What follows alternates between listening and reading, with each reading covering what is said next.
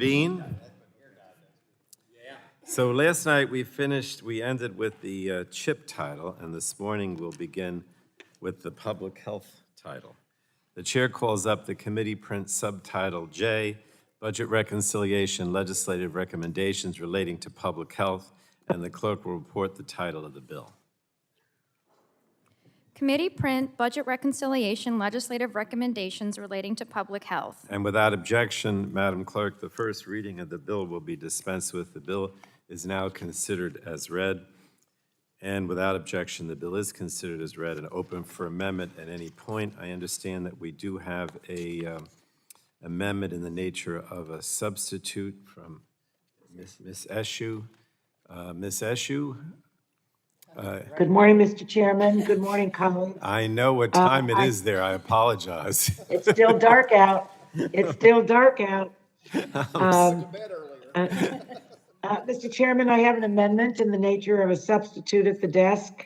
Okay. The amendment is titled AINS FCD01. I can see that it's still dark. Wow. I didn't realize that. The clerk will report the amendment.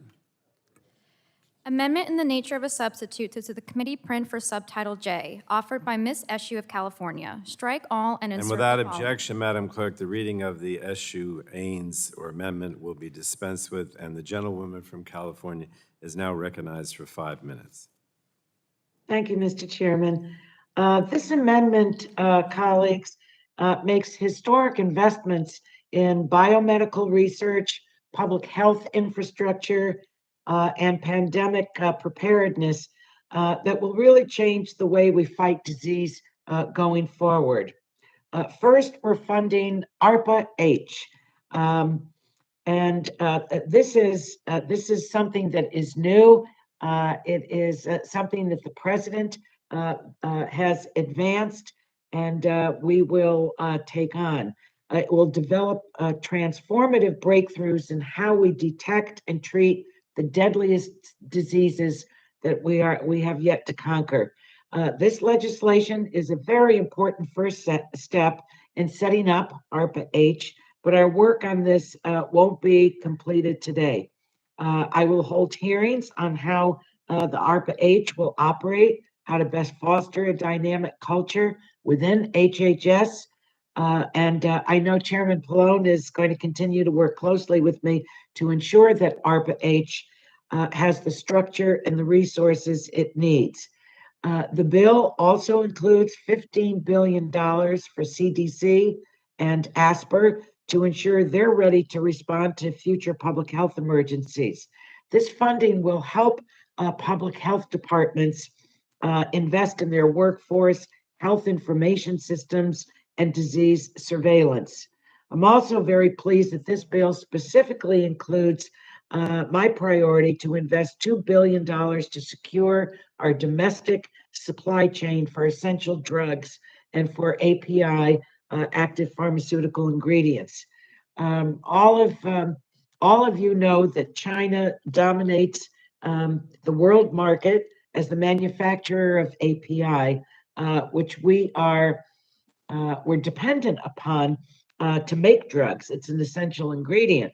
The funding in this bill takes very important steps to bring manufacturing back to the United States where it should be. The amendment provides $30 million for school-based mental health services for our nation's children through SAMHSA's Project Aware. Pediatric mental health is in crisis. Through this funding, we will meet children where they are, in their schools, and provide the help and the services they need to be well. The subtitle also provides $10 billion each in support for community health centers and hospital infrastructure projects. It invests $6 billion into the Teaching Health Center GME program, provides grant programs for medical and nursing schools in underserved areas, and funds the Children's Hospital GME program and Nurse Corps. Finally, I do have a concern, Mr. Chairman. Where's the FDA in this bill? There isn't anything.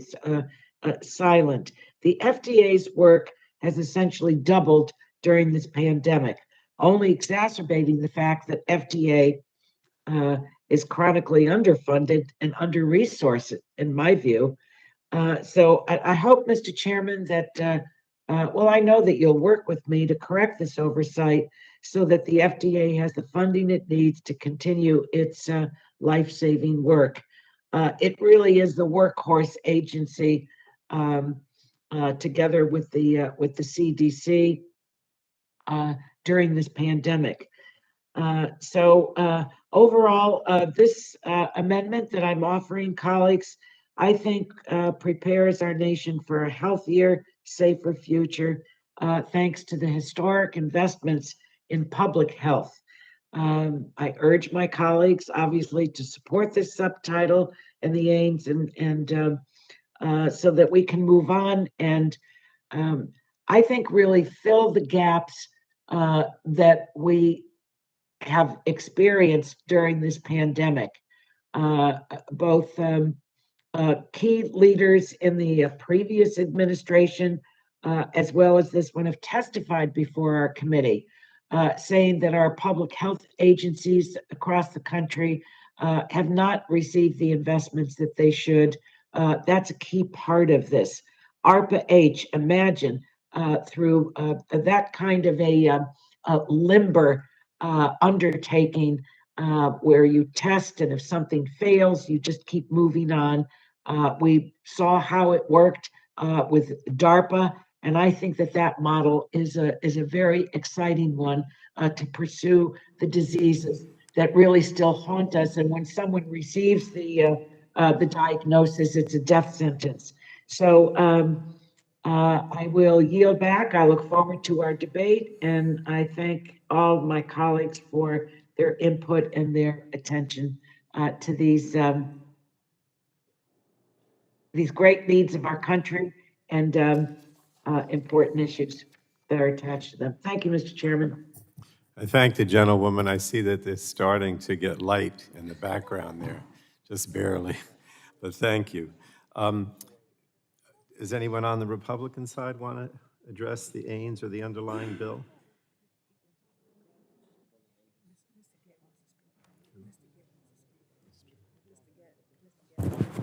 We could go to a Democrat and come back if you want. Okay. All right. Ms. Daggett, you're recognized for 5 minutes. Thank you so much, Mr. Chairman. And I want to thank the Health Chair, Ms. Eshoo, for all the hard work she's done on the public health title. You are so right about everything that needs to be done. I'm particularly excited about the inclusion of the Biden administration $3 billion to create the new agency ARPA-H that the chair talked about. As the committee knows, this is one of the top priorities of the Biden administration, creating a research agency modeled on DARPA that will be lean and mean and be able to look at innovative approaches to curing some of the most difficult diseases like cancer, diabetes, Alzheimer's, and more. Congressman Fred Upton and I, some of you know, have been working on updating our landmark 20th century cure legislation with Cures 2.0, and we're about to introduce the bill. We've been working on ARPA-H as part of this effort, along with others like Ms. Eshoo, to make sure that the agency works, to make sure that it's independent, and to make sure that it really has the ability to be just as successful as DARPA has been. If we're going to be able to cure these diseases, we have to be serious about putting the full force of the federal government behind it. And so the legislation Fred and I are working on will provide the full authorization for the full $6.5 billion the administration says that it needs. But I will reiterate, this bill is a good start towards that. And like our plan, the ARPA-H will put together some of the best minds in this country and then set them free to try to find some of this, some of these cures. But I want to give one caveat, and this is a caveat many of us on this committee share. The authorizing language in this bill is essential. It's critical to making sure that the agency is set up to do the work in the way it needs to do it. But because of budget constraints, and Ms. Eshu's nodding because she agrees, because of budget constraints, the language is not as robust as it will need to be. And so, Mr. Chairman, I look forward to working with you, to Chair Eshu, and to everyone else on this committee as we move forward after today, to doing what we can to make sure that ARPA-H is a success and that it really does what it's intended to do. With that, Mr. Chairman, I'd like to yield the balance of my time to my compadre and co-sponsor, Fred Upton. Mr. Upton? You may be on mute, Mr. Upton. Yeah, I might ask to strike the last word when your time's expired, because that might go beyond 2 minutes, so, you don't want to use let this? me do that, and I'll come back. All right. I'd love the time, Ms. Cardenas. Mr. Carden, Oops, I yield back. Mr. Cardenas is going to take Ms. DeGette's time. Oh, I'll yield to Mr. Cardenas. Mr. Cardenas, I'll yield to you. Thank you so much, and all the wonderful work you're doing. And I look forward to the work that you and our colleague Upton will be coming up with sooner than later. I just wanted to mention about children's hospitals. It's really important that we understand that their infrastructure has not been met. And we appreciate everything that the committee's doing. And Madam Chairwoman Eshu, you've been doing a phenomenal job, and we really appreciate all the attention that you're paying to all the things that we need to cover. But we still never have enough time and never have enough legislative hours to get it all done. But when it comes to children's hospitals, the school year is beginning, the Delta variant continues to spread, and as more children contract COVID-19, children's hospitals have been unable to keep up with the need for specialized pediatric care, including pediatric intensive care units. Despite our previous attempts to bolster our hospitals, in many cases, pediatric hospitals without an attached adult facility have often been unable to receive previously designated rescue funds. This is likely to continue unless we specifically include investments geared towards pediatric facilities. I urge my colleagues to ensure that we do not exclude pediatric hospitals from our efforts to improve hospital infrastructure. And once again, thank you all for all your wonderful work, and I look forward to some conclusive matters today. And with that, I yield back to Ms. DeGette. And Mr. Chairman, I yield back. Thank you. Thank the gentlewoman. Are we now going to move to Mr. Upton? Mr. Chairman? Oh,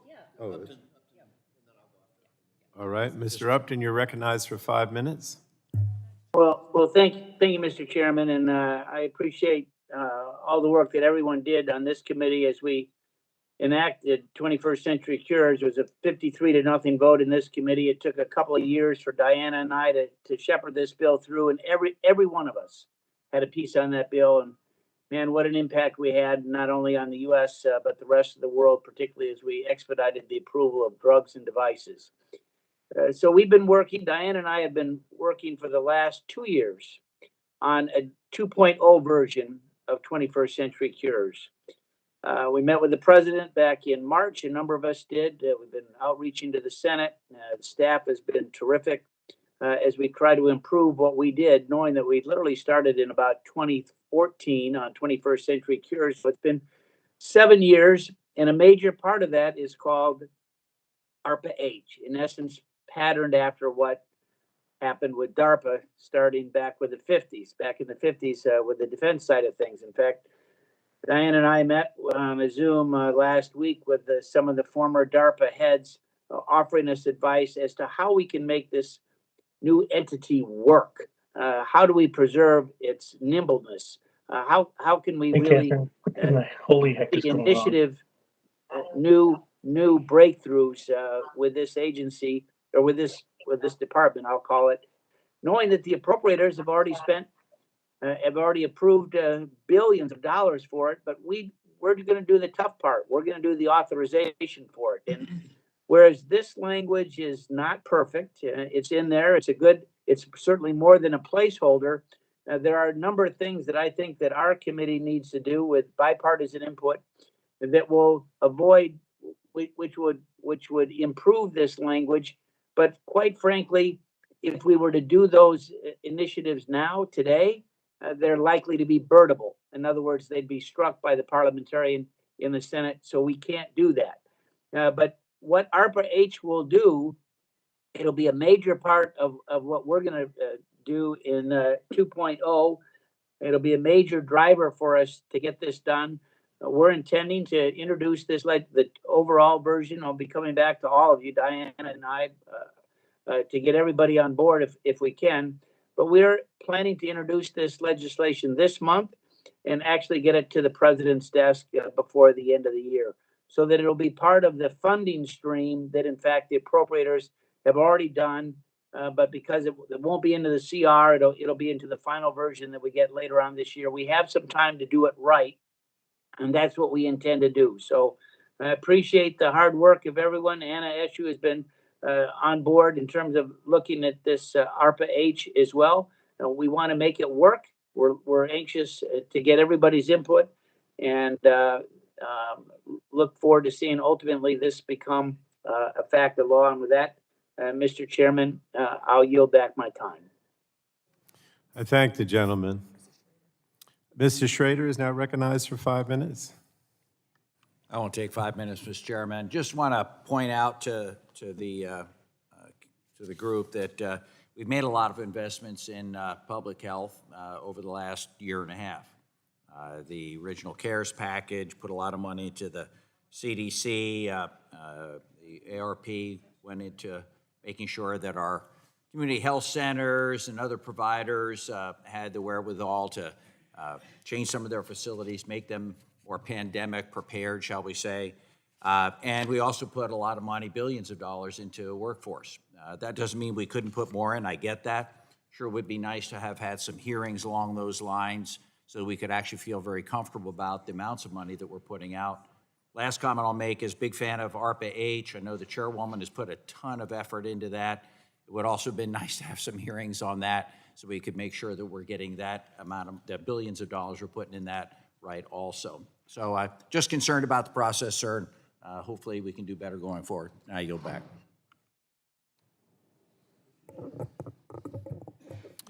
Thank you, Mr. Schrader. Mr. Guthrie is now recognized for 5 minutes. Thank you, Mr. Chairman. And on the public health section, there are a lot of noble causes, noble ideas in the public health section.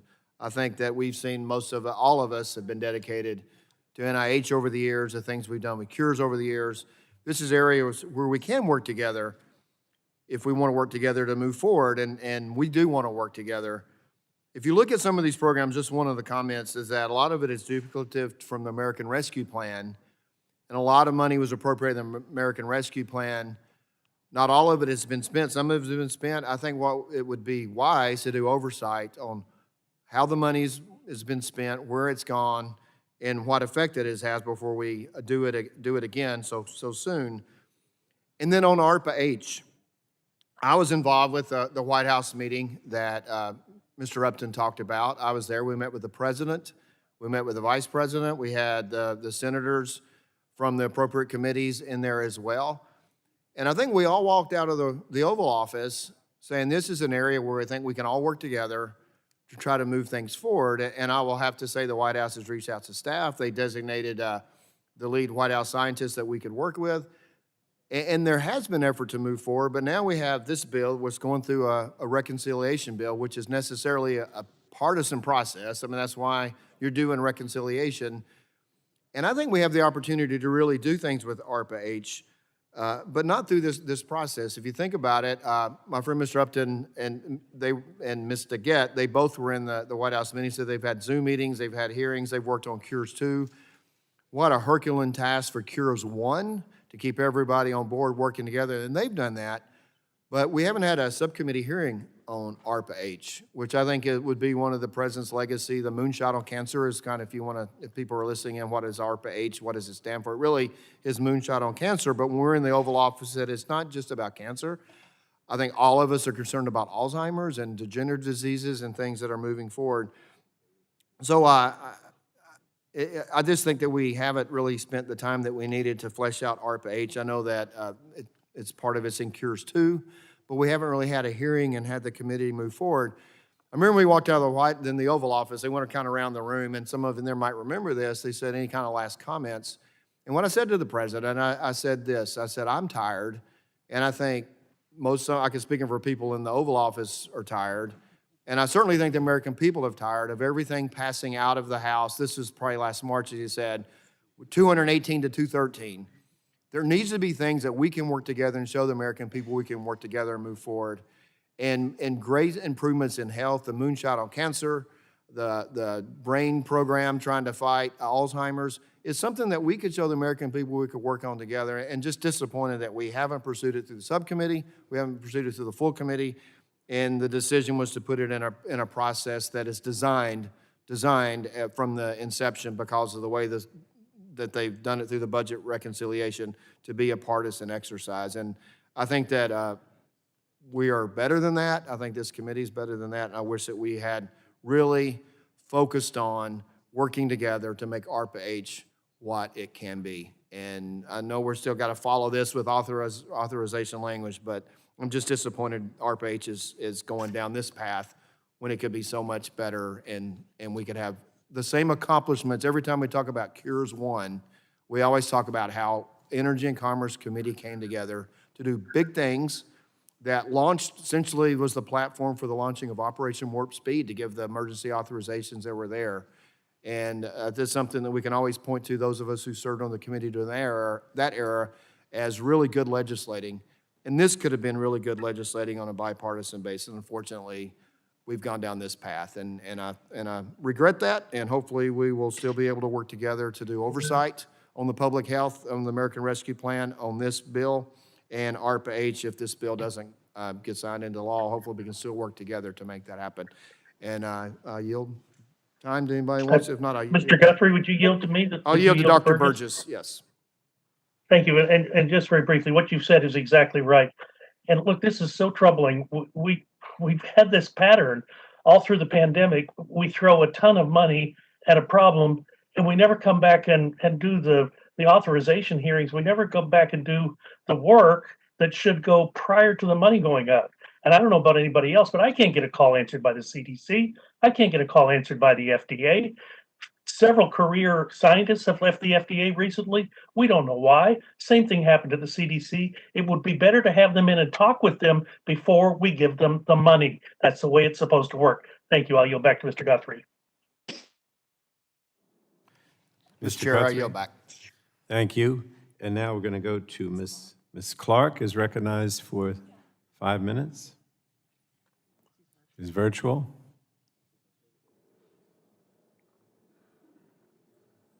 Ms. Clark, are you there? Are you available? Yes, Mr. Chairman, I'm here, Mr. Chairman. I thank you. I move to strike the last word. Gentlewoman is recognized for 5 minutes.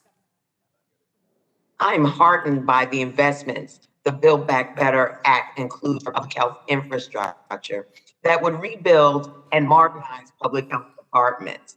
Of particular importance is supporting the construction and modernization of healthcare facilities, including hospitals and community health centers.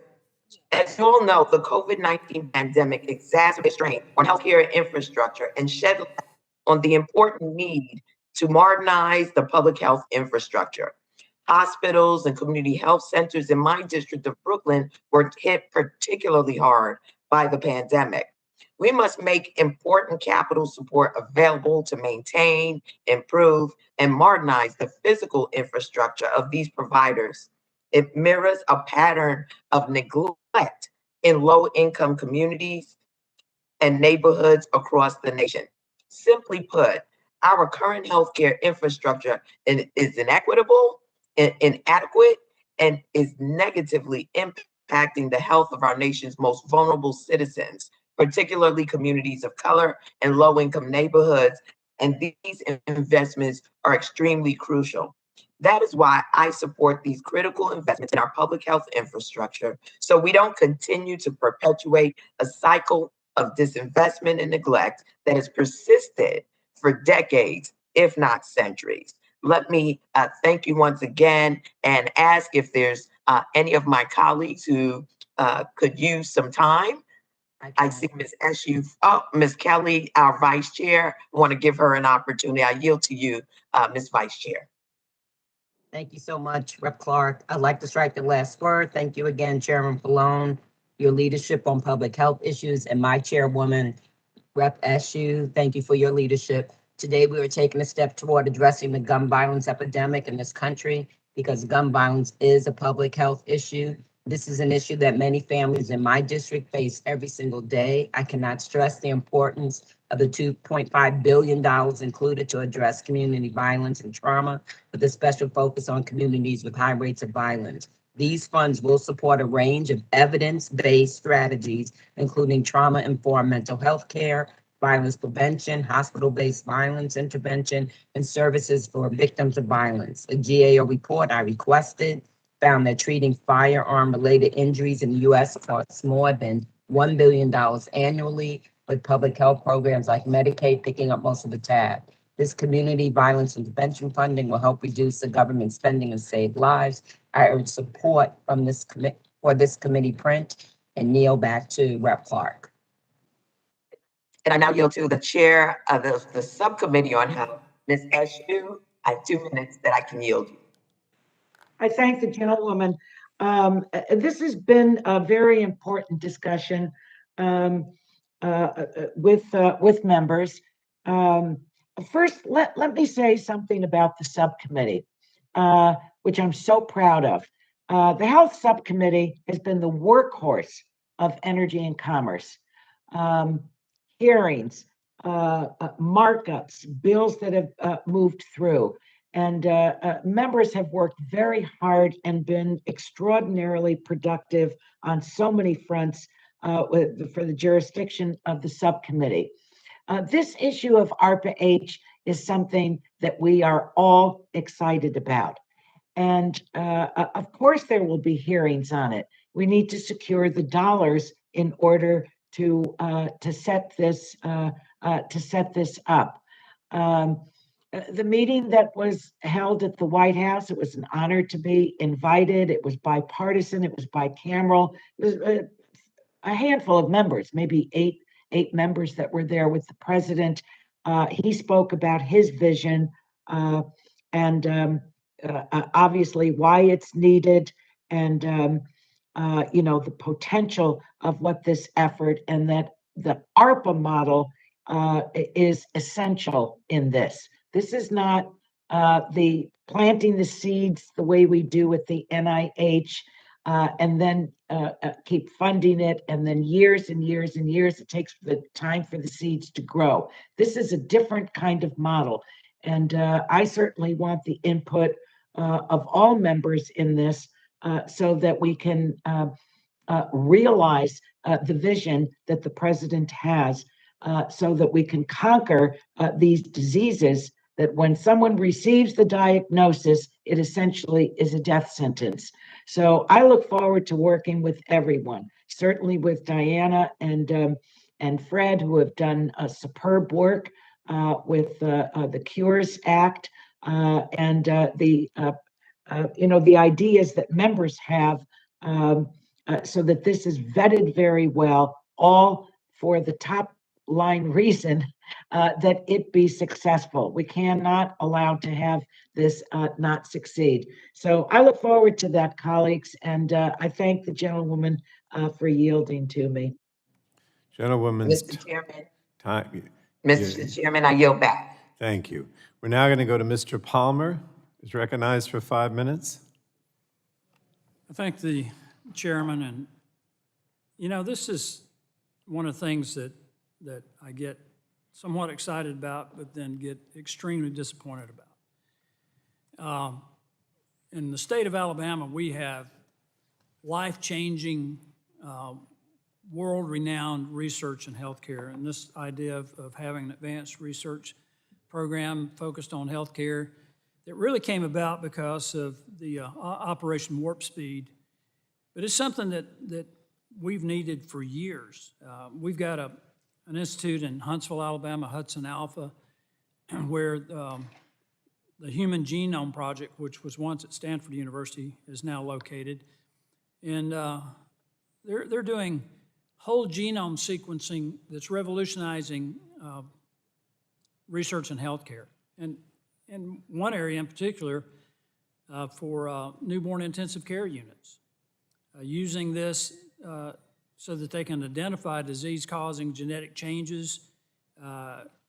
It gives parents much greater options in choosing their treatment plans for these kids. They're doing incredible research in personalizing treatment for cancer patients, particularly breast cancer, and working alongside entrepreneurial groups that can take the research and get it out into the public. They've set up a new program with University of Alabama, Birmingham, that is going to have an enormous impact. And by the way, University of Alabama, Birmingham, UAB school, that's where remdesivir was developed.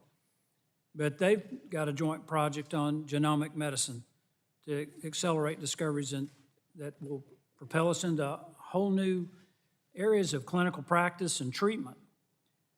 We've got Southern Research Institute that has 5 FDA-approved anti-cancer drugs. That's what we ought to be focused on, and it shouldn't be lumped into this bill. We start talking about other things about, and I know the passion that some of my colleagues have, and I understand and appreciate it, about gun violence. But I'm not sure that this is the place where we ought to be talking about it, and we certainly, I don't think, should be talking about it in the context of this bill. My friend from Kentucky, Mr. Guthrie, and my friend from Texas, talking about losing our focus by lumping things like this into this bill.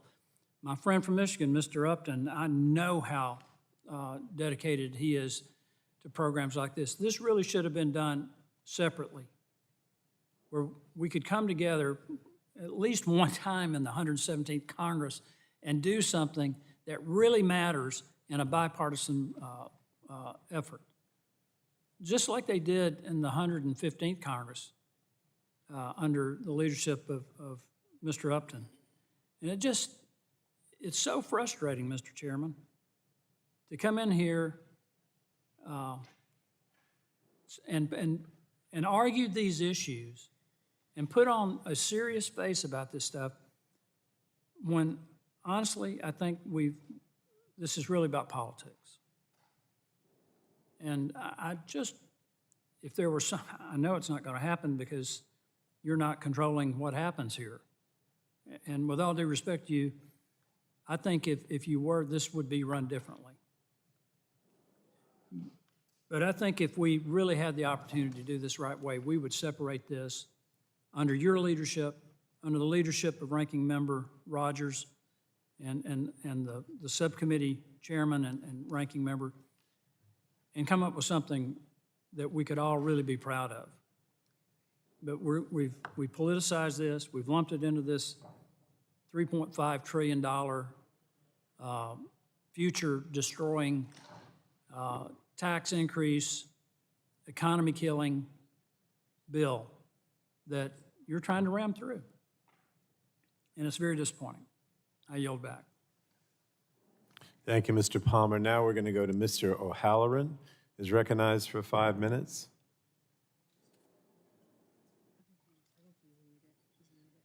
The gentleman, I think you're muted, Mr. O'Halloran. You have to unmute. There we go. Gentleman from Arizona is Yeah, recognized for Chairman. 5 minutes. Public health title of this legislation is critical for several reasons. This title makes much needed investments in vaccine production capacity and improves our supply chain to ensure that we do not see shortages in PPE and other important medical supplies. This will help ensure that we have better prepared for future public health emergencies and potential pandemics. The title also includes legislation that I have been working on to make $10 billion in infrastructure investments in hospitals located in communities of need. Rural Arizona is in need of significant health care, as are most rural areas of the country. And rebuilding of our hospital infrastructure is the first step and finally ensuring that rural America and rural Arizonans have access to the same high-quality healthcare that in communities across the country take for granted in many cases. I also want to comment on the Chairman's DOC Act legislation that would invest $6 billion in teaching health center graduate medical education, much needed across our country with the shortages that we're seeing. This program is intended to train doctors in rural and underserved communities, and 59% of grants issued by HRSA have gone to teaching health centers located in medically underserved communities. More needs to be done to finally address the lack of doctors and other medical professionals in rural areas. Even within this bill, I believe that more could have been done to specifically target rural areas that have limited access to healthcare providers, especially specialists and technicians, nurses. Specifically, rural Arizona and America lacks access to specialists in maternal care. Many in my district need to travel up to 3 or 4 hours and sometimes longer each way, simply to see specialists who are centered in larger cities. Rural communities often have worse health outcomes and a higher propensity of chronic diseases like diabetes than others located in other communities. Many in both parties have chosen to let these issues foster for too long. Because of this, you are seeing vaccine rates in rural communities that are dwarfed by counterparts in urban and suburban areas. One significant reason for this lack of access to personal doctors, physicians, and other medical specialists who can stress the safety and efficiency of vaccines. I've worked on these issues for a while, and I'm currently leading legislation with Congressman McKinley on our committee and Congressman Kine and Winstrup on the House Ways and Means that would allocate $100 million to rural hospitals, teaching health centers, and other rural health clinics to help address these shortages. I expect our committee to start to pay much closer attention to the needs of rural America, specifically the physician and medical professional shortages that are being exacerbated by the COVID-19 pandemic. And with that, Mr. Chairman, I thank you, the staff of the committee. Would the gentleman yield to me? Gentleman yield to me, Mr. O'Halloran? Who's that, please? Would you yield to Yes. me? Yes, sir. Let me just say, I really appreciate your comments about the teaching health centers, and I can't stress enough how important this part of the bill is. And to be perfectly honest, as you know, having visited your district and also Mr. Ruiz's district, where I've seen personally a lot of the concerns that you have about the lack of medical personnel and professionals in these rural areas, I know firsthand from your districts how important this is. But as you also point out, the same thing is true in many urban or even suburban communities. Even in my district in New Jersey, everybody points out how because we're between Philadelphia and New York, that there shouldn't be a lack of internists and primary care physicians, but in fact there often is. And so the phenomena of having small towns which often lack sufficient medical professionals exists all over. And so that's why this is so important. Thank you, though, and I yield back to the gentleman. Thank you, Mr. Chairman. And just quickly, again, I want to thank the committee staff, the staff of the Health Subcommittee, and Representative Eshoo for the great work they've been doing. And with that, I yield. Thank the gentleman. I think Mr. McKinley is recognized next for 5 minutes. Thank you, Mr. Chairman. I wanted to address Chairwoman Eshoo when she was there, but I thought let's do this afterwards. If she would like to comment, that's fine with it. One of the things I find attractive in this legislation is under the public health provision, the public health investments under section 31061 is the funding for mental health and substance abuse professionals. I want to bring this thing up earlier today, as a kind of a preemptive strike, Chairman, because I don't know what shape I'm going to be in after a few more hours of lack of sleep. But so I just want to point out, in West Virginia, well, actually all through Appalachia,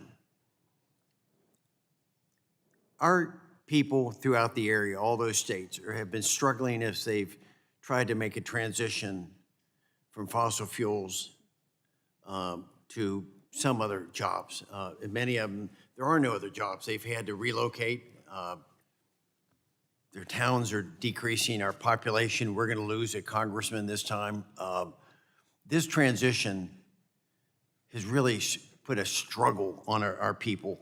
And then you combine that. It's kind of like a football parlance, a piling on. When the COVID hit, not only were they struggling first because they didn't have jobs, but then COVID hit and they were stuck in their homes. So as a result, in West Virginia, and really I'm saying all through Appalachia, it just ripped open the wound again as they were trying to heal. And we wound up, so many people in Appalachia turned to drugs. And so we've got a massive problem expanding again all throughout the mountains and Appalachia area. It's just some statistics in Western Maryland, in Trone's district, it's up over 110%, the drug misuse. In Kentucky, it's a 50% increase. Just in McDowell County, one of the southern counties in West Virginia, it's up over 110% where it was. These men and women, they've lost their jobs. They're into drugs now. They're losing their self-dignity, their respect, their anxiety, depression, suicides are up. Mr. Chairman, we've got counties in West Virginia. I don't mean to just be downing West Virginia entirely, but we've got counties in West Virginia so rural, we don't even have a doctor in some of those counties. So let alone, we don't have a mental health counselor. We have no one to help out on substance abuse with this pain that they're struggling with. So I'm hoping under this provision that's in the bill, there's $50 million can be set aside to train counselors, professionals for mental health and substance abuse.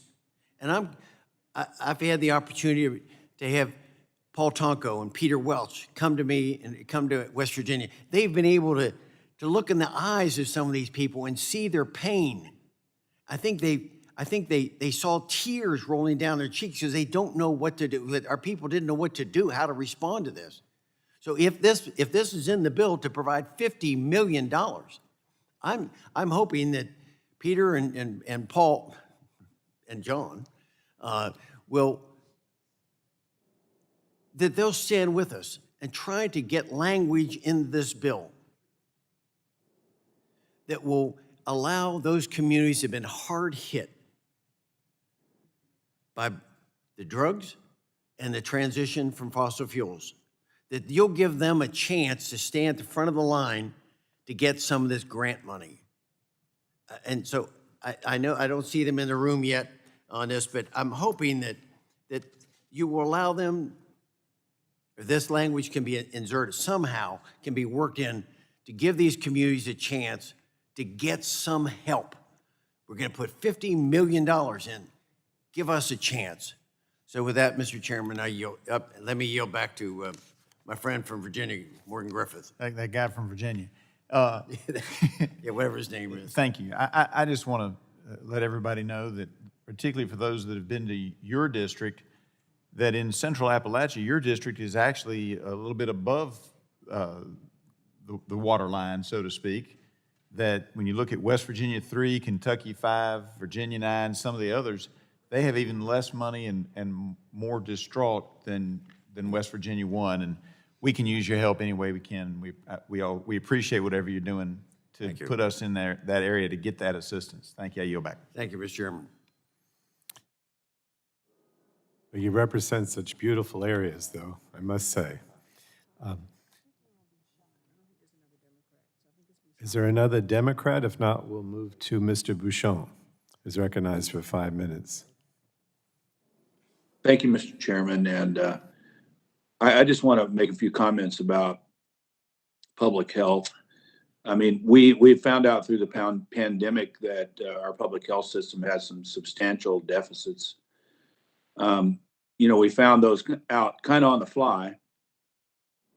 And I'm disappointed that we're trying to now maybe address that in a reconciliation package, because I think some of my other colleagues have talked about this, but this is the type of thing that needs to be done right. And all the money in the world is not going to help a system that's structurally deficient. So the question is, do we know exactly and specifically where our deficiencies are? I would argue we don't, because we haven't had hearings to find out. Substantial problems like this, like our public health system trying to address it, could take 2 or 3 Congresses to sort out and to do it right. But instead, we're going to do that in, probably about 3 or 4 hours here. And we're going to do that in a couple of days in Energy and Commerce, when really it could take us years to really figure out exactly what we should be doing. Again, I'm disappointed with this process, because I think we all agree that we have to address these problems. I represent a large amount of rural Indiana. My largest city, Evansville, has 130,000 people. And, we have doctor shortages and provider shortages, just like everybody else does. But one of the problems is deeper than you would think. Just throwing money at the system is not going to help. You know why? Because it costs so much to go to medical school these days. People can't afford to practice in rural America, or in many times parts of urban America that are underserved, because they can't afford to pay their student loans back. So that's a complicated issue in and of itself that we could probably have a bunch of hearings on, try to sort out, instead of just saying, well, we're just going to throw a bunch of money at rural health clinics and build the infrastructure. Well, you can build it all you want, but if you don't have the human capital and providers there, both physicians, nurses, counselors, you're just not going to solve the problem. So that's another area that just shows how broken the process that we're going through is. And I'm just disappointed by that, because this is a really, really critical issue. And I think others on our side have talked about it. Again, I also want to find out, how much money did we put into public health last year in all the COVID bills we did? And then how much money in certain areas that are in the American Rescue Plan, which I didn't support for a variety of reasons, already addresses some of the funding issues we have here. We need structural changes. There's deficit problems across the country. The last thing somebody mentioned the gun violence issue and as a public health issue, and I don't completely disagree with that, but here's the thing. I've got the same problems in rural America with violence. It may not be with guns. It could be with knives, baseball bats, whatever you. And the problem is it's a deep problem that we need to address. We have educational differences across our country, lack of adequate educational opportunity for many children in rural and urban America. We have lack of economic opportunity in both urban and rural America. Very similar situation in rural America that we don't address. I mean, we have an opportunity to create 25,000 jobs in New York City, and that gets blocked because I don't know why. A bunch of jobs with average salary almost in 6 figures in an area of the city that could really use them, and we block it because of ideological issues. We need economic opportunity and educational opportunity in our cities. The last thing is we have a horrible drug problem, and more fentanyl is coming across the southern border now, right, than any time. So you want to call it a public health issue, you can, but it's much, much deeper than that. Again, this process is broken. We should fix this. We need oversight. We need information. We don't just need more money. I yield back. Thank you, Mr. Bouchon. Now we'll go to the Demo. Yes, Mr. Rush, you're recognized next for 5 minutes. Thank you, Mr. Chairman. Mr. Chairman, I just want to, I'm so inspired by these last few moments in this markup. You know, it's almost like being in church on Sunday. You know, in that we're finally getting to some issues now that are issues of poverty. They're not these superficial, divisive kind of issues that we tend to overlook.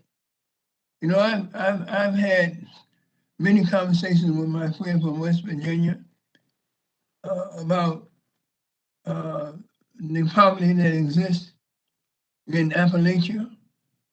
Now I hear my friend from Indiana talking about the poverty that exists in Indiana. And it's the same problem that I have here in my district. It's the same issues, drugs, violence, whether it comes from the barrel of a gun or from the tip of a knife. Same problems, poverty, unemployment, and people who have no hope. And these problems just did not happen overnight. Mr. Chairman, in my experience in the 60s, as a member of a militant organization, the Black Panther Party, we formed a coalition with Appalachian whites and Latinos. It was the original Rainbow Coalition with some whites who lived in Chicago in a community called Uptown. And they all immigrated from Appalachia. But they had the same issues that we were experiencing on the south and the west side of the city of Chicago. So we decided to put aside the differences, the superficial, extraneous differences, and come and really develop a coalition to try to work to solve some of these problems. And we created a program around with Appalachian whites around dealing with black lung disease, which was a problem, a pandemic there in Appalachia.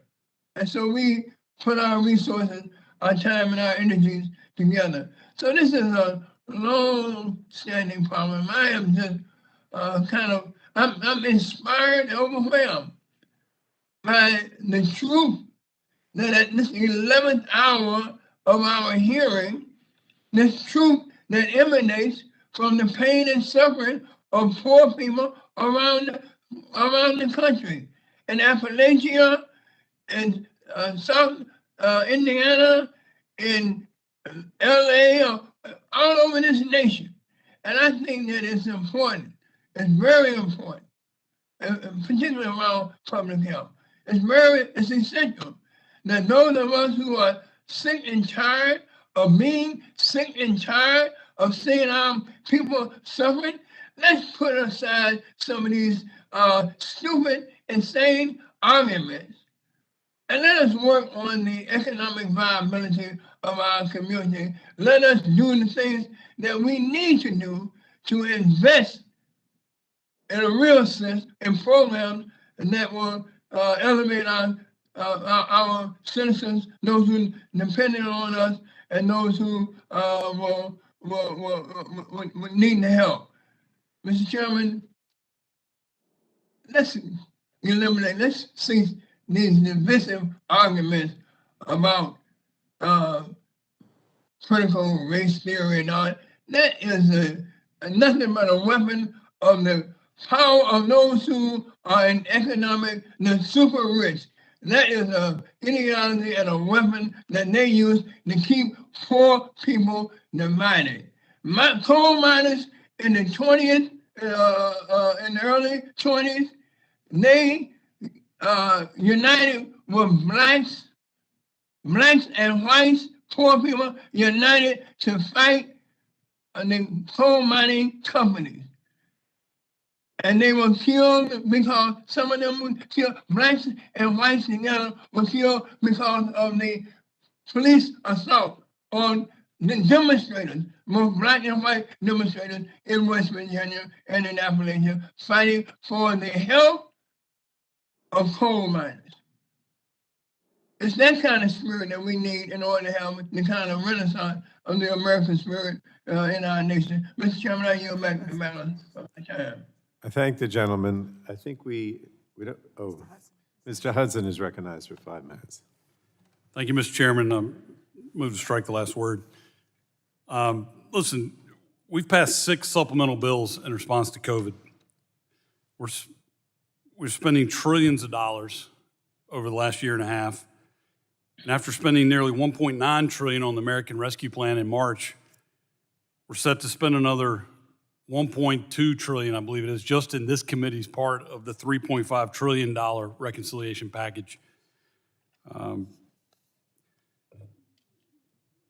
COVID-19 pandemic has affected all of us. I would argue it's the most important issue that we are dealing with. That should be our top public health priority. Not only looking at the current pandemic, but preparing for the next one. I mean, our president just issued the most authoritarian executive order we've seen in our time with this mask mandate. You look at the school system in Los Angeles. This is the top issue that we ought to be dealing with, but we haven't had a single hearing in the health subcommittee looking at pandemic preparedness. The CDC is flip-flopped on masks. If you're vaccinated, you don't have to wear them. Now you have to wear them. We ought to bring the CDC in for a hearing and talk about this. The FDA doesn't even have a commissioner. We certainly haven't heard from FDA on the pandemic, on what we've just been through, what we need to do to prepare going forward. We don't even have a nominee for an FDA commissioner. We haven't heard from ASPR. We should have had ASPR in. We should have had hearings to talk about what the American people know. We got it wrong. You look at the national stockpile. We didn't prepare properly for this pandemic. And there's a lot of questions we need to be asking. We need to be examining what we got wrong, but more importantly, what we need to be doing going forward. We haven't had a single hearing on this. And yet, here we are looking to spend $15 billion on public health preparedness. Is that the right number? Are we spending it in the right places? What are our deficiencies? I think my colleague, Dr. Bouchon, had it right.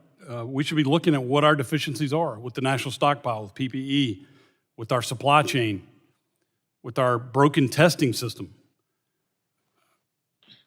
with our vaccine distribution system.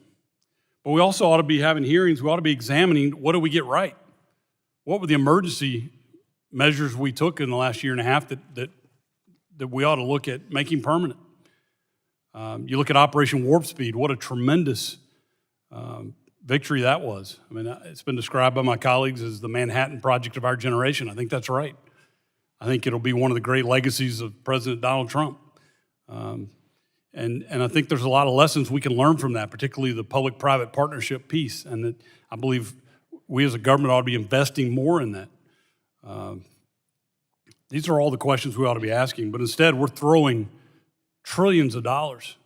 In this case, with preparedness, we're throwing $15 billion at this problem, yet this committee hasn't even spent time examining the problem at all. So, this is the wrong way to go about this. I mean, we're rushing this bill through. I said yesterday, this is the most expensive piece of legislation in the history of the United States. We're spending more money in one bill than Canada and Mexico's GDP combined. We're rushing this thing through.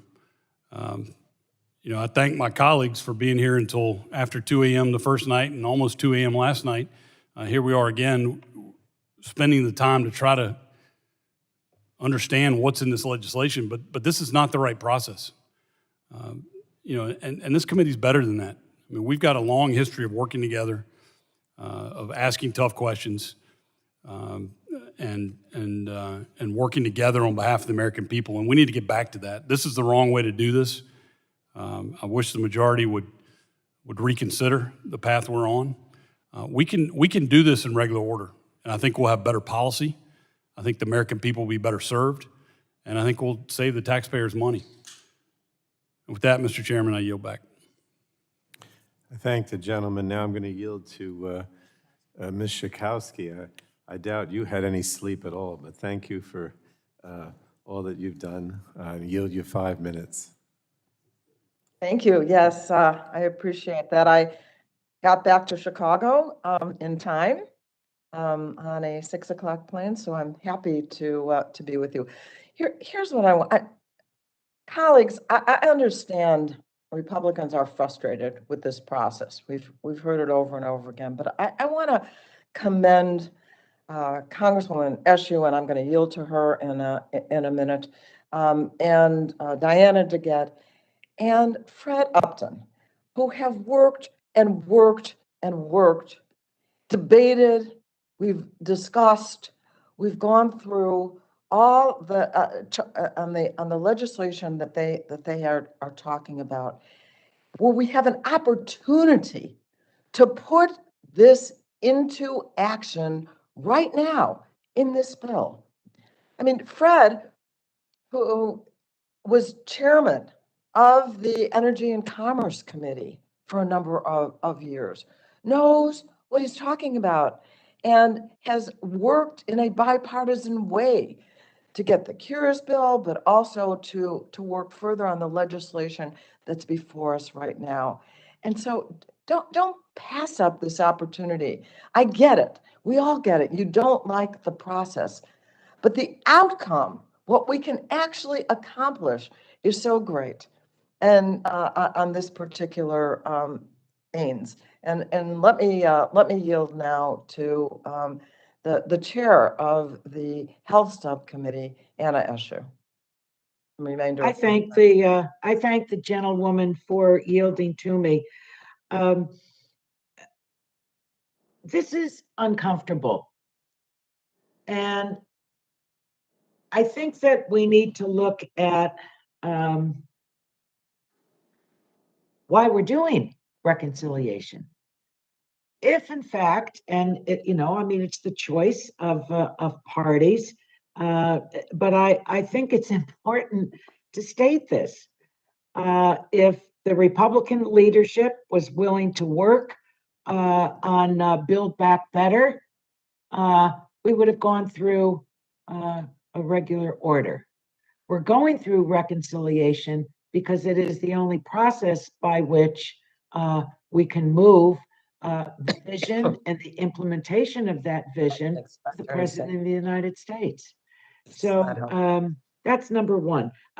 Specifically on opioids that have been raised, I know, and I think we all have the sad appreciation that in 2020 there were over 93,000 overdose deaths in our country. That's a 30% increase, making 2020 the deadliest year for opioids.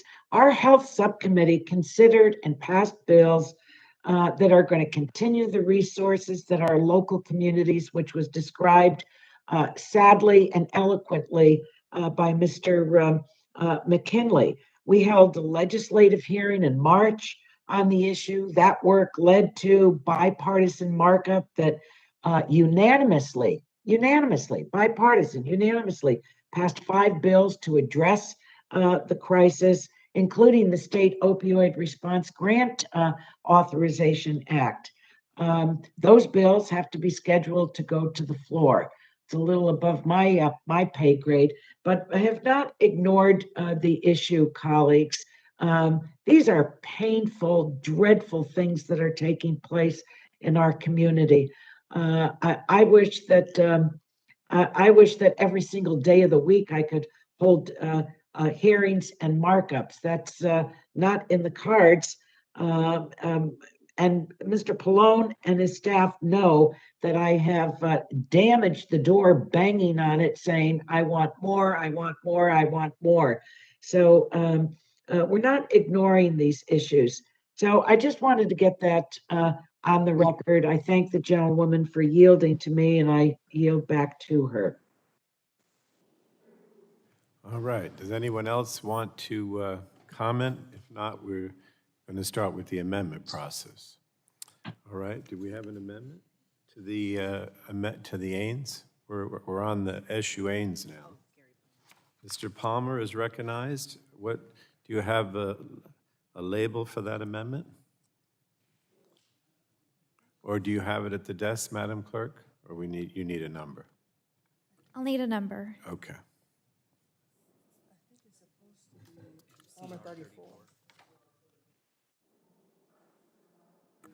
I have the amendment. The clerk will report the Palmer amendment. Amendment to the amendment in the nature of a substitute to the committee print for Subtitle J, offered by Mr. Palmer of Alabama. And without objection, Madam Clerk, the reading of the Palmer amendment will be dispensed with, and the gentleman from Alabama is recognized for 5 minutes.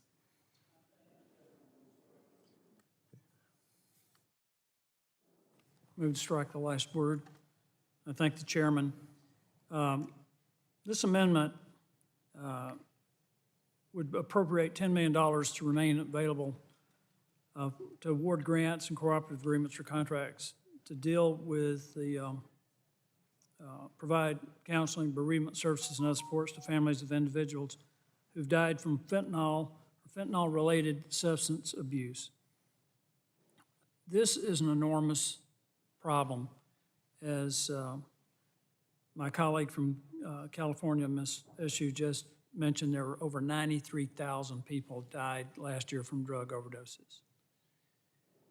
The previous high was around 72,000, and Mr. Chairman, that's probably underreported by 15 to 20% because so many people, so many families don't want it on the death certificate that their loved one died from a drug overdose.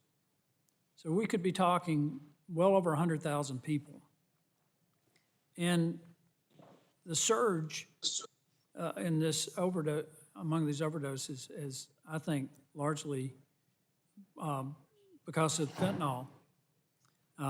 There's a new study out that shows that the death rate among African Americans has jumped 38% from 2018 to 2019. Almost half of the drug overdose deaths among African Americans is fentanyl. The overdose death rate among all other races and ethnicities remained about the same. Cocaine and methamphetamines are increasingly being tainted with fentanyl. That's one of the big issues, is that you've got these cartels in Mexico. They're getting fentanyl shipped in from China, and 80% of it's crossing our southern border, and they're including it in other drugs that people are taking, unsuspecting that it contains the most powerful opioid in the world. When they take these drugs, their body's not prepared for that, and in some cases it kills them almost instantly. I think many of you are familiar with the rock star from Minnesota, Prince. That's what killed him. I think that we haven't given enough attention to this. In a previous Congress, I served on the Oversight and Government Reform Committee, and we had a field hearing at Johns Hopkins Hospital in Baltimore to talk about this. And I'm asked a question of former Governor Chris Christie, who I think at that time was serving in the capacity as drug czar, if considering the amount of fentanyl that's being produced in China and being shipped across our southern border, if we'd gone from a war on drugs to a war with drugs. And are these people casualties of an intentional act by China, much like what we're dealing with the COVID crisis, because I think it's becoming more and more evident that the COVID virus was developed by China in the Wuhan lab, and one way or another got out.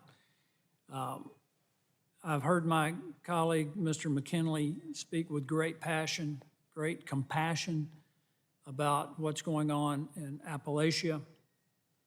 I know what's going on in rural parts of Alabama with this, and I don't think this committee has spent enough time on this issue. I don't think we've been as serious about it as we need to be. I don't think we've provided the support that families of victims of fentanyl overdose deaths need. I don't think we've done enough in regard to educating the American public about the dangers of fentanyl. It is unbelievable.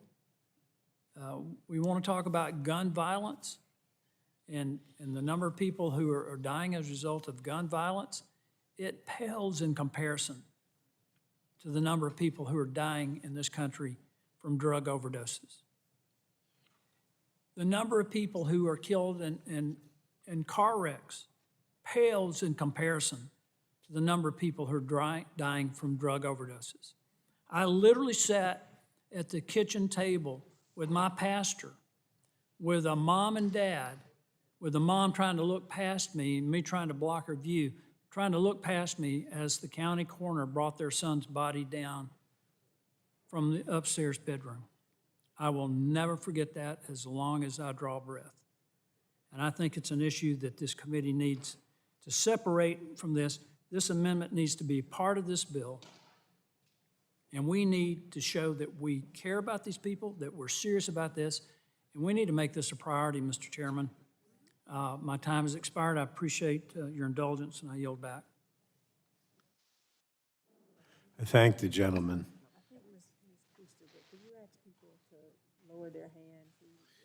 If you, we still have a number of people whose hands were raised from the last discussion.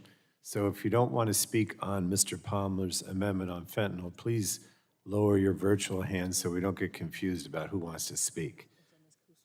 And now we're going to... Mr. Chairman, Representative Custer would like to speak on the Palmer amendment. Yes, the gentlewoman from New Hampshire is recognized for 5 minutes.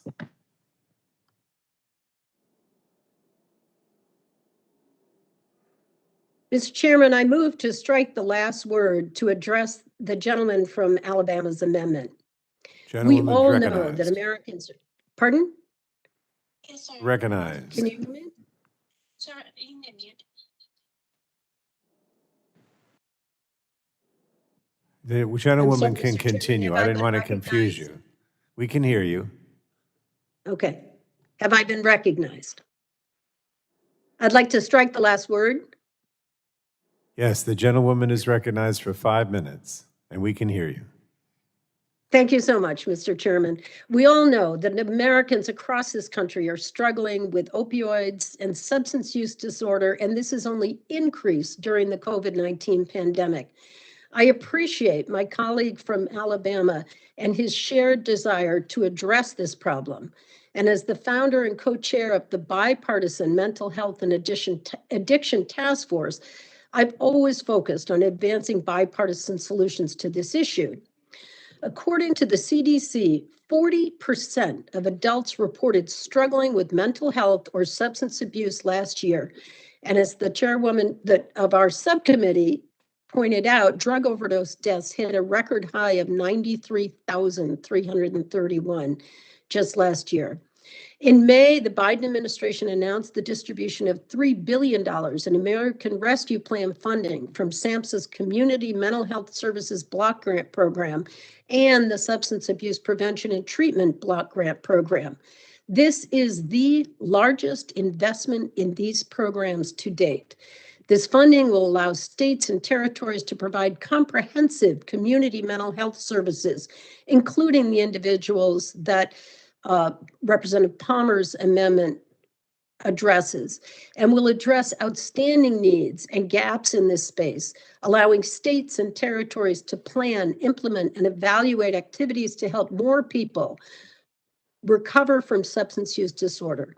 I recognize that our work is not done. The committee print before us would build on the funding provided this year under the American Rescue Plan by making available $500 million for teaching health centers and substance abuse and mental health care facilities to make needed improvements or modernizations. Addressing substance use disorder, including those associated with fentanyl, remains a high priority for this committee, and I certainly know for the Health Subcommittee. I agree that we must find a public health-related solution to the fentanyl crisis, and in the coming weeks, Congress must act on the emergency scheduling order related to how we treat fentanyl. I believe we must work on a holistic solution to the misuse of fentanyl and fentanyl-related substances, and it's for this reason I urge my colleagues to oppose this amendment. Thank you, Mr. Chairman. I yield back unless there's anyone else that would like to be recognized.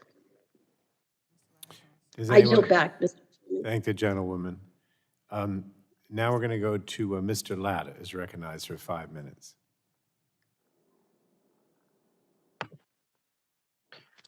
Well, thank you very much, Mr. Chairman. And again, I apologize for my allergies and my voice, but I move to strike the last word. Gentleman is recognized for 5 minutes. Thank you, Mr. Chairman. And I rise in support of the gentleman from Alabama's amendment. You know, we all know that this opioid epidemic that we're in isn't something that's in another state, another city, another part of town, but it's on our own streets and our own homes. And I know a couple of years ago when I had two major events in my district that the rooms were full to hear from the experts what's going on out there. But as Mr. Palmer mentioned about how heart-rending it is, that when parents come up to you and talk about their sons, their daughters that died from opioids and from fentanyl deaths, we have to do something as a country. And as I think it's worth repeating this number again, over and over and over again, that 93,331 reported deaths in 2020 alone from overdoses. And it's a staggering number when you think about it's up from 71,000 in 2019. So it's the largest increase in the last 50 years. More Ohioans died of an opioid overdose during a 3-month period last year than any time since the epidemic began, an increase of 70% in 2019. That was really driven by the fentanyl crisis. In addition, through the first 10 months of 2021, Customs and Border Patrol, fentanyl seizures are already 94% higher than they were in 2020 and 233% higher than in all of 2019. In February of 2018, the DEA issued a temporary scheduling order to schedule fentanyl-related substances to allow our law enforcement to crack down on criminals flooding our neighborhoods and communities with this deadly drug. Moreover, the majority has continued to kick the can down the road with short-term extensions and are now approaching another end of the scheduling. That's why Representative Shabbat and I reintroduced H.R. 1910, the Fight Fentanyl Act, which would permanently schedule fentanyl-related substances as Schedule I substances. In addition, I'm also working with Representative Griffith on a similar bill and hope to have it dropped in the near future. At present, the majority has not been willing to fix this massive problem that we have with fentanyl in this country. And when you think about what fentanyl is being used in, when they're lacing it into marijuana, and people are dying from that, people just don't realize the harm that's out there and that's deadly. So, you know, it's instead of addressing this problem, that is taking the lives daily, we are focusing our time on a liberal wish list. It's my hope that we can work together in a bipartisan fashion to fix the root of this ongoing opioid epidemic and encourage my colleagues to support the gentleman's amendment. Because again, when you look at these numbers, they're not getting better, they're getting worse. And so we just absolutely have to do something. And so, Mr. Chairman, I will yield back my time unless there's someone on our side that would like my time and claim it. Latta Bouchon. I recognize my friend, the good doctor from Indiana. I support the amendment. Thanks to Mr. Palmer for doing this. My wife's an anesthesiologist and she uses fentanyl to put people to sleep. It's actually a drug that's very useful in anesthesia. But when you have it in an uncontrolled and quantified amount, it's certainly deadly. And, again, I'm going to speak to rural America. We have a bad drug problem in rural America. It's really a pandemic in and of itself. And again, as my comments earlier on gun violence, why is that? Well, it's a complicated problem. Educational and economic lack of educational parity and economic opportunity has a lot to do with it in rural America. And so, we need to address this on a multi-pronged front. And I think the thing we all need to do is recognize why we have these problems. And it's not going to go away. There's no amount of incarceration or treatment that will fix this problem unless you address the underlying reasons why people feel that they're in despair and they have to find a way to medicate themselves, so to speak. And once they get hooked on this stuff, it's impossible to get off of it. So I support the amendment. We need to do everything we can, but we also need a multi-pronged approach to address the underlying reasons why our citizens feel like they need to lean on these narcotics, and honestly on alcohol the same. So with that, I yield back to Mr. Latta. Well, thank you very much, Mr. Chairman. My time has expired and I yield back. Thank you very much. Thank you, Mr. Latta. Is there a Democrat who wants to speak on this? Is there someone on the Republican side? Mr. Johnson? No? All right. All right, then we'll go to a vote. A recorded vote is ordered. Those in favor of the Palmer Amendment will say aye. Those opposed to the amendment will say no, and the clerk shall call the roll.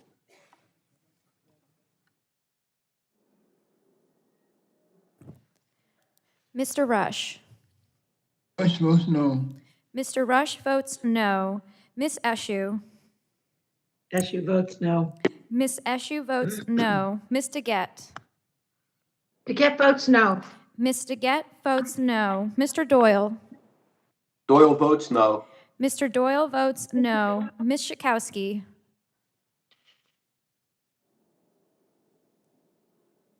Ms. Schakowsky. Schakowsky votes no. Ms. Schakowsky votes no. Mr. Butterfield. Votes no. Mr. Butterfield votes no. Ms. Matsui. Matsui votes no. Ms. Matsui votes no. Ms. Castor. Ms. Castor votes no. Mr. Sarbanes. Sarbanes votes no. Mr. Sarbanes votes no. Mr. McNerney. McNerney votes no. Mr. McNerney votes no. Mr. Welch. Mr. Welch votes no. Mr. Tonko. Tonko of New York votes no. Mr. Tonko votes no. Ms. Clark. New York votes no. Clark of New York votes no. Ms. Clark votes no. Mr. Schrader. Schrader of Oregon votes no. Mr. Schrader votes no. Mr. Cardenas. Cardenas representing California votes no. Mr. Cardenas Cardenas. votes no. Mr. Ruiz. Ruiz votes no. Mr. Ruiz votes no. Mr. Peters. Votes no. Mr. Peters votes no. Mrs. Dingell. Dingell votes no. Mrs. Dingell votes no. Mr. Vesey. Ms. Custer. Ms. Custer votes no. Ms. Custer votes no. Ms. Kelly. Kelly votes no. Ms. Kelly votes no. Ms. Barragan. Barragan votes no. Ms. Barragan votes no. Mr. McEachin. McEachin of Virginia votes no. Mr. McEachin votes no. Ms. Blunt Rochester. Blunt Rochester votes no. Ms. Blunt Rochester votes no. Mr. Soto. Soto from Florida votes no. Mr. Soto votes no. Mr. O'Halloran. O'Halloran votes no. Mr. O'Halloran votes no. Ms. Rice? Rice votes no. Ms. Rice votes no. Ms. Craig? Craig votes no. Ms. Craig votes no. Ms. Schreier? Schreier votes no. Ms. Schreier votes no. Ms. Trahan? Trahan votes no. Ms. Trahan votes no. Ms. Fletcher? Ms. Fletcher votes no. Mrs. Rogers?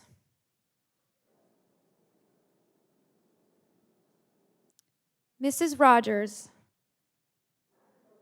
Mrs. Rogers votes aye. Mr. Upton? Upton votes aye. Mr. Upton votes aye. Mr. Burgess? Burgess votes aye. Mr. Burgess votes aye. Mr. Scalise?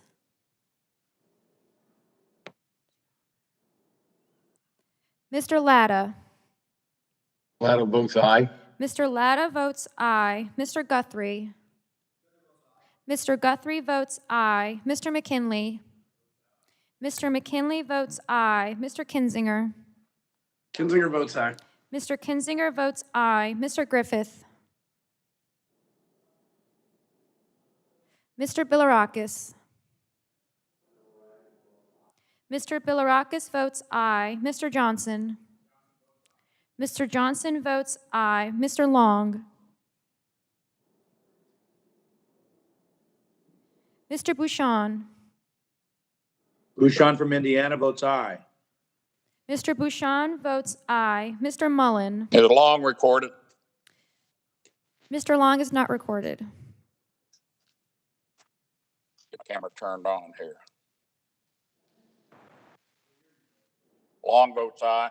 Mr. Long votes aye. Mr. Mullen?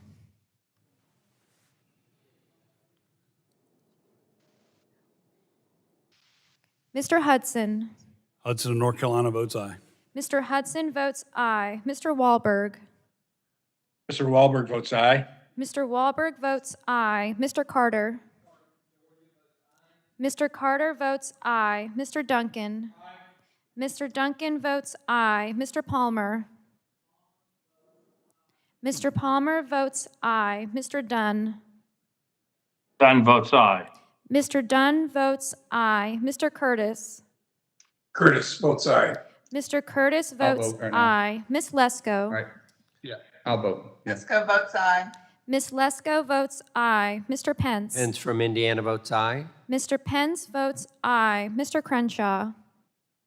Crenshaw votes aye. Text Jim and let me know if he's going to drive. All right. Mr. Okay. Crenshaw votes aye. Mr. Joyce? Mr. Joyce? Mr. Joyce votes aye. Mr. Armstrong? Armstrong votes yes. Mr. Armstrong votes aye. Chairman Pallone? Pallone from New Jersey votes no. Chairman Pallone votes no. And there are any members who have not voted? Who's How's Mr. Mullen? Mr. Mullen? Mr. Mullen is not recorded. Yes. Mr. Mullen votes aye. Mr. Chairman, how am I recorded?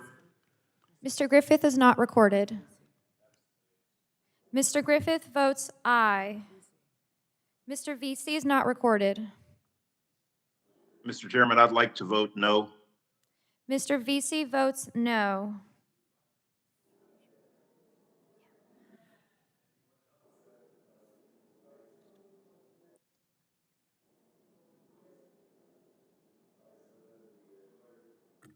We'll report the tally on the Palmer amendment. On that vote, Mr. Chairman, the yeas were 25 and the nays were 32. Okay, on the Palmer amendment, the vote is 25 ayes to 32 nays, and the amendment is not agreed to. Do we have another amendment to the amendment in the nature of a substitute?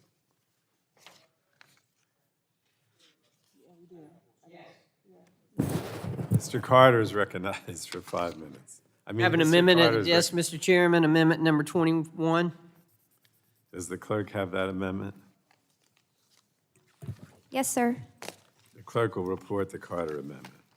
Amendment to the amendment in the nature of a substitute to the committee print for Subtitle J offered by Mr. Carter of Georgia. Without objection, the reading of the amendment will be dispensed with, and the gentleman from Georgia is recognized for 5 minutes. Thank you, Mr. Chairman. Mr. Chairman, this committee has a responsibility this committee has to ensure a pandemic like the coronavirus never happens again.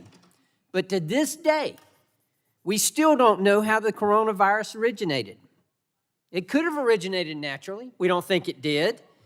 But because there are clues, there are enormous clues that also point to a virus that was released in the world after a lab accident, or perhaps even intentionally. And frankly, the majority has done nothing to get to the bottom of this, absolutely nothing. It's like my friends across the aisle are more concerned about perceived politics than about leading from the front and working together to protect our citizens from the threat China poses to our country and to our health. And here's the thing, whether the virus was naturally occurring or not, we have a responsibility to figure out where it came from. Here's what we do know.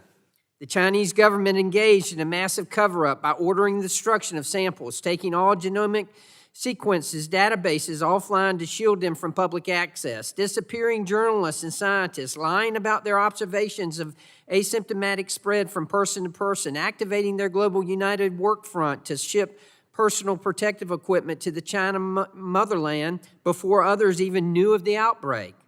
We know that China did and is still leading an organized, massive media campaign to manipulate people all over the world to think about China favorably. We know that NIH has not come close to cooperating or to answering our questions about its funding to EcoHealth Alliance that supported bat coronavirus research at the Wuhan Institute of Virology. We know that the NIH states it did not fund gain-of-function research at the Wuhan Institute of Virology, yet NIH grant documents for the EcoHealth Alliance research in China bring their claims into question. Recently, 900 pages of EcoHealth Alliance grant reports revealed that EcoHealth Alliance reported to the NIH that they increased the transmissibility of viruses by 10,000 times during their experiments. Yet NIH did not pause the funding or the research or have the research undergo any special risk assessment reviews. NIH was not forthcoming with their documents. They did not provide them to minority committee leadership, and they did not even provide them when Freedom of Information Act requests were filed. Instead, NIH had to be sued before releasing redacted copies of their grant documents. And guess who footed the bill for the research? The American people.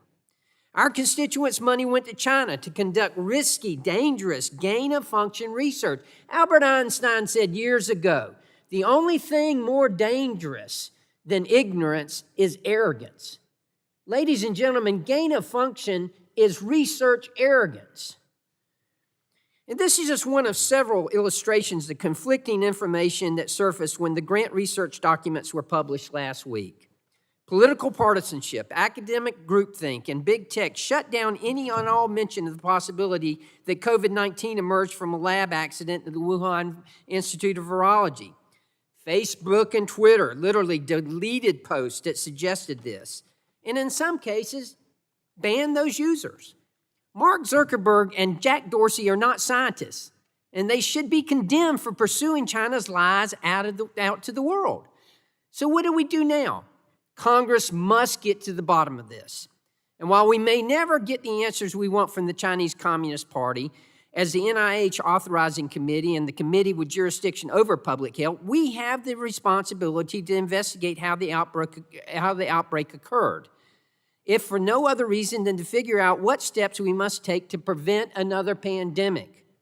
We must track every single U.S. taxpayer dollar spent on this research in China. We must prohibit any U.S. funds from going to the Wuhan Institute of Virology, a lab that the U.S. State Department declared conducts secret military experiments with the Chinese Communist People's Liberation Army. More importantly, we should pause federal funding for gain-of-function studies into potential pandemic viruses while we investigate and work with the HHS and the NIH to establish a more transparent and thorough risk assessment process for funding this kind of research. We have the opportunity to take immediate action today by passing my amendment. It mirrors, listen to this now, it mirrors almost identically the 5-year moratorium President Obama thoughtfully put in place in 2014 to pause gain-of-function research. I urge a yes vote on this amendment, and I urge this committee to take the virus origin seriously and begin investigation. It is this committee's jurisdiction. It is this committee's responsibility, Mr. Chairman. My friends on the other side of the aisle, we have to take this seriously. We should never let this happen again. I yield back, Mr. Chairman. Somebody else? Thank the gentleman. Ms. Degette is recognized for 5 minutes on the Carter Amendment. I thank the gentleman for recognizing me, and I would say that Mr. Carter's correct. We have to take this seriously. The Oversight Subcommittee, in working with the Republican side of the aisle, it is undergoing some very robust investigation of what happened in Wuhan, and we need to do that to find out what happened. Although I will say there's no evidence that this was intentionally released, but even if it was accidentally released from a lab, we need to worry about that. But let's talk about what this amendment does. What this amendment basically does is it stops us from doing gain-of-function research around COVID, which would be a big mistake. And here's why. Gain-of-function research can be useful in helping researchers better understand scientific theories or even to develop new technologies. And not all gain-of-function research poses security risks. An example, gain-of-function research has been used to create drought-resistant plants, as well as research involving modification of bacteria to improve insulin production in humans. But it is true, gain-of-research research also encompasses studying pathogens with pandemic potential, like bacteria and viruses. So in projects involving the NIH, this research is appropriately highly regulated and has to adhere to strict biosafety and biosecurity controls developed by health and security experts. The gentleman is correct. In 2014, under the Obama administration, the NIH recognized that certain gain-of-function research could be risky and paused all federal funding for projects that presented high pandemic potential risk. What the gentleman doesn't say, though, is after significant input from stakeholders, including the National Academies of Science, Engineering, and Medicine, and the National Science Advisory Board for Biosecurity, in 2017, HHS issued additional guidelines and reporting requirements related to this type of research. And subsequently, because of those guarantees, the NIH lifted the funding pause and moved forward with the new decision framework informed by medical and biosafety experts. I also want us to note, as I said before, gain-of-function research doesn't always involve high-risk pathogens. The search for the coronavirus, COVID-19 virus continues. We can't stop research that we're going to need to figure out what happened here. We have to follow the science, but we have to have the strictest of protocols, and we have to make sure those strict protocols are followed no matter where the research is done. But this amendment here is a blunt instrument. It doesn't say that. It just says we're not going to do the research, and that will not help us to figure out what happened here. For that reason, I urge my colleagues to reject the amendment, and I yield back. Mr. Chairman. Mr. Chairman? We're going to go, yes, who seeks recognition? Well, the gentlewoman has yielded back. Mr. Griffiths is recognized for 5 minutes. Thank you very much, Mr. Chairman. I think that Chairman of our subcommittee, Degette, is right on some points and wrong on some points. Let's go over the facts. We've been trying to get COVID origins for some time. Here's my notebook on all the letters that we've written, trying to get all the information just available in the U.S. We know the Chinese aren't going to give us everything. This amendment makes sense. And let me tell you why it makes sense, ladies and gentlemen. We have to put a hard stop on what's going on with gain of function, even if it's just close. And of course, some say it is and some say it isn't. But they have humanized mice that they've been using on this research. And it looks like they have been doing some of that. And the problem is, as Ms. DeGette pointed out, we have to make sure that there are strict guidelines, and HHS came out with even more guidelines. But our investigation has shown that they weren't following those guidelines. And then when we give money to EcoHealth Alliance, they then farm out some of the research to the Wuhan virology lab. They farm that out, and those folks were doing research that everybody agrees should have been doing in a safety level 3 lab. They were doing it all in a safety level 2 lab. And then we sit here scratching our heads wondering, I wonder why there might have been an accident there. I wonder why somebody might have made a mistake. Well, I'll tell you where the mistake was made is that we weren't careful enough when we gave our federal dollars to EcoHealth Alliance and maybe others, but certainly to them, and didn't do the proper follow-up to make sure that they were following the safety protocols that Ms. DeGette talked about. We weren't even doing what we were supposed to be doing in the past. So what makes us think they're going to follow up in the future? Further, to add insult to injury, we not only found out this problem, NIH at one point said, we're going to have to suspend you because you weren't doing everything right. You weren't giving us the data. And then we gave EcoHealth Alliance additional money on additional grant proposals. Folks, we need to put a pause on this right now. We need to have the hearings, and I appreciate Chairman wanting to get the hearings done and wanting to get to the bottom of this, get all the information we can for the American taxpayers and for the world to know. Will the gentleman yield? But we need to, hang on just a minute, but we need to make sure we have all of that information first. Put a pause on it now. Stop it now. Pass this amendment now, and then we can come back in and we can figure out exactly what we need to do. Now, I will tell you, I don't want to mislead anybody. I am really worried, and I have a different opinion than Ms. DeGette on gain of function. But there's a battle going on in the scientific community. Let's say stop, pause, and then let us, in this committee, the Committee of Jurisdiction, let us figure out what the right answers are. I'll be happy to yield for a question, but I don't want to yield my time. I yield for a question. The gentleman. Not a question, just some time. All right, I'll give you a minute or so. I might want to come back. Thank you. I think this is an important point. We're spending $3.5 trillion, the largest spending plan in United States history, but yet the other side of the aisle will not adopt an amendment that looks into the origin of COVID-19. The origin? We're going to spend all this money of taxpayer hard-earned money, and we can't even look into the origins of a pandemic? Are you kidding me? America, you need to realize what the majority party, the Democrats, are saying right here. They're saying that they don't want to spend money in the largest spending plan to look at something that shut your businesses down, quarantined you from your family and your loved ones in the nursing homes, possibly even by moving people into nursing homes, caused the deaths of some of your loved ones. They don't want to look into the origin of that in Wuhan when, as Mr. Carter pointed succinctly out, that the evidence is there, and you don't want to look at that? In the largest spending bill in American history? Give me a break. I yield back. I thank the gentleman, and I did want to hit a couple more points. First, let me be completely fair. Chairwoman DeGette of the Oversight and Investigation Subcommittee has indicated we're going to have hearings. We need to get those scheduled, but she's been wanting these answers all along. It's not an unwillingness to do some investigation, although I think we need to move it along.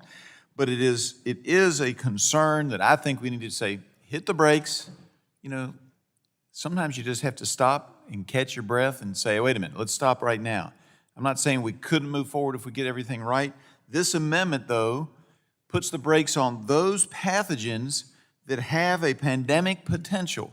Doesn't affect everything, just those pathogens that have a pandemic potential. And when you're dealing with coronavirus, one of the reasons they were doing the research is it has a pandemic potential, and our agencies didn't follow up with the people they contracted with, didn't follow up on the folks who were the third-party providers, in this case Wuhan Lab. And as a result, we had a situation going. Whether it caused this problem or not, it's not the issue. But we do know we had a situation going where we were allowing unsafe practices to happen with American tax dollars in a foreign country, and we weren't doing our homework. And that falls to the responsibility, as I think Ms. DeGette would recognize, of the Oversight and Investigation Subcommittee of this committee. It's our jurisdiction. We're going to do it. I know that with her assurances that we will get it done. But we need to do it quick. I'll be happy to yield. I'll happy yield to Ms. DeGette. She's always very good. Yes, ma'am. I just want to tell the gentleman, number one, I don't agree with the characterization of what the U.S. has or hasn't done in Wuhan. I do think we need to have an investigation. As I said earlier this summer, we were waiting to get the classified report from the Biden administration, which came out in August. And when we get back, we're going to continue that investigation. But in my opinion, in the meantime, what this amendment does, it's a blunt instrument to stop this important type of research. So we are going to have our continuing investigation, and we will have hearings. And I thank the gentleman for working with me. He's been great, and I yield back. And sometimes, Mr. Chairman, a blunt instrument is necessary to stop things until you can catch your breath and figure out what you're supposed to do. I yield back. Mr. Chairman, I have a Gentleman has yielded back. I have a believe question. Mr. Chair. Burgess. I have a question for the chair. Mr. Palmer.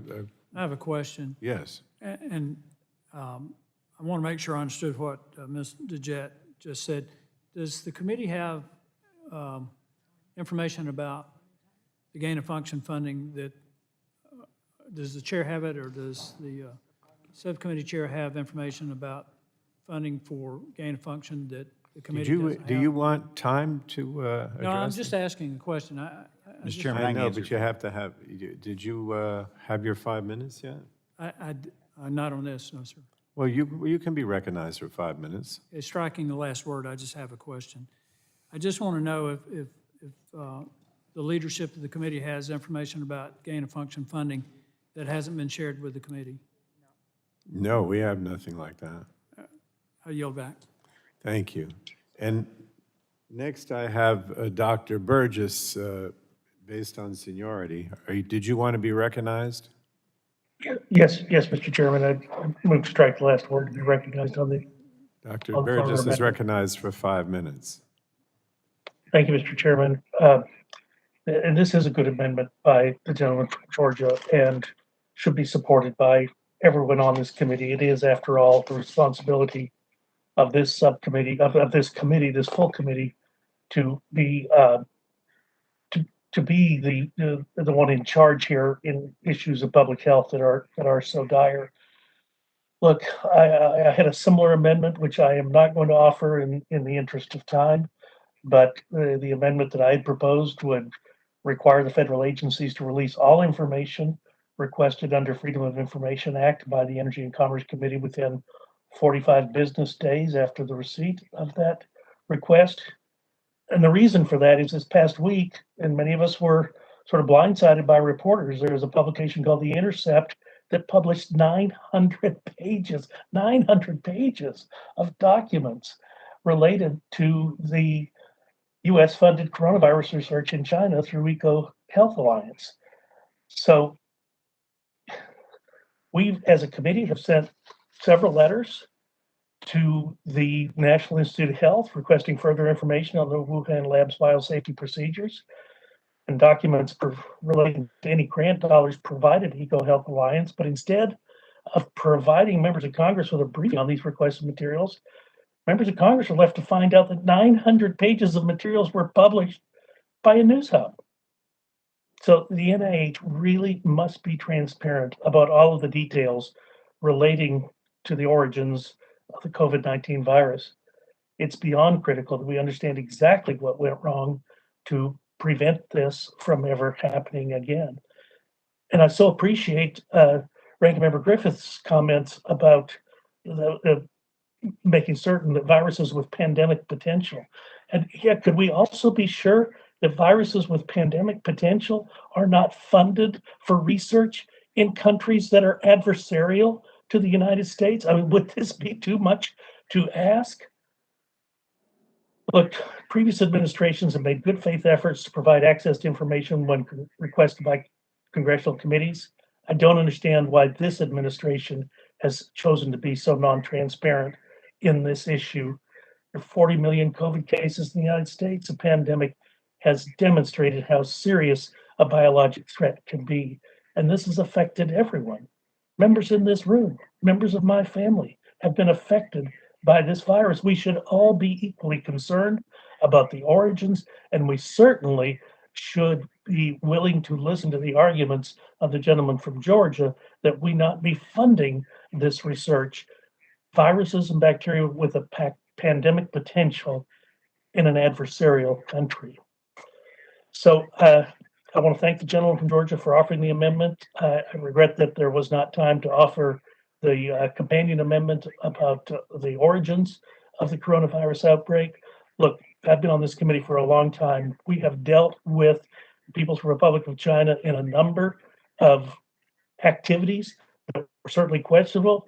I remember Chairman Dingell when back in 2007 and 2008 did multiple investigations on melamine in pet food that poisoned our dogs and cats. We've had lead paint in our toys that were imported into this country that affected our children several Christmases ago that Jan Schakowsky worked on.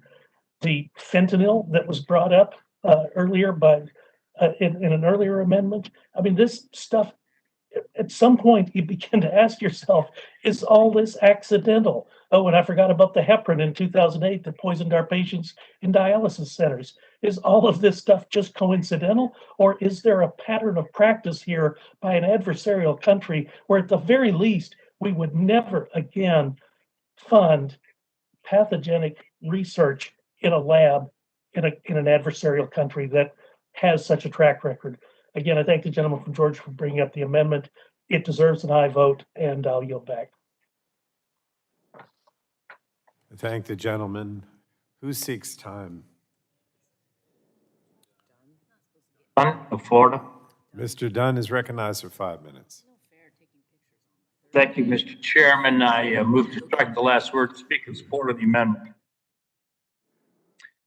Thank you. I see it's much needed amendment and encourage my colleagues to do so as well. I can attest personally to these risks. I worked in the BSL-4 lab at Fort Detrick, Maryland in the 70s. We struggled to close down the biological warfare labs in what was then the world's premier isolation lab for the study of infectious agents. It was the only lab in the world certified to do research on recombinant DNA at the time. Nonetheless, pathogens from those labs continued to surface periodically, including as recently as 2001, in a true biological attack on civilians in America. I urge you to take some time and Google the rich history of laboratory leaks with infectious diseases around the world. Conducting gain of function, and by the way, this is not a blunt instrument. This is a very sharp instrument. It is aimed specifically at pathogenicity, not at the medical research that Chairwoman DeGette mentioned.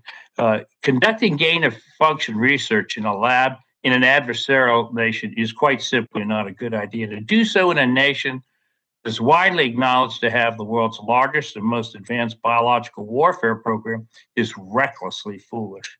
Yet this is precisely what NIH did through its surrogate subgrants using EcoHealth Alliance, which funded gain of function research in the Wuhan Institute of Virology. This is clearly evident in the wake of the worst pandemic to affect our world since 1918. So far, over 6 million people have lost their lives, and we're still counting. Some will protest that China is a signatory to the Biological Weapons Convention of 72. They have never been in full compliance, and since 2015 have refused all semblance of compliance, a fact thoroughly reported by the French government to our Department of State. With this amendment, Mr. Carter of Georgia raises an important question. HHS and NIH need to do more to protect national biosecurity when funding research projects at home and abroad. And the world's experience with COVID-19 is a compelling argument that they should be doing much more concerned national security and biosecurity and the risks that this type of research poses to the entire world. NIH imposed a moratorium, a complete moratorium on gain-of-function research in the U.S. in 2014, recognizing the special risk of such research, even an American-run BSL-4 lab. We know that the Chinese BSL-4 lab was never in compliance with BSL-4 lab protocols. Again, the French kept us informed on that. We know that the NIH knowingly funded subgrants using EcoHealth Alliance, and that gain-of-function research was done on coronavirus in the Wuhan Institute of Virology. And in fact, NIH funding for those efforts goes on today as we speak. When NIH approved those gain-of-function research in Wuhan Institute, were they or was HHS adequately equipped to assess the risk inherent in that type of research? I'm not convinced they were, and I have serious concerns about the NIH funding tied to that institute. Earlier, Mr. Guthrie detailed the timeline and definition of gain of function well. It is clear that a reevaluation of the risk versus benefits of any research into gain of function for pathogenicity is needed, as well as a hard stop to our funding of what amounts to biowarfare research in China. Many questions remain, and this committee is getting stonewalled by NIH for more information about all this. We need to continue our research. This amendment is common sense. It will afford HHS time and resources to assess the risks of the projects that they are funding currently.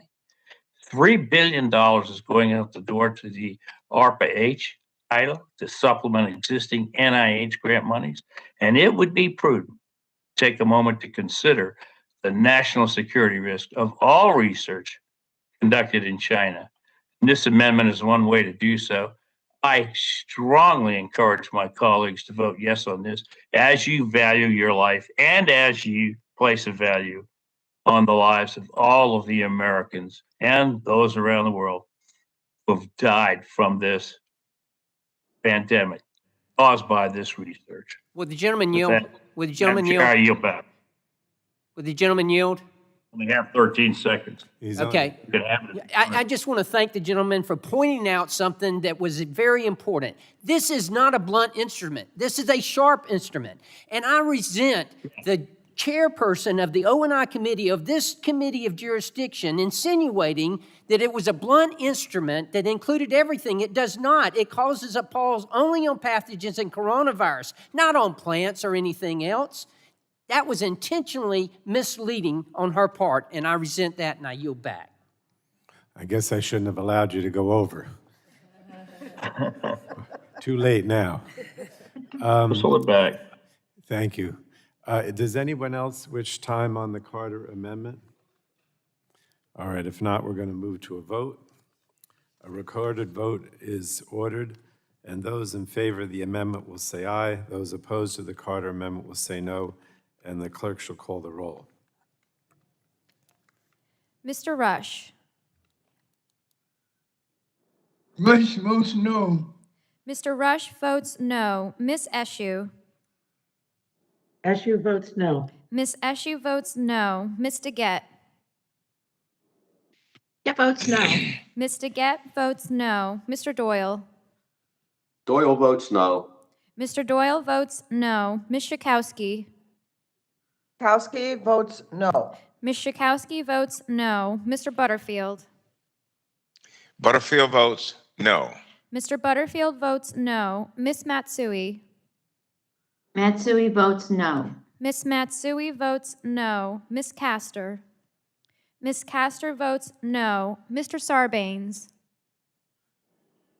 Sarbanes votes no. Mr. Sarbanes votes no. Mr. McNerney. McNerney votes no. Mr. McNerney votes no. Mr. Welch. Mr. Welch votes no. Mr. Tonko. Tonko of New York votes no. Mr. Tonko votes no. Ms. Clark. Clark of New York votes no. Ms. Clark votes Clark no. of New York votes no. Ms. Clark votes no. Mr. Schrader. Schrader of Oregon votes no. Mr. Schrader votes no. Mr. Cardenas. Cardenas, representing California, votes no. Mr. Cardenas votes no. Mr. Ruiz. Ruiz votes no. Mr. Ruiz votes no. Mr. Peters. Mr. Peters.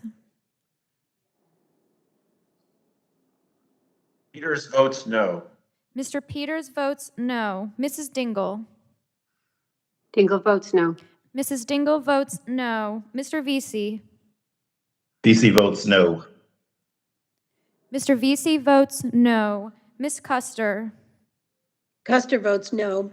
Miss Custer votes no. Miss Kelly. Kelly votes no. Miss Kelly votes no. Miss Barragan. Barragan votes no. Miss Barragan votes no. Mr. McEachin.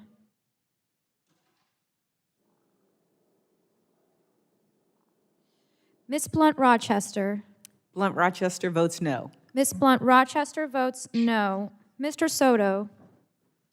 Soto from Florida votes no. Mr. Soto votes no. Mr. O'Halloran. Madam Clerk, forgive me. McEachin votes no. Mr. McEachin votes no. Mr. O'Halloran. O'Halloran votes no.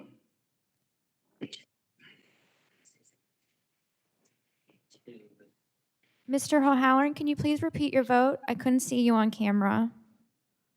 O'Halloran votes no.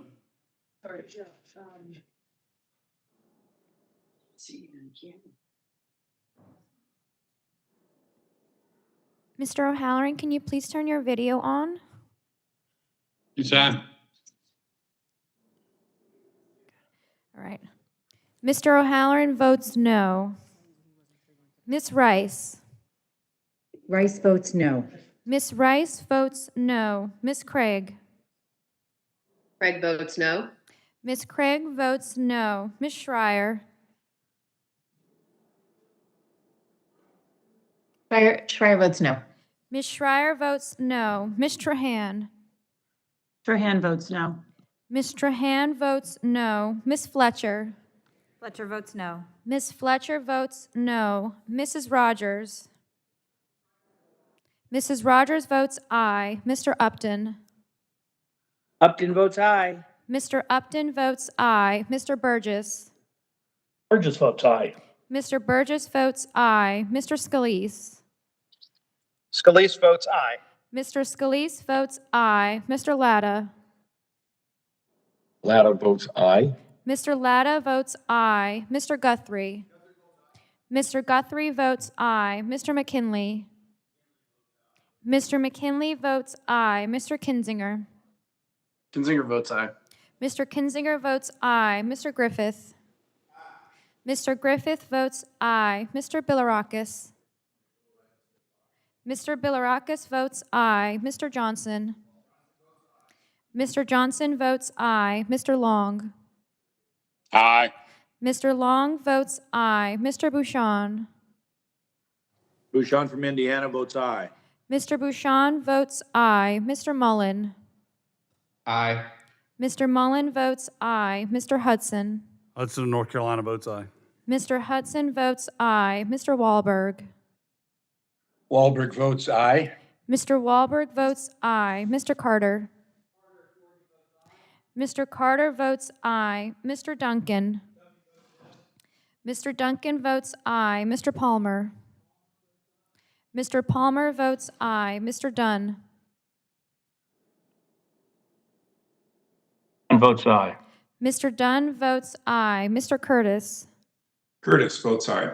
Mr. Curtis votes aye. Miss Lesko. Lesko votes aye. Miss Lesko votes aye. Mr. Pence.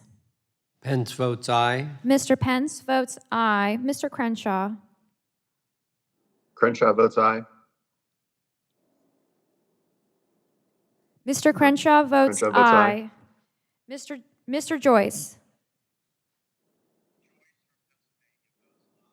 Mr. Joyce votes aye. Mr. Armstrong. Armstrong votes yes. Mr. Armstrong votes aye. Chairman Pallone. Pallone from New Jersey votes no. Chairman Pallone votes no. Do we have anyone, Madam Clerk, who hasn't voted? No, sir. All right, then the clerk will report the tally on the Carter Amendment. On that vote, Mr. Chairman, the yeas were 26 and the nays were 32. Okay, on the Carter Amendment, the vote is 26 ayes to 32 noes, and the amendment is not agreed to. Do we have additional amendments to the amendment in the nature of a substitute? Mr. Chairman? Yes, Ms. Lesko. Representative Lesko? Yes, I have an amendment at the desk. It is FCR_38. Does the clerk have that Lesko amendment? Yes, sir. All right, the clerk will report the amendment. Amendment to the amendment in the nature of a substitute to the committee print for Subtitle J offered by Ms. Lesko of Arizona. Without objection, the reading of the amendment will be dispensed with, and the gentlewoman from Arizona is recognized for 5 minutes. Thank you, Mr. Chairman. My amendment prohibits taxpayer dollars from being used to pay for abortions with any funds associated with the public health programs created by Subtitle J. As I said last night when we discussed this issue previously, many, probably half of America has strong moral objections to ending the lives of babies within the womb. And they certainly do not want their hard-earned income in the form of taxpayer dollars being used to end the lives of babies in a woman's womb. Prior to this Congress, there used to be bipartisan agreement that at the very least, taxpayer dollars should not be used for abortions. Many of my colleagues agree. The Hyde Amendment has been included in spending bills for over 40 years. However, the current reconciliation bill under consideration intentionally leaves out nearly all pro-life protections. And for someone that's pro-life, that's just sad to me. It's very sad. I know many of my colleagues on the other side of the aisle will say that abortion is healthcare. Let me share with you a Supreme Court decision from 1980 in Harris versus McRae. In that case, the Supreme Court made it very clear that prohibitions on taxpayer funding of abortions are constitutional. The court said, and I quote, "Abortion is inherently different from other medical procedures because no other procedure involves the purposeful termination of a potential life." Mr. Chairman, I am saddened that the majority has thrown out 40 years of bipartisanship by refusing to include the Hyde Amendment and instead allow federally funded abortions. Mr. Chairman, I urge a yes vote on this amendment. I ask for a recorded vote, and I yield back. Thank the gentlewoman. Next, we yield to or recognize Ms. Schakowsky for 5 minutes. Thank you. We did discuss this somewhat yesterday, and I do understand the painful differences that people who oppose abortion feel compelled to do that, to limit the ability under the law for women to have abortions. And of course, Roe v. Wade made very clear that abortion in the United States was legal. It's not a matter of being pro-abortion or not. It is about freedom to determine, for women to determine their future. Now, understand, too, that when we talk about the Hyde Amendment, we are talking not only, and we talk a lot about, and we should, about low-income women, because women of means and mobility are able to get abortion services. But it also applies to all federal employees. Imagine being a woman overseas in a war zone, for example, and you get pregnant. The medical facilities there are not available to her to end an unplanned pregnancy. Or if you're in the Peace Corps and you're in a country where healthcare may not be healthily available.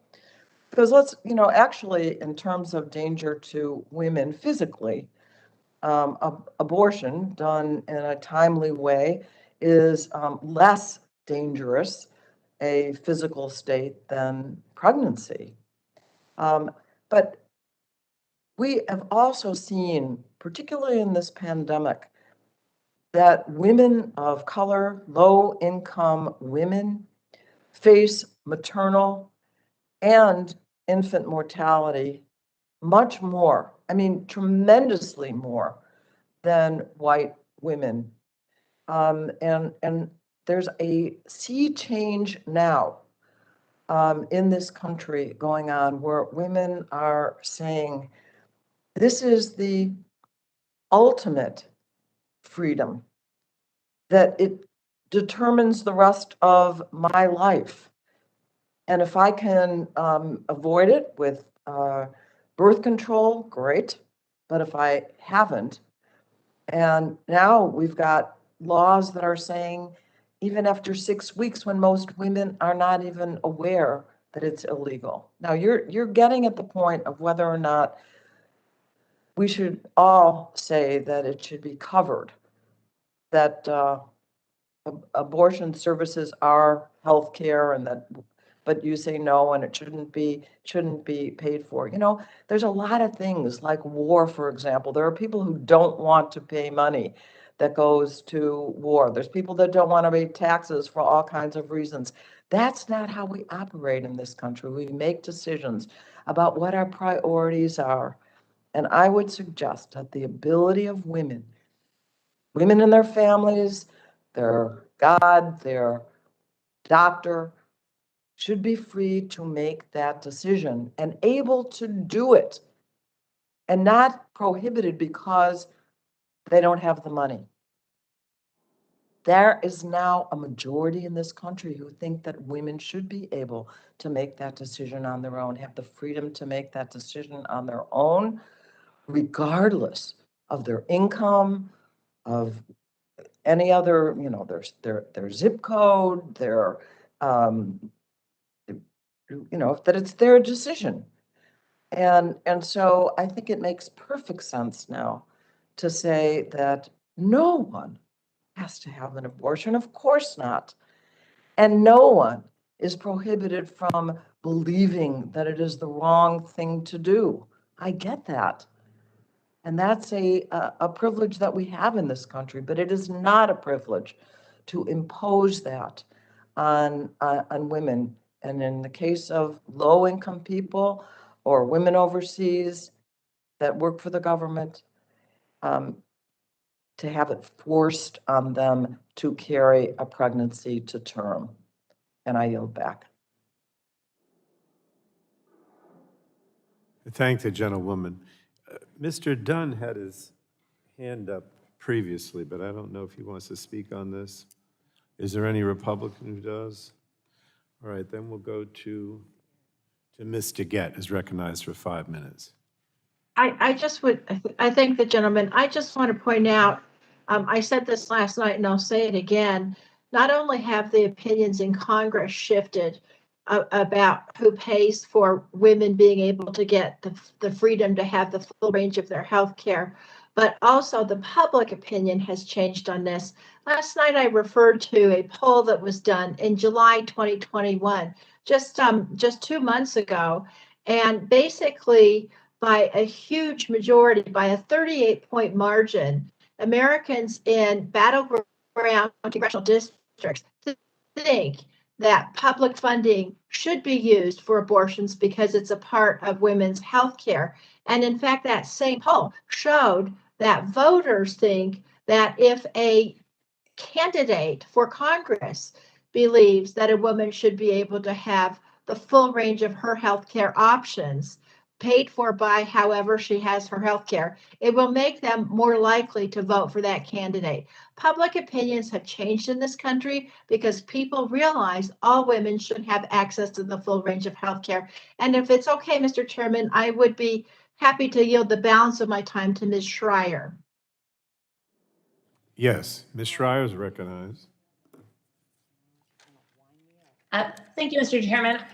I just want to point out that this section of the bill is about research, and that I does not even pertain here. I think this is an attempt to politicize research, and that my colleagues should vote no. Simple as that.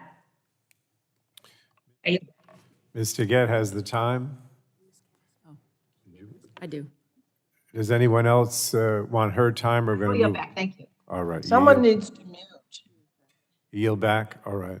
On the Republican side?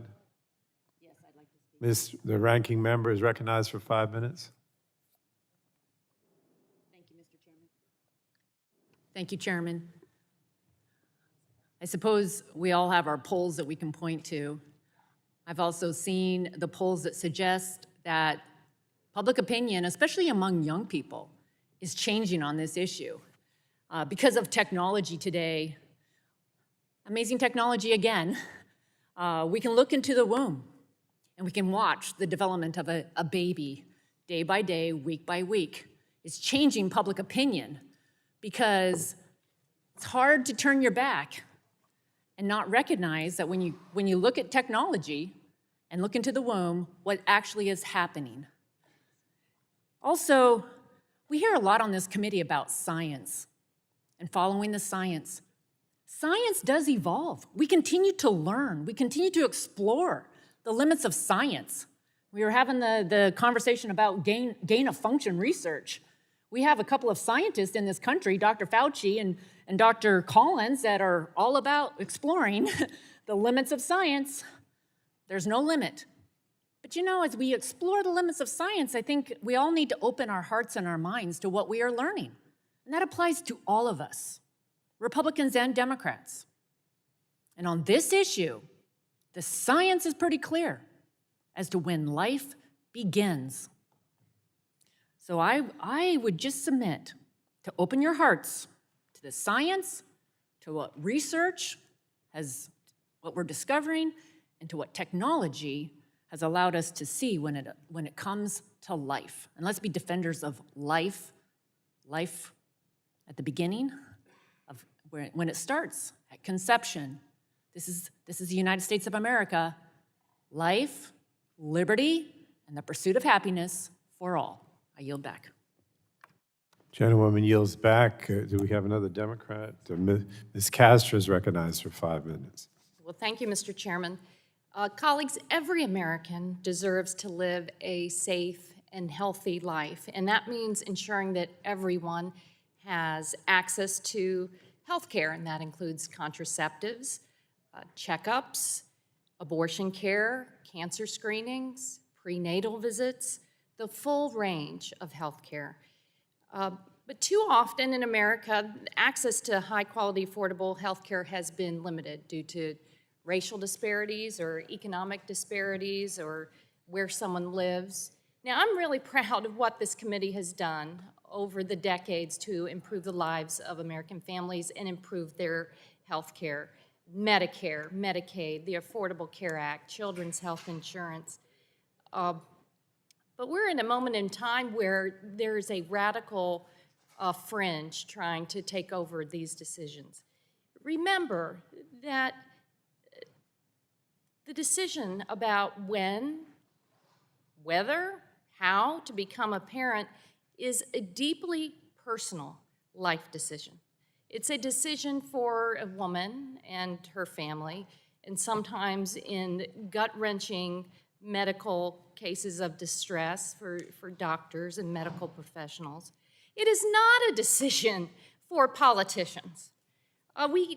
Americans do not want to outsource these important fundamental life decisions to politicians. And I hope we can agree that we should not treat people differently just because they're working to make ends meet or the color of their skin or where they live.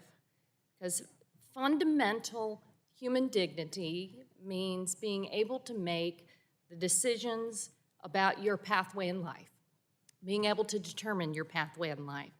And I have to say, it is so alarming to see this radical move by Republicans here and in the recent extreme new law in Texas that ban abortion. Even when a girl or a woman is raped or is the victim of incest.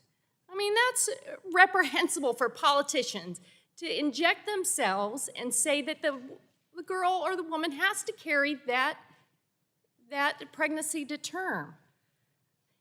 And just so folks know what's been going on here, there was an amendment filed by the GOP that struck family planning care. They didn't bring it up, but they filed it. And at the same time, they want to eliminate the right to abortion care. It's radical and it's wrong. Maybe we should page Margaret Atwood. Maybe we're heading into the dystopian Handmaid's Tale. They're trying to turn the Handmaid's Tale into reality. And for my colleagues that haven't read this novel, the main character is a young woman who's forced to bear children for the ruling class of men. We're not going there. We're not going there. We're going to do our job as members of Congress to put people's health, safety, and real needs first. We've got to ensure that all people, no matter who they are and where they live and how much they make and the color of their skin, they have access to reproductive health care that they need and they deserve. What are we doing here? We are doing everything we can to improve the public health in the middle of the worst pandemic in our lifetimes, because we know that COVID-19 has shaken this country to its core. Our public health system was not equipped for the full force of a global pandemic, and we're building back better. We're investing in people. We're investing in Americans. We're investing in the healthcare workforce. You know, we have a shortage of up to 122,000 physicians over the next decade. We've got to hire hundreds of thousands of nurses. That's where we're investing. Nursing schools are turning away applicants. We want to help the nursing schools be able to educate the healthcare workforce. Over the past decade, the public health workforce has shrunk. While the country has grown, they're short 56,000 positions due to lack of funding. We're going to build back better and invest in people. State health departments. Gosh, in Florida, we're so far behind. We need an infusion of resources to avoid the next pandemic, to help us get out of this one and build back better. We need to support our public health system, dig us out of this pandemic, but do it in a way that respects the fundamental rights of everyone. I urge my colleagues to join me in voting against this amendment and focusing instead on how we can expand and improve healthcare access for all Americans. I yield back. Thank the gentlewoman. Mr. Crenshaw has asked for time. Mr. Crenshaw is recognized for 5 minutes.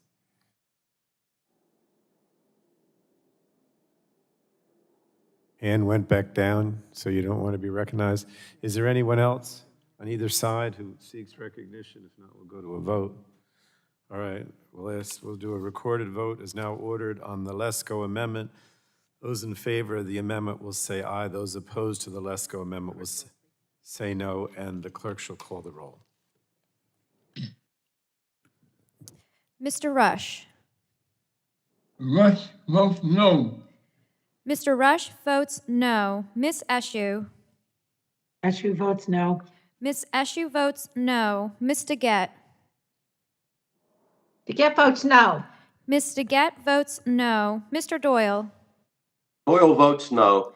Mr. Doyle votes no. Ms. Schakowsky. Schakowsky votes no. Ms. Schakowsky votes no. Mr. Butterfield. Butterfield votes no.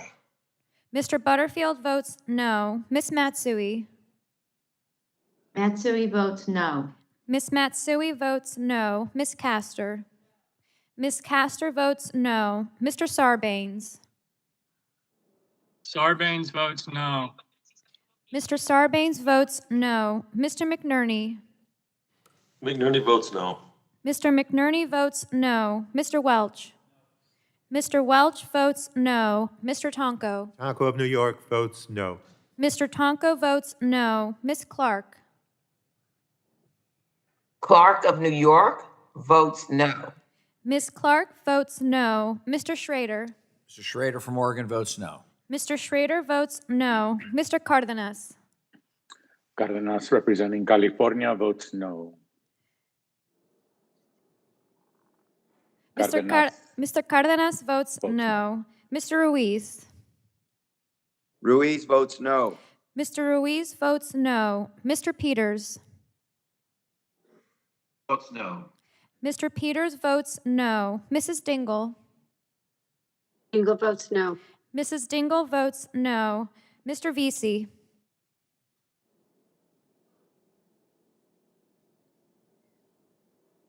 Miss Custer. Custer votes no. Miss Custer votes no. Miss Kelly. Kelly votes no. Miss Kelly votes no. Miss Barragan. Barragan votes no. Miss Barragan votes no. Mr. McEachin.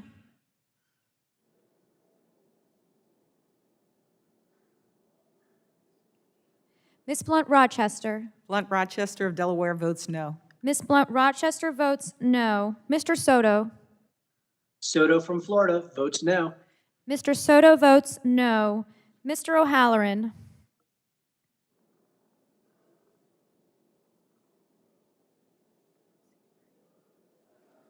Miss Rice. Rice votes no. Miss Rice votes no. Miss Craig. Craig votes no. Miss Craig votes no. Miss Schreier. Schreier votes no. Miss Schreier votes no. Miss Trahan. Trahan votes no. Miss Trahan votes no. Miss Fletcher.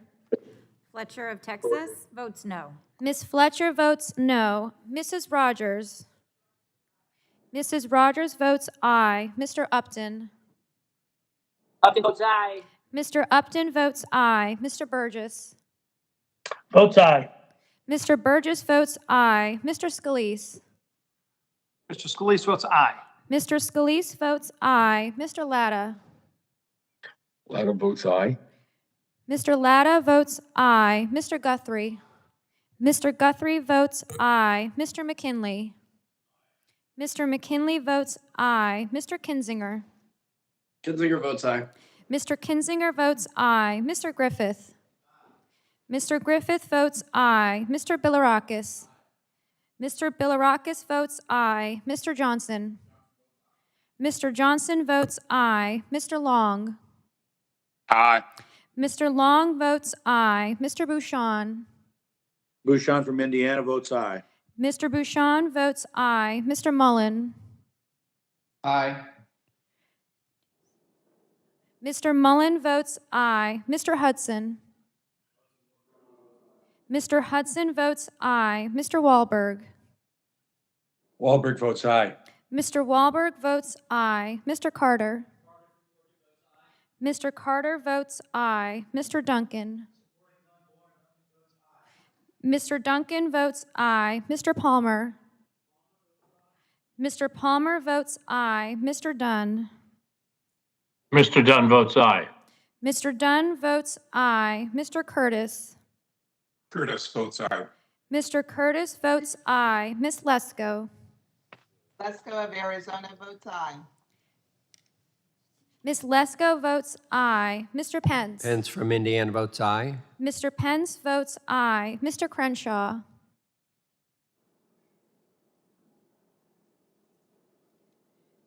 Mr. Joyce. Mr. Joyce votes aye. Mr. Armstrong. Armstrong votes yes.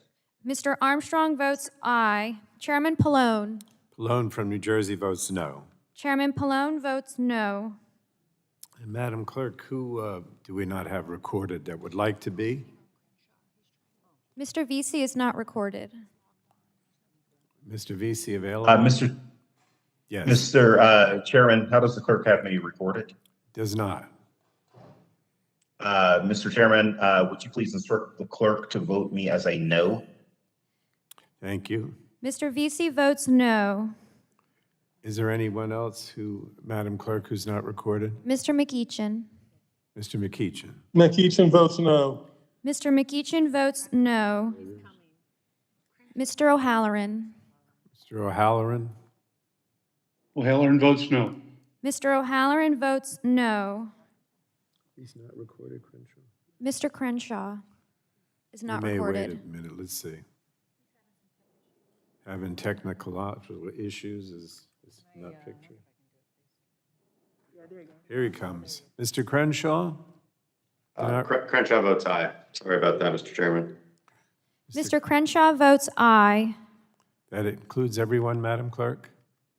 Yes, sir. All right, the clerk will report the tally on the Lesko amendment.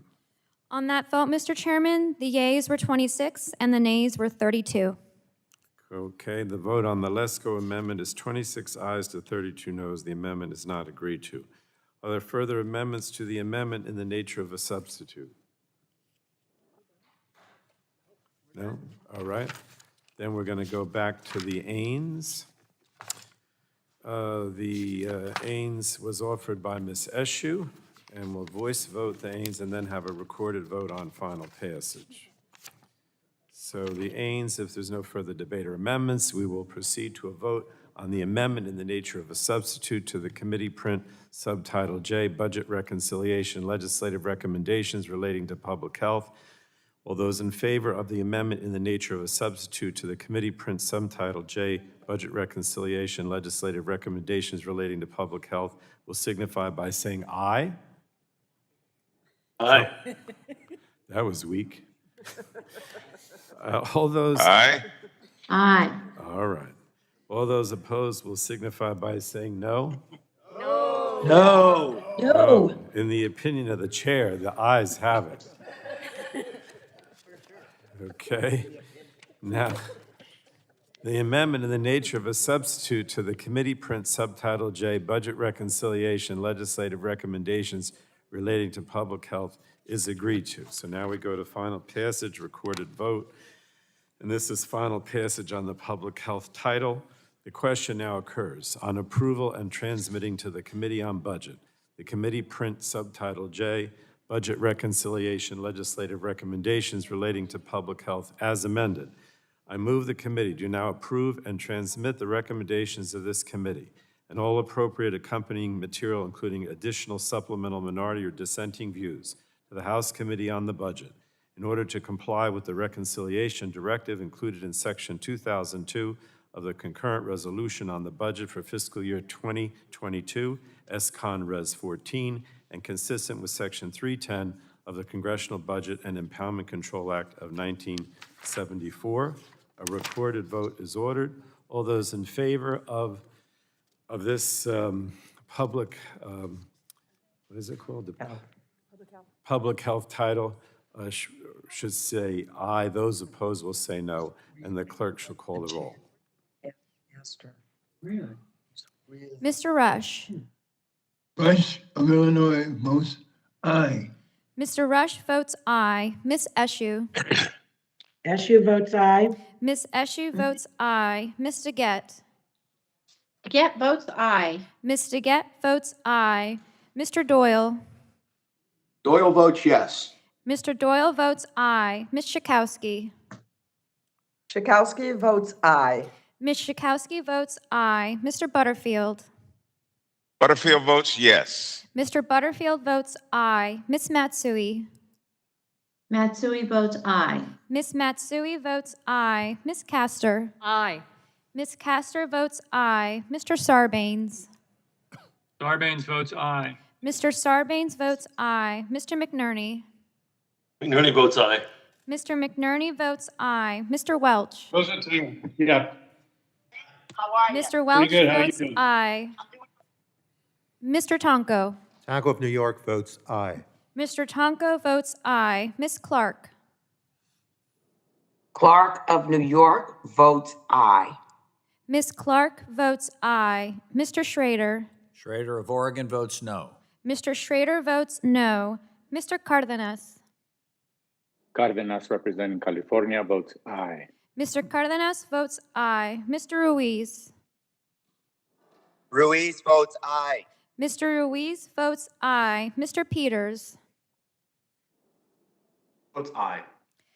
Mr. Peters votes aye. Mrs. Dingell. Dingell votes aye. Mrs. Dingell votes aye. Mr. Vesey.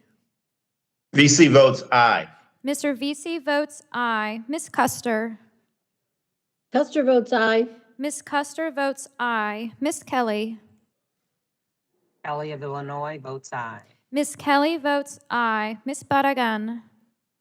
Barragan votes aye. Ms. Barragan votes aye. Mr. McEachin. McEachin of Virginia votes aye. Mr. McEachin votes aye. Ms. Blunt Rochester. Blunt Rochester from Delaware votes aye. Ms. Blunt Rochester votes aye. Mr. Soto. Soto from Florida votes aye. Mr. Soto votes aye. Mr. O'Halloran. O'Halloran votes aye. Mr. O'Halloran votes aye. Ms. Rice. Rice votes aye. Ms. Rice votes aye. Ms. Craig. Craig votes aye. Ms. Craig votes aye. Ms. Schreier. Schreier votes aye. Ms. Schreier votes aye. Ms. Trahan. Trahan votes aye. Ms. Trahan votes aye. Ms. Fletcher. Fletcher votes aye. Ms. Fletcher votes aye. Mrs. Rogers. Mrs. Rogers votes no. Mr. Upton. Upton votes no. Mr. Upton votes no. Mr. Burgess.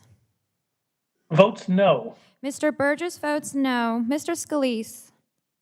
Scalise votes no. Mr. Scalise votes no. Mr. Latta. Latta votes no. Mr. Latta votes no. Mr. Guthrie. Mr. Guthrie votes no. Mr. McKinley.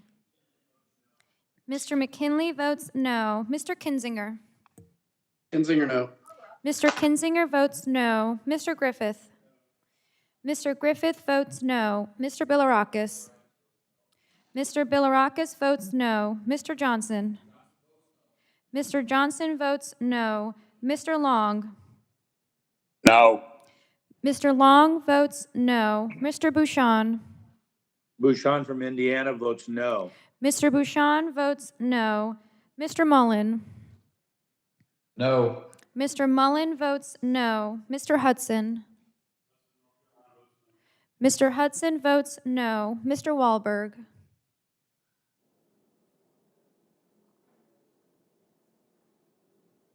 Mr. Wahlberg votes no. Mr. Wahlberg votes no. Mr. Carter. Mr. Carter votes no. Mr. Duncan. Mr. Duncan votes no. Mr. Palmer. Mr. Palmer votes no. Mr. Dunn. Mr. Dunn votes no. Mr. Dunn votes no. Mr. Curtis. Curtis votes no. Mr. Curtis votes no. Miss Lesko.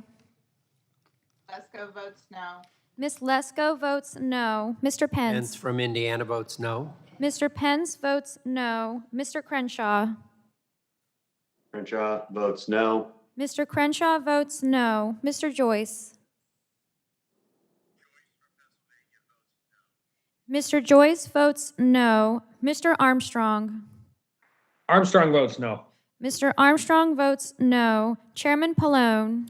Pallone from New Jersey votes aye. Chairman Pallone votes aye.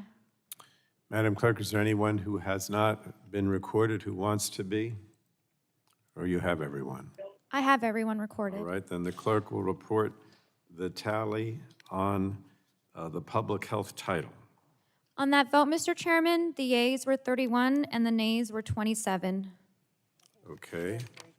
The vote is 31 ayes and 27 noes, and the committee has approved the committee print subtitle J, Budget Reconciliation Legislative Recommendations Relating to Public Health as amended, and ordered the legislative recommendations transmitted to the Committee on Budget. Now, we have, oh, I'm sorry, did you want to do that? Oh, yes, I do. Yes, thank you, Mr. Chairman. I plan to file views and request the usual number of days. Without objection, so ordered. Now, let me just say to everyone, we have two titles left. We have the one on Medicare and we have one on drug pricing.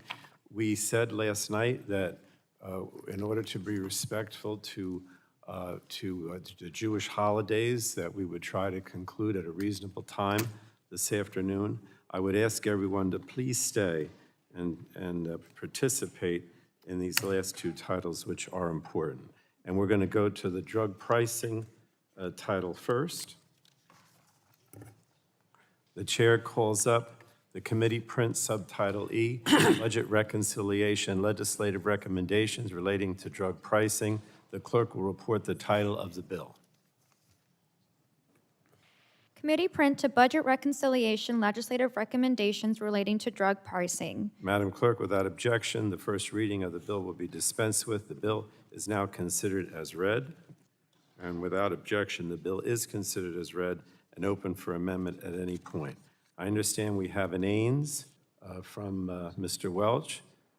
That's correct. Thank you, Mr. Chairman. I'd like to offer an amendment in the nature of a substitute to the underlying committee print for Subtitle E, and it's titled Drug Price Cap ANS 01. This amendment incorporates technical assistance throughout the committee print.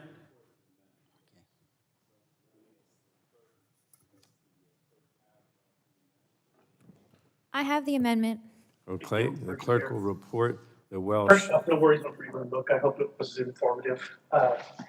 Amendment in the nature of a substitute to committee print for Subtitle E relating to drug pricing, offered by Mr. Welch of Vermont. In Without lieu, objection, the reading of the amendment will be dispensed with, and the gentleman from Vermont is now recognized for 5 minutes.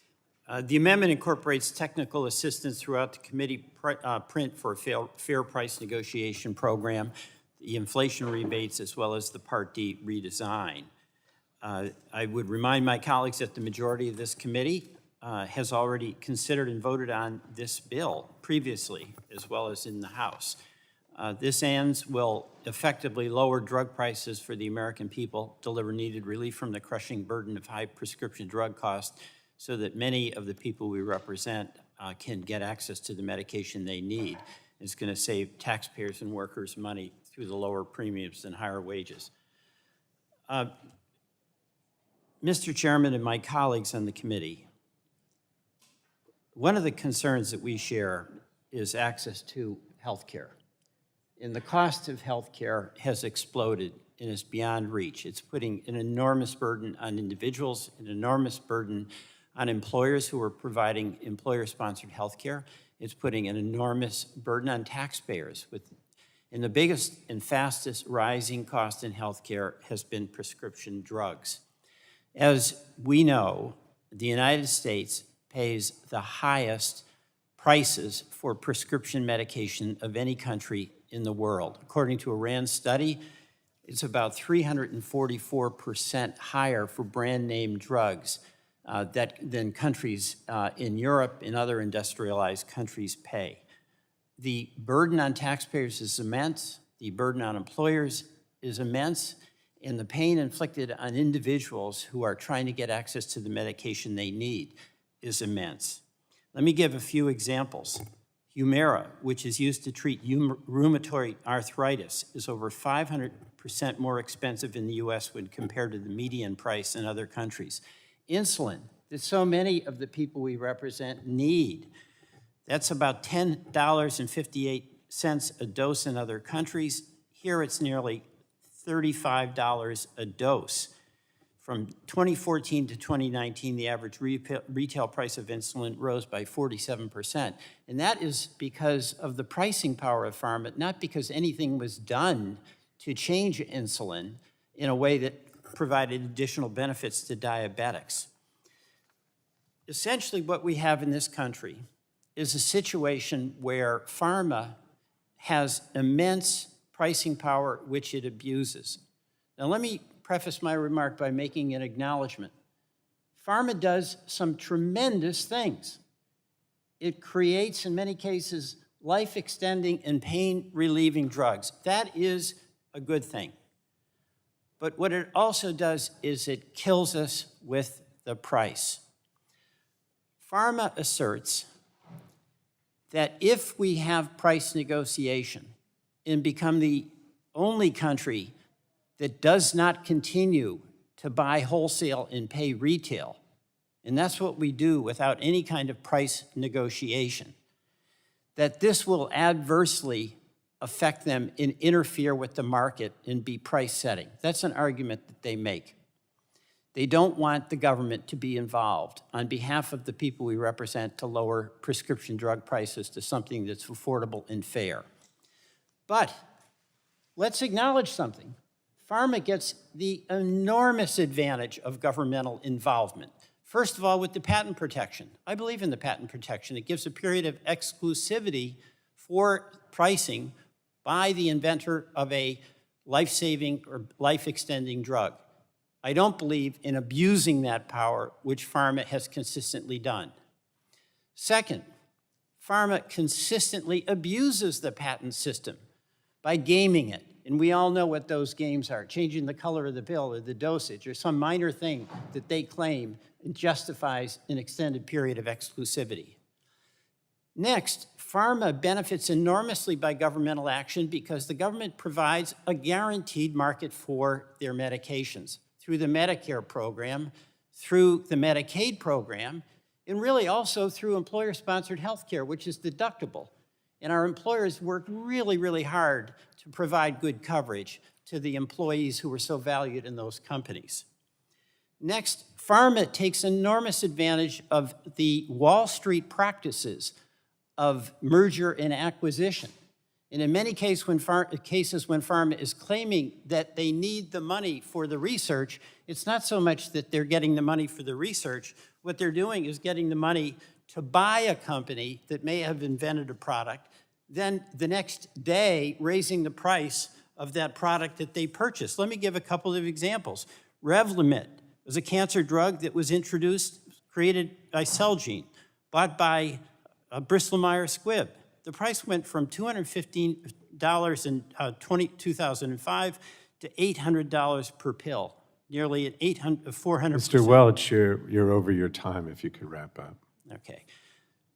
We have to provide relief to the American citizen who is desperately in need of access to these life-saving, pain-relieving drugs. And we can do it by finally doing what every other country does, having the government stand up on behalf of its citizens for fair prices. I yield back. I thank the gentleman. Does anyone want to speak on the underlying bill or the aims? Yes, Mr. Carter. Move to strike the last word. Mr. Carter is recognized for 5 minutes. Mr. Chairman, I've got grave concerns about the drug pricing provisions in this legislation, and I'm not the only one. Several of my Democratic colleagues from the committee sent a letter to the Speaker expressing their concerns and a desire to work in a thoughtful way. I suspect that's why we haven't had a markup on the standalone bill, H.R. 3. These drug pricing provisions that are included in this legislation are an unprecedented act of government aggression on the development of life-saving medicines. And this bill, all this bill will do is to limit access to life-saving medicines and new treatments for serious and rare diseases. As you know, Mr. Chairman, professionally I'm a pharmacist, and I've said often that I have seen nothing short of miracles through the results of research and development in my years of practice as a pharmacist. I can remember when I started practicing back in 1980. I can remember that if you were diagnosed with hepatitis C, you were going to die. That's all there was to it. Now, we have a pill that you can take orally that will cure it. That's phenomenal. Now, I get it. I understand that if you can't afford that pill, if it's too expensive, it does you no good. And yes, the pharmaceutical manufacturers need to do a better job with their pricing. There's no question about that. And there are ways that we can help them do that. But ever since I've been here, in the 6.5 years that I've been here, I've been preaching that the problem is more with the middleman, more with those PBMs, the pharmaceutical benefit managers, those who are not putting any money into research and development whatsoever. At least the pharmaceutical manufacturers are putting money into research and development, and that money that they're putting into research and development is extremely important. It's important to have new cures and new drugs for rare and difficult to cure diseases. And a lot of those come from small biotech companies that don't have the bank accounts to fall back on. My colleague just mentioned about mergers, and yeah, that's the way that this works a lot of times. A small biotech company may come up with a discovery, and yes, they are bought out oftentimes, or at least that discovery is bought out by the larger manufacturers. But these small companies, they are the medical innovation engines of America. This legislation, and why this legislation is so dangerous, is because it will dry up the capital investments that are dependent on to conduct research and put them out of business, possibly stopping new cures for ever-reaching ALS patients, children with pediatric diseases, Alzheimer's, or certain types of cancers. This legislation will also have a disproportionate negative effect on communities of color. I saw many of these patients for everything from heart disease to cancer and Alzheimer's. And today we find this very committee gutting their health care after spending months talking about how we can improve access for them. I don't know about my friends across the aisle, but I'm certainly not willing to vote for legislation that will result in fewer cures and medicines. And that's what this will result in, fewer cures and medicines. There are bipartisan things that we can do to reduce drug prices, and we can do them as soon as our chairman schedules the markup. We can enact DIR clawback reform. We can enact H.R. 19, the Lower Cost, More Cures Act, legislation that's entirely bipartisan, Everything that's in H.R. 19, Mr. Chairman, is bipartisan. It is a bipartisan bill. This is a bipartisan committee. I've often said this is the most bipartisan committee in Congress. I tell everyone that. This is an opportunity for us to prove it right here. We can pass legislation to bring transparency into the marketplace and reduce the middlemen who gobble up all the profits at the expense of patients. Mr. Chairman, this drug legislation that's being proposed here is not the right answer. And I urge you, please reconsider. Please reconsider. And I yield back. I thank the gentleman and now recognize Ms. Eshu for 5 minutes. Thank you, Mr. Chairman. I move to strike the last word. I think as Americans, we love our history once it's been made, but I don't think it's very often that we see the opportunity to make history. I think that this is one of those moments because this is huge. This is large. And it's an issue that affects just about every single person in our country. That's how sweeping it is. So today, I think we have a historic opportunity to really readjust how seniors and others going to the drugstore and the counter and then having to walk away because they can't afford what their doctors have said they need to take. Whether they're life-saving or dealing with something that's chronic, that's the case for billions of Americans. Price of drugs, prescription drugs, have continued to rise. In so many cases, they have skyrocketed. And there are people that are having to make a choice between other vital things in their life, like paying rent, buying groceries, or limiting their prescription drugs. 1 in 4 diabetes patients report rationing their insulin. That is, that's pretty dangerous to be doing that. This is not like you're rationing, cookies. This is something that's vital for people to live. 30% of Americans have skipped a medication due to cost. That's dangerous. That's another red light blinking. Every member of this committee has heard from their constituents about the high cost of prescription drugs. So today is really quite a day because this subcommittee, our subcommittee, has done a great deal of work on this. And the policy before us is to require the HHS secretary to annually negotiate lower drug prices for drugs without market competition and extend those lower prices to all insured Americans. This legislation is going to cap out-of-spending costs on drugs at $2,000 for Medicare beneficiaries. Today, seniors can pay more than $15,000 a year for a single prescription drug.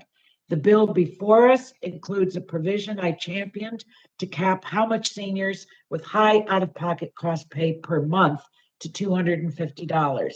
It stops drug price hikes like the ones we saw from EpiPen and Martin Shkreli. If a manufacturer raises the price of a drug, including generics, above the rate of inflation, then the manufacturer has to pay the entire price above inflation back to the Treasury. Earlier nonpartisan analysis found these provisions will, one, reduce U.S. prices for negotiated drugs by 40 to 55% on average, save the federal government and taxpayers nearly $500 billion over 10 years, save patients $120 billion in lower insurance premiums and out-of-pocket costs, and save private businesses $43 billion. Many members have raised the issue of money and spending during this reconciliation. Look at the savings in this. And with these savings, we can expand Medicare coverage to bring coverage not included today in vision, dental, and hearing. And the funding will also kickstart ARPA-H, which we discussed earlier. So all of these provisions are popular, they're bipartisan. Polling shows about 90% of Americans support Medicare negotiations. This is not a new idea. For decades, there has been negotiations in the VA for their prescription drugs. I've never had a complaint in 29 years about that program, and it applies to TRICARE, the healthcare system for our military and their families. So I think the moment has come.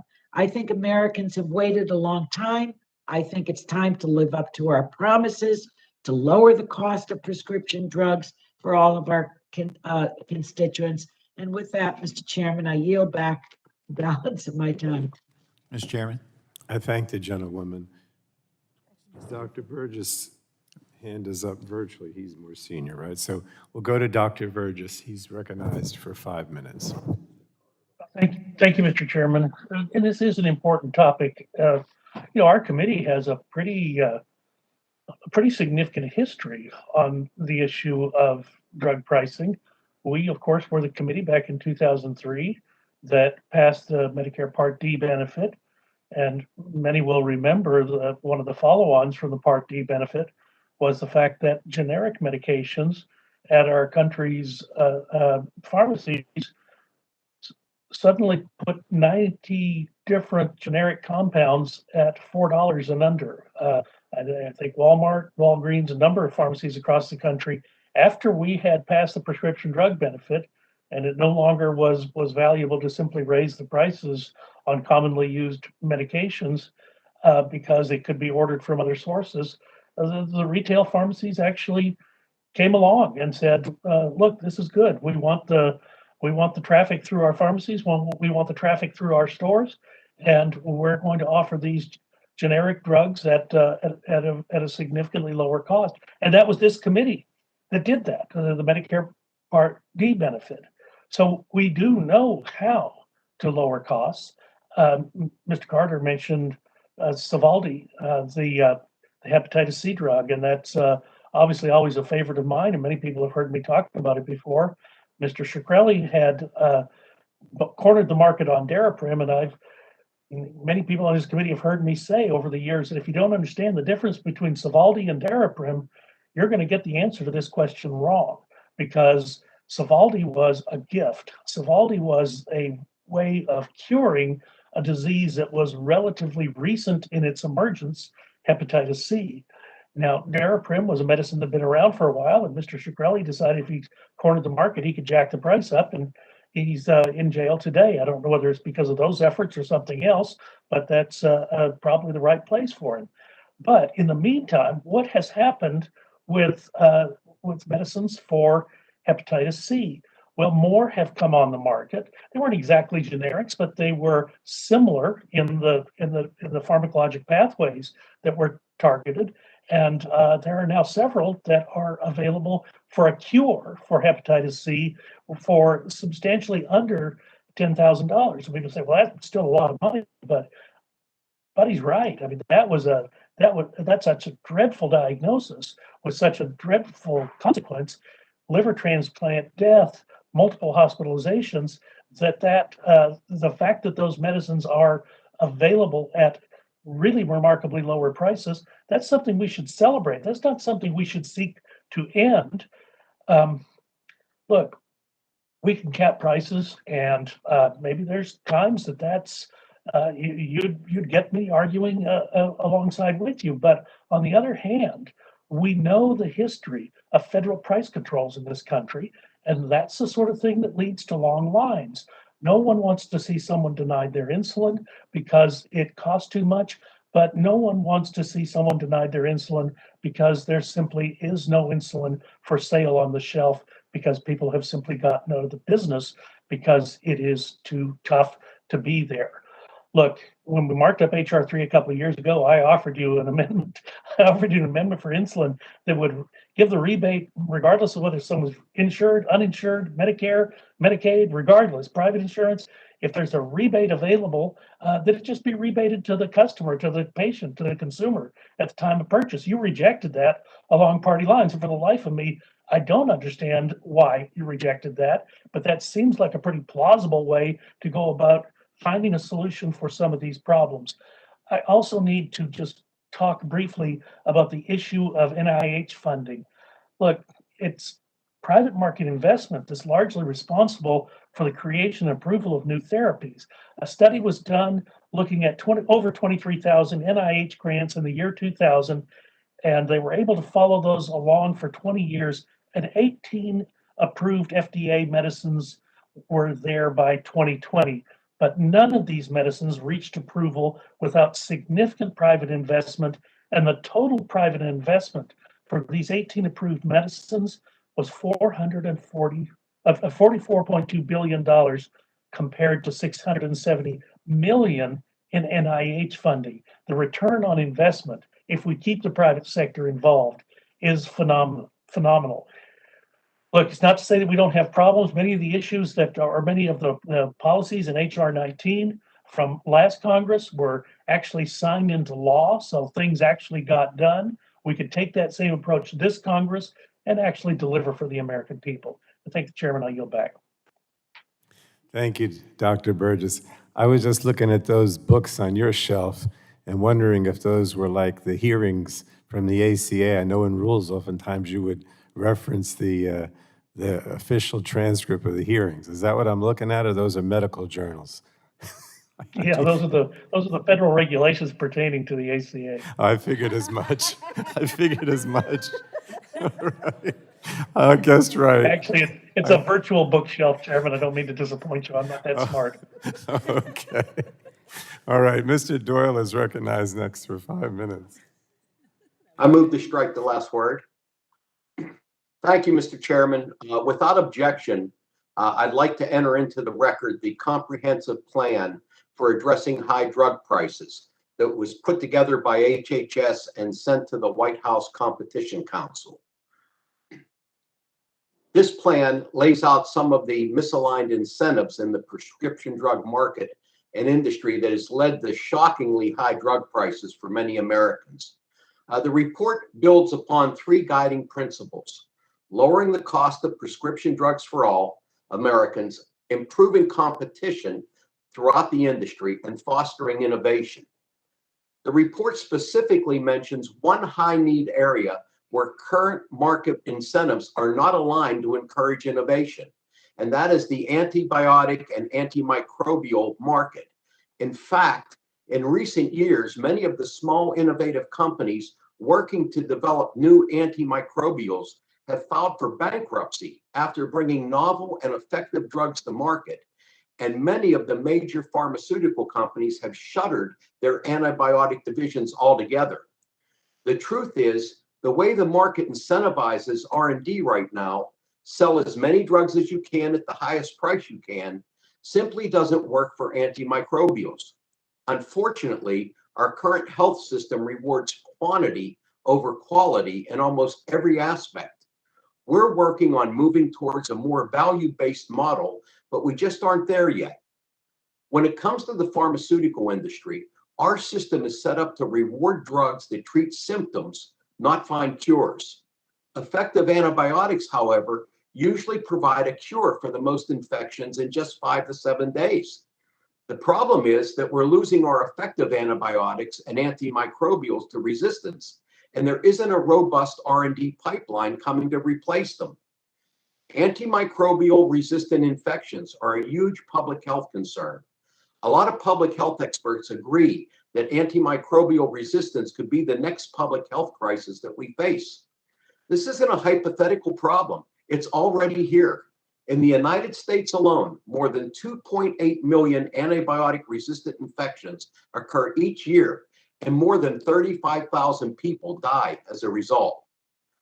What's really scary is how much worse it could get. Our modern healthcare system relies on the use of effective antibiotics.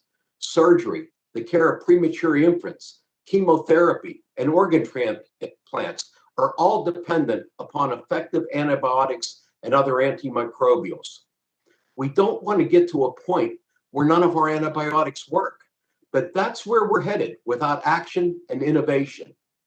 The White House report also identifies a solution to this growing public health problem, which is to delink revenue from sales volume for antimicrobials.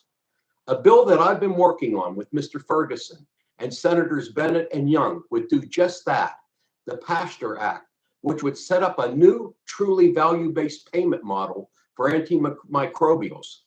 Instead of focusing on the quantity sold, the bill would provide guaranteed revenue for companies through a contract over the life of the patent for the antimicrobials based on the value they provide. Some refer to this as a subscription model, like Netflix, where you pay a set amount each year and can watch as much or as little as you want. We want to be sure that we aren't overusing antimicrobials because that also contributes to developing resistance. So the contract simultaneously protects the companies that bring innovative projects to the market and protects public health. Now, while it may not have fit into the ENC bill today, I believe that the Pasteur Act is a critical component of efforts to improve competition and foster innovation in the pharmaceutical industry. I'm excited to work with you, Mr. Chairman, with Ranking Member Rogers and the rest of the committee on moving it forward. And with that, Mr. Chairman, I yield back.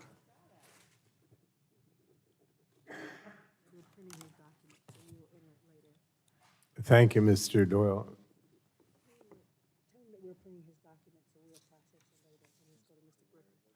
We're printing.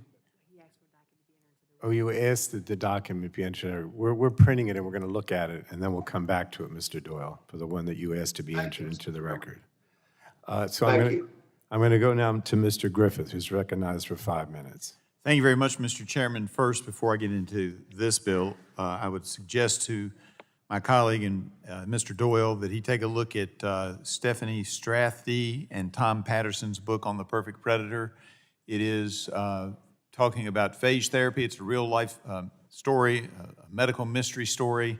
Highly recommended, and it deals with using viruses to attack those bacteria that do not respond to our current antibiotics. All right, back to this current subject. As you could probably tell by that, I'm a boring, dull kind of guy. And we're going to hear all kinds of stories, and I could come up with some stories, but what I always do is I always try to look at the underlying law. And when this concept first came forward, I believe in 2019, I immediately looked at it and said, whoa, whoa, whoa, whoa, this thing is unconstitutional. It violates the takings clause of the Fifth Amendment.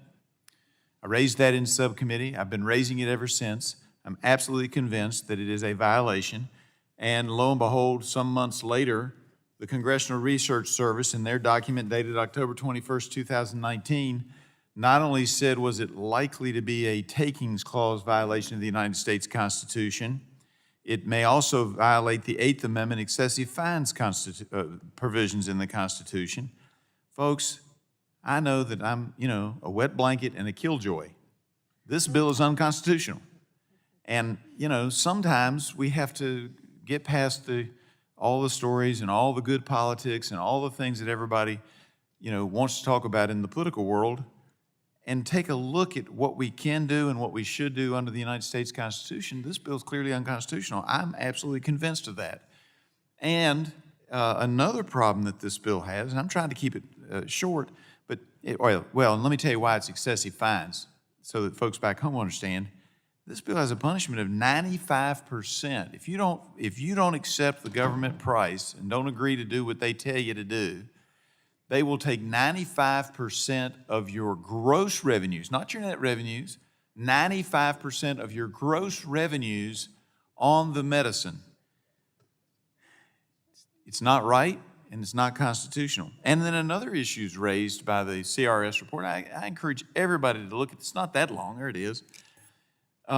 It talks about taking away, which the bill does, and which we have the right to do in some cases, taking away the right to access the courts to challenge the maximum fair price. In other words, we've got this formula set up in here that sets up the maximum fair price that the government's going to offer you for your drug, and if you don't accept it, we're going to take 95% of your gross receipts from you. And you can't even challenge how they come up with the maximum fair price. And under the takings clause, that may also be unconstitutional to ban you from going into court. But I'll just tell you, even if that one's not unconstitutional, folks, particularly my friends on the other side of the aisle, often love to go to the courts to get redress.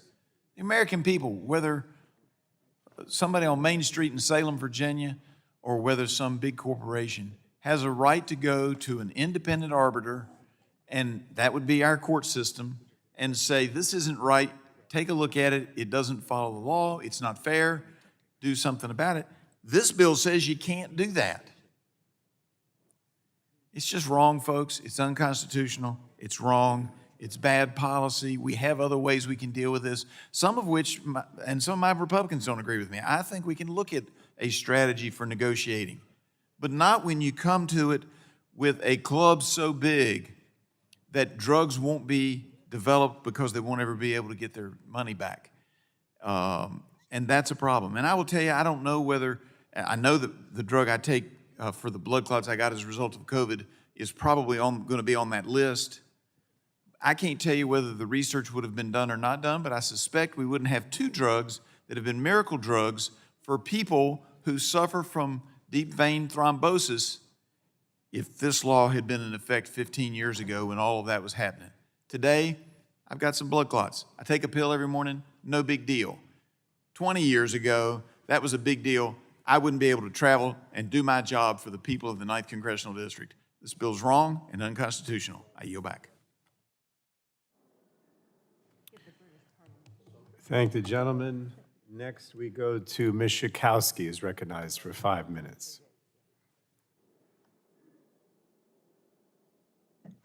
I move to strike the last word. Gentlewoman is recognized for 5 minutes. As we debate this issue, there are people who lose their lives. They are losing their lives right now because they can't afford their prescription drugs. So even as we hear about the magic of the pharmaceutical advances, they mean nothing if you can't afford to buy the drugs.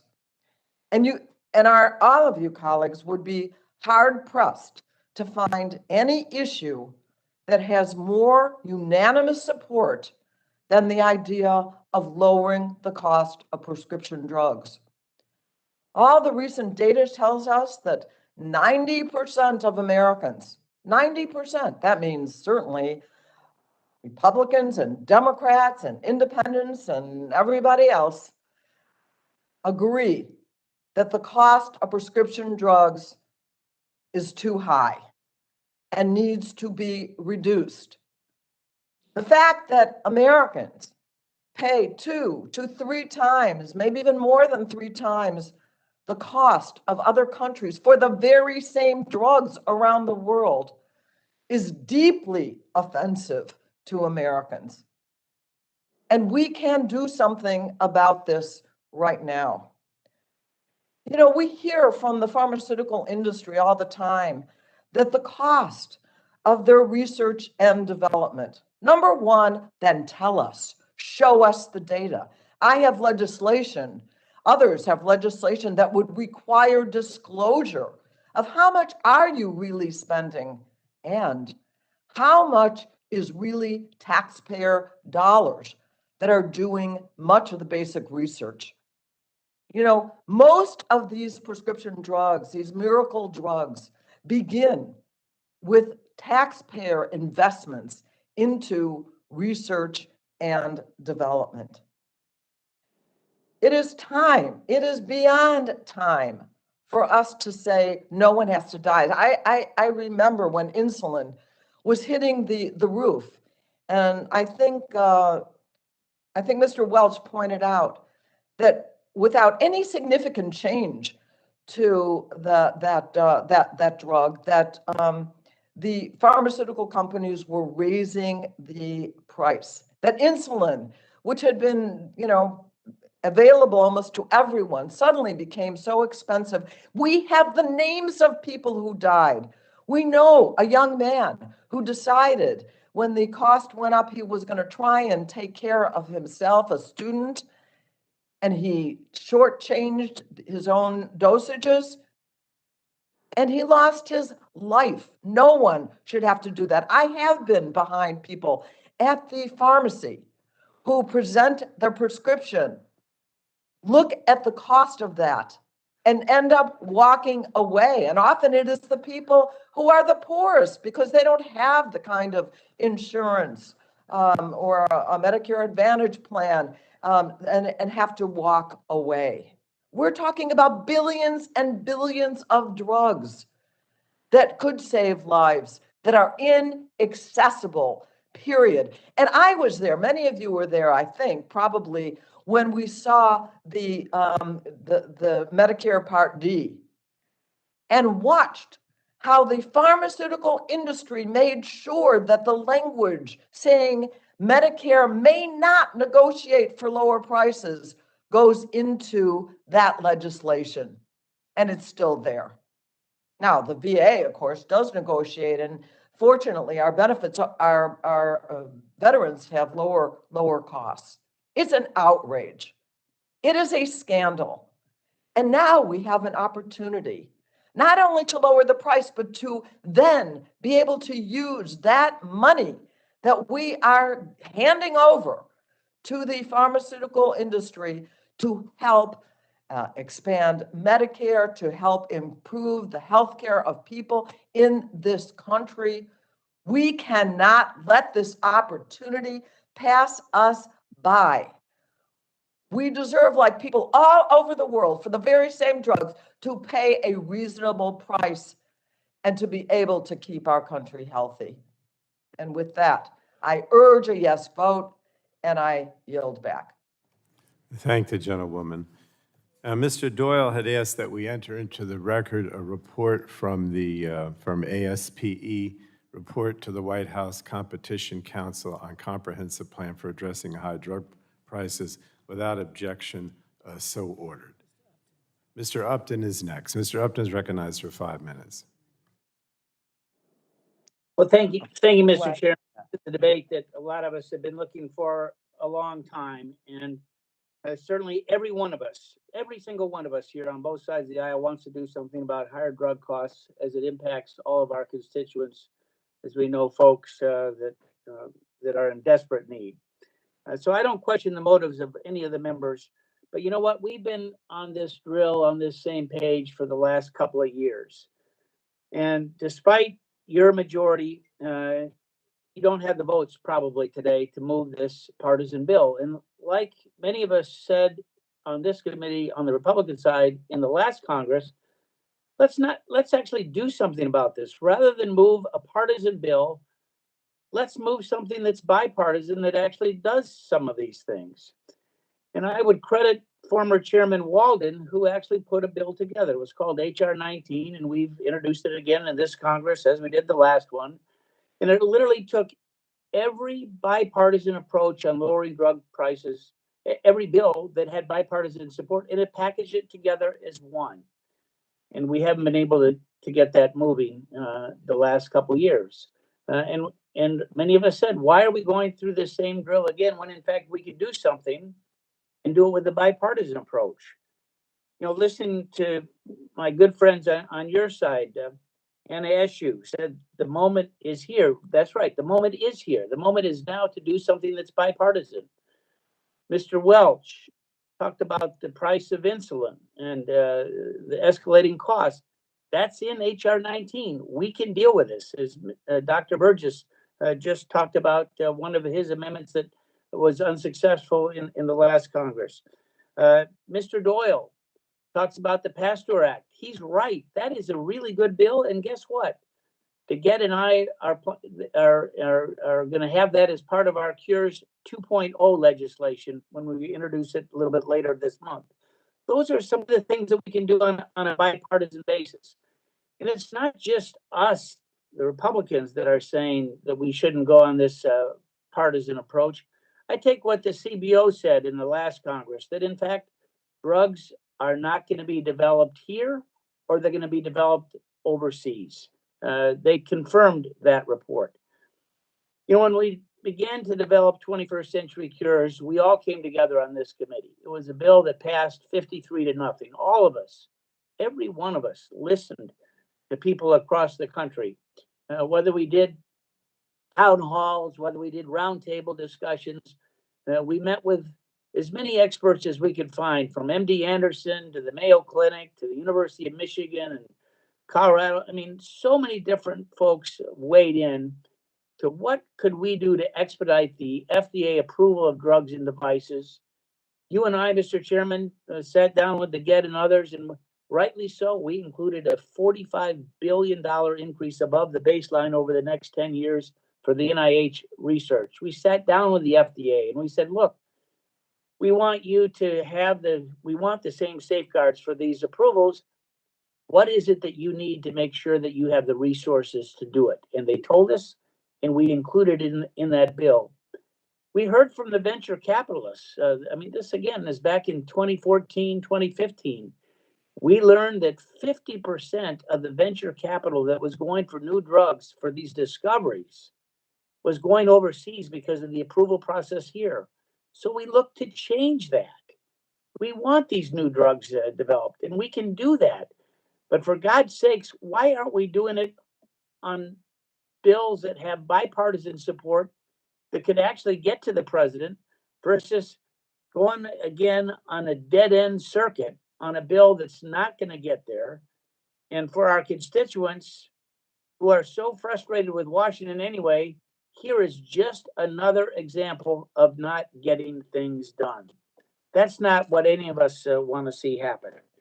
This bill, these provisions that we're considering today, you know, as they say in some places in the country, this dog don't hunt. It doesn't, because there are many of us that have actually looked at the facts and see where that's going to hurt and slow down the discovery of these diseases that we want to find cures for. So let's do it right. Let's have a debate on a bipartisan bill. Let's see if we can't get together. You know, I part of the Problem Solvers Caucus. We've got a prescription drug working group that's there. We know that it's a bipartisan approach that can actually get the job done. I applaud Mr. Schrader, who's been a big part of that. Together, we know that we could find a bipartisan sweet spot to move the bill forward. That's the approach we ought to take instead of this one. And with that, Mr. Chairman, I yield back. Gentleman yields back. Mr. McNerney is recognized for 5 minutes. Mr. Chairman, I move to strike the last word in support of the Gaines. Gentleman is recognized for 5 minutes. Well, every week I hear from constituents who are struggling to afford essential prescription medications. Prior to the pandemic, 1 in 4 Americans reported difficulty affording their medications. But since this January, there have been over 1,100 price hikes for prescription drugs. That's gut-wrenching to hear so many Americans talk about rationing their medications or their meals because they aren't able to afford a refill. About 60% of prescriptions are abandoned by patients when they cost more than $500. The fact that some people are forced to choose between health and their ability to feed their families is totally unacceptable. The Build Back Better Act will change that. The legislation will allow the government to negotiate with drug manufacturers for the highest priced and most commonly used prescription drugs, including insulin. This prescription will cap out-of-pocket costs at $2,000 for Medicare Part B, D beneficiaries. It will also stop drug companies from ripping off Americans by limiting the maximum price for any negotiated drug to be no more than 120% of the average price in other countries with similar economies to the United States, where these drug companies charge less for the same drugs and still make a good profit. The Build Back Better Act will make life better for Americans. And now I'd like to yield to my friend from Vermont, Mr. Welch. I thank the gentleman. A couple of things. Number one, Mr. Upton advocates for bipartisan approaches. I am totally for that. I supported all the legislation that he described. But second, the heart of this is the pricing power that is on challenge by pharma, and it's abused. It is abused. Negotiation works. COVID is an example of a government and pharmaceutical company partnership. The United States government, through the taxpayers, put billions of dollars into research. The United States government provided a guaranteed purchasing plan and alleviated the cost for pharma, and pharma came up with a COVID cure. It was a partnership, and the price was set at $19.50 on the Pfizer cure. $26 billion in profit to pharma. I'm fine with that, but it was a partnership. It wasn't whatever they can charge, so it works. Second, there is an absolute unique situation in this Congress. We are the only representative body in all of the industrialized countries that doesn't take action to protect the citizens who elected us from price gouging.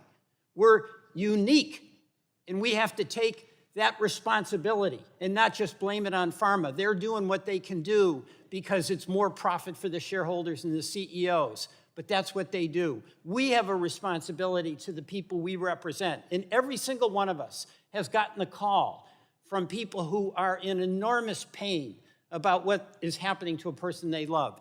And the third thing I want to say is really what at the heart of this is, this myth about how if there's any action by the government to protect consumers, it's going to interfere with innovation.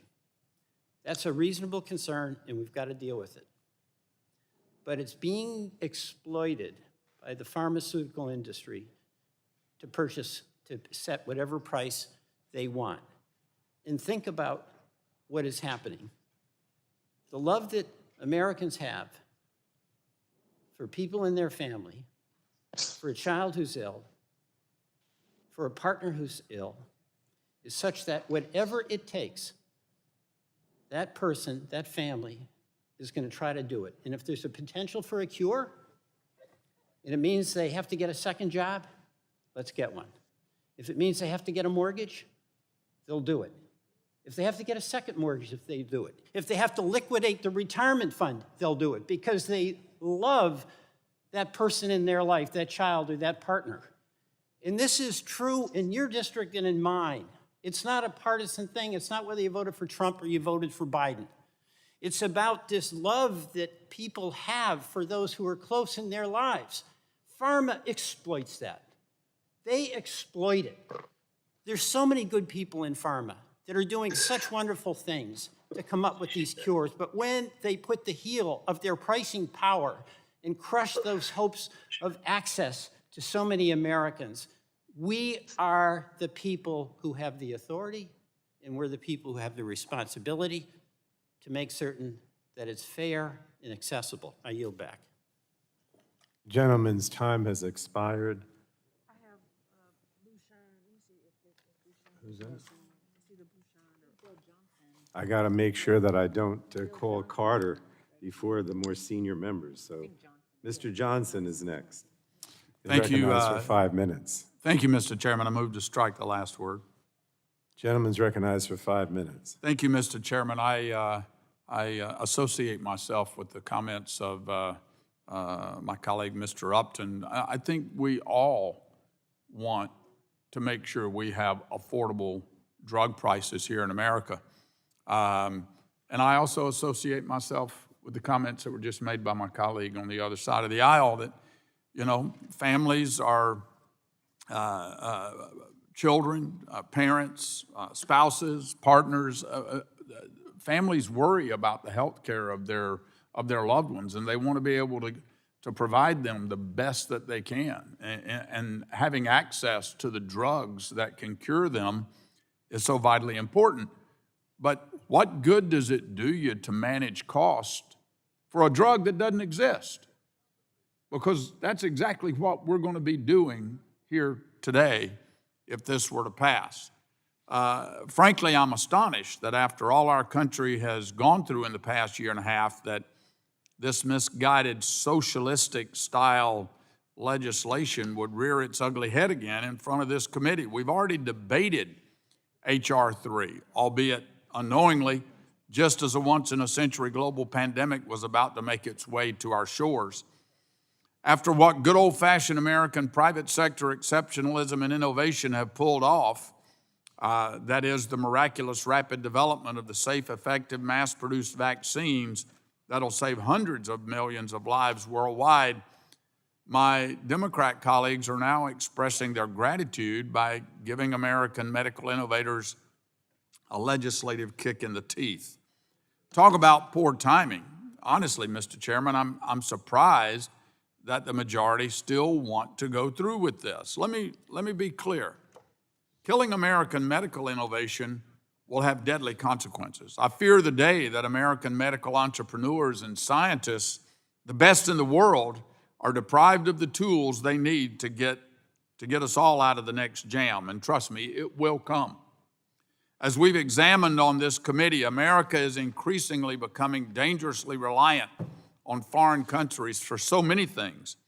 Are we really going to put American medical innovation on the chopping block and ask foreign countries like China to do our medical innovation? I mean, are we going to put medical innovation on that list?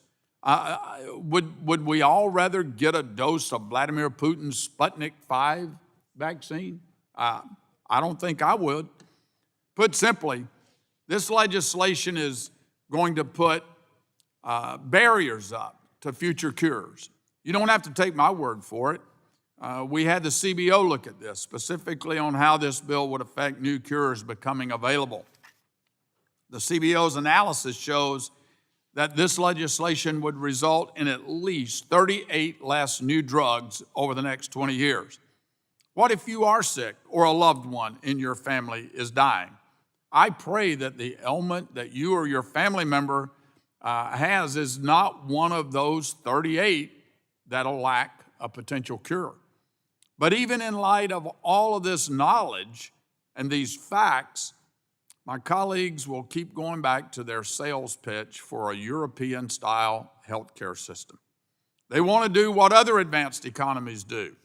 However, what I see in these other foreign nations is that what this legislation would effectuate here. Here's the proof. What the Democrats will conveniently leave out of is that the average European enjoys fewer cures right now. Our Democratic friends will brag and say, look, this cancer drug in Europe is cheap. Well, what they don't tell you is that Americans are taking one that's newer and better right here. Europeans living under socialized medicine don't get access.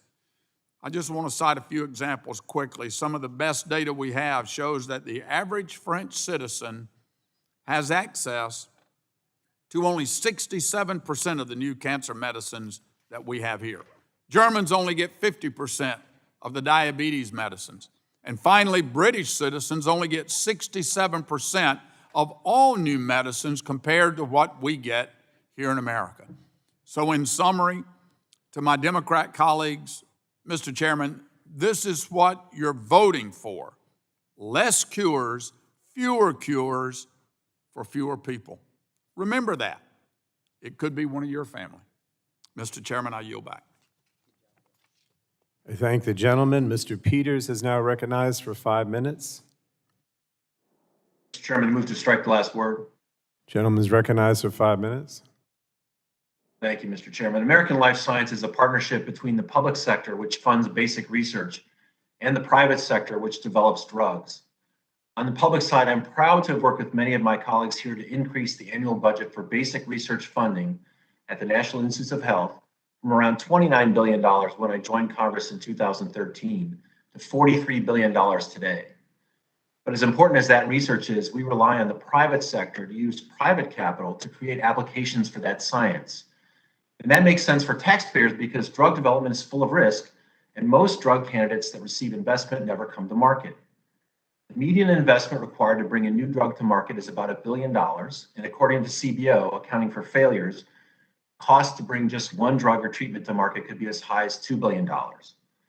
Those private investments are substantial. In 2018 alone, according to Research America, private investment funded $102 billion of U.S. drug development, dwarfing the $40 billion budget, the NIH, plus anything we're talking about for ARPA-H, which I support, and without risk to the American taxpayer. Now, what would be the effect on future investment of the price-setting mechanisms in the bill before us today? Well, let's listen to the investors themselves. In a September 8th letter to the President and congressional leadership, over 400 individual biotechnology investors, not big biopharmaceutical companies, by the way, gave us testimony as follows, and I'll quote it. Quote, Congress is considering allowing the government to dictate the price that a company may charge for a novel drug with the threat of ruining the company financially with a 95% tax should the company refuse to accept the government's price. Such draconian measures would immediately halt private funding of drug discovery and development. As an industry, we would no longer be able to infer what insurance plans might value and pay tomorrow from what they value and pay today, which is the premise of a market economy. Unpredictable government-dictated prices would supplant the current market-based framework that inspires biomedical R&D investment. The investors among us would have to shift our investments toward areas still governed by markets, such as technology and consumer goods. Those companies with drug candidates in development would fail to raise more capital, making it pointless for them to spend existing dollars on ongoing research. The loss of hundreds of thousands of well-paying jobs would be swift, although it may take longer for the public to sense the loss of future treatments and cures. Some may think NIH funding will be sufficient to fund continued R&D. The NIH is a crucial funder of basic research that provides the ideas for what kinds of drugs might be possible. Translating those ideas into actual medicines is almost entirely driven by the private sector and makes all that basic research worth funding in the first place. End quote. Now, it's not just investors who have raised the alarms about lost cures, it's also patient advocates from the Alliance for Aging Research, the American Autoimmune-Related Diseases Association, the American Behçet's Disease Association, the HIV and Hepatitis Policy Institute, and I personally heard opposition to the HR3 funding mechanisms or taxing mechanisms from Lupus Foundation of Southern California, Epilepsy Foundation of San Diego County, Alzheimer's Association, and Autism Society San Diego. Another problem with the proposed approach is access. Other countries save money on medicines by severely limiting who can have access to drugs in order to cut down on costs. That's why the National Council on Disabilities opposes the use of international reference pricing in HR3. And of course, the economic impact. As we discussed in this very markup, reshoring parts of our supply chain back to the US, we should avoid scaring off existing jobs in American science. And for me, probably not surprisingly, it hits home. According to the San Diego Economic Development Corporation, the life sciences industry and directly employs about 27,000 San Diegans across nearly 1,000 firms, and about 2/3 of those jobs are in research and development. We want API to be made here. We've said that today. By the same token, we want the talent and know-how that has developed therapies and cures in the amazing COVID-19 vaccines right here in America to stay right here in America. People are demanding lower out-of-pocket costs for their medicines. We have promised lower out-of-pocket costs, and we should deliver. I have no disagreement with any of my colleagues on that. We have to lower out-of-pocket costs for patients and preserve the American ecosystem of private investment innovation. And that's the proposal I'll advance today. If we only lower the cost of existing drugs and cut the legs out from the private sector ecosystem that develops new medicines, we will be having hearings in the coming years in this committee about how to induce this brainpower research and development back to our shores. This bill can be fixed. It needs to be. I hope my colleagues on both sides will consider a different approach, one that protects both our patients and our future. Mr. Chairman, before I yield back, I ask unanimous consent to add to the record a letter of September 8th from approximately 400 investors led by Peter Kolchinsky to President Biden and congressional leadership. Your staff got that yesterday, and I yield back. Thank you, Mr. Peters. If we could get a copy of that, or we already have it, I don't know, and we'll look at it and then come back as to inserting it into the record. Thank you. Do we have a Republican? Do we? Mr. Bouchon is next. Mr. Bouchon is recognized for 5 minutes. Thank you, Mr. Chairman. And I'm not going to repeat what some of my colleagues have said. I want to associate myself with Mr. Upton, Mr. Johnson, and Mr. Peters. I think all of the salient points have been made. For me as a physician, access is critical. And I think the point has been made that access to current medications that might go away if you set it, this type of a price fixing scheme for current medications is frightening. It has been pointed out that the other countries in Europe don't have access to these medications. And that will happen here. And then again, as was just recently pointed out, future innovation and development of pharmaceuticals by the private sector will be stymied if we use this type of price fixing scheme. Look, when the Trump administration proposed international price indexing, I was one of the few Republicans who stuck my neck out against it. Fortunately, I was subsequently followed by most everyone on Capitol Hill in a bipartisan way.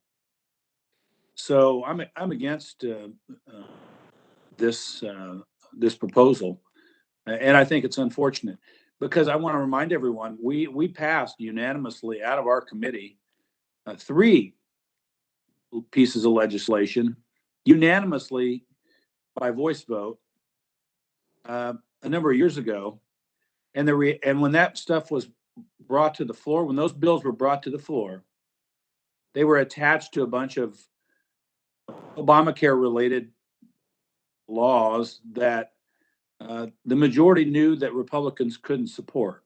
And so why did that happen?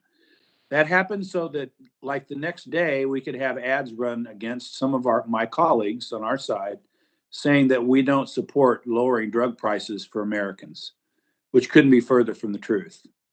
So it's completely political. And now, after years of working on this issue in a bipartisan way, now we have a partisan piece of legislation being rammed through Congress that's being written in the Speaker's office, essentially, and ignoring all of the work we've done really for years and years. H.R. 19 has been pointed out. I won't continue to belabor that point. But these problems can be solved. We all want the prices to go down. But if we do this, the free market, our free market economy will respond. That's the other thing I think that people don't sometimes realize is when government makes one move, it's like a chess game. The private sector will not just sit on their hands. They will respond. And in many ways, you found that out with Obamacare. We can mandate insurance companies cover people regardless and take away all of the work actuaries have done and not allow insurance companies to assess risk.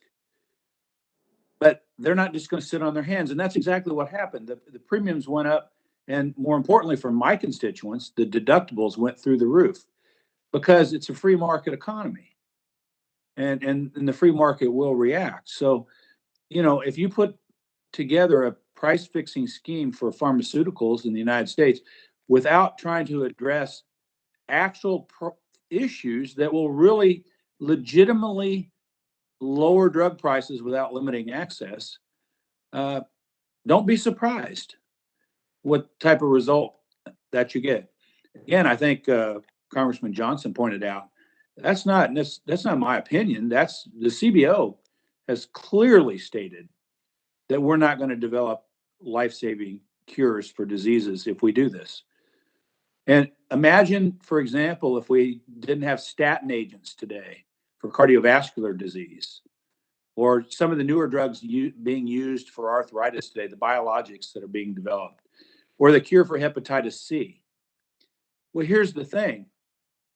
We don't know what the next life-saving or life-changing drug is. You don't know until the research develops it. And so that won't happen under this bill. I'm strongly opposed to this, and I think all of my colleagues should be also. I yield back. I thank Mr. Bouchon, and I'm going to yield myself such time as I may. I'm going to yield myself 5 minutes to speak. Basically, what I want to do is address my colleagues on the Democratic side who have expressed reservations regarding the drug pricing measures we're considering today. And I want to say that I hear your concerns, and I pledge to work with you to address them. But I would urge you to join us today to vote this bill out of committee and to keep this process moving forward. There's a real opportunity here to include drug pricing reform in the bill that the president is asking us to pass. We've elected a Democratic president with a mandate to build back better, to create a more inclusive and equitable economy, one that lifts up working Americans by cutting their taxes and lowering their costs. And House Democrats have put forward an ambitious agenda to meet President Biden's call. In the Energy and Commerce Committee, a priority is to deliver on prescription drug pricing reform. Last Congress, we promised Americans that we would bring about meaningful reforms to reduce drug prices. We all pledged to do this when we passed H.R. 3 three times last Congress, once in this committee, and again twice on the House floor. And I don't think we can fail the American people who are struggling under the crippling weight of astronomical drug prices that rise year after year. And I really believe the current system is not sustainable. I think we can all agree on that. We can't have a system that continues to allow drug manufacturers to charge whatever they want at the expense of American families. Now, I know that Mr. Peters is going to offer a substitute today, and he has agreed to withdraw it after we debate it, and I appreciate that. But I want him to understand why I can't support that alternative. There are many good policies in his proposal and many areas of commonality, but it unfortunately doesn't go far enough to address the unsustainable cost of prescription drugs, particularly for those drugs with no competition. We have to have a Medicare drug negotiation for high-cost drugs with no competition, and we have to have a negotiation framework that will get us results. We have to have a bill that will make a meaningful difference in the lives of our constituents by significantly lowering their prescription drug costs. I also think that this committee has a responsibility to help pay for the important health coverage policies included in the other committee prints that we've considered here today and over the last 3 days. As many members have made clear, we should be reinvesting in our healthcare system and offsetting some of the costs related to expanding access to coverage for those who need it. So let's not forget that beyond lowering the price of prescription drugs, we're making important investments in our healthcare system through this title, and this is a major way to pay for it. But beyond these important principles, I just want to stress again, I'm more than willing to work with my colleagues to strike the right balance, and here's what I propose to my Democratic colleagues who have reservations on the drug pricing measure. Vote for the bill before us today. It's the language of H.R. 3, which, as I said, has previously passed the House many times and has long been advocated by the Democratic Party, either in our platform or when we ran previously. Vote to move forward today. Vote to continue the conversation. And in exchange, I pledge to work with you to address your concerns before the floor. My staff stands ready to work with you. I promise that your voices will be heard either with a seat at the table or through me. And ultimately, we all want the same things, which is meaningful drug pricing reform that can pass the US Senate and get sent to the president's desk. I think that is going to be achieved. I know my Republican colleagues, don't like the process. I'm not going to, debate that today. But I do believe that we are going to have a reconciliation bill that is going to be also moved with the Senate bipartisan infrastructure bill. I don't know how big it will be, but I know it is going to have drug pricing reform.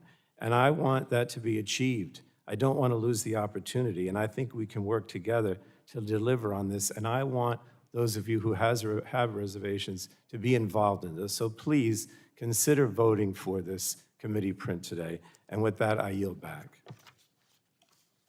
Do we have a Republican who wants to speak on the underlying bill?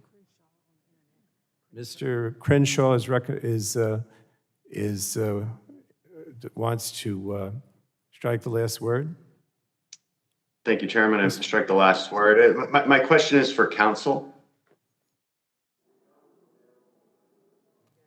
Okay, go ahead, Dan. Regarding section 1194B, how much negotiation is allowed by the underlying legislative text? How much legislation is allowed by the legislative text? Will the council answer Mr. Crenshaw's question if you can? Sure. In terms of 1194B, the secretary has the authority to select up to no fewer than 25 negotiation eligible drugs in the first year.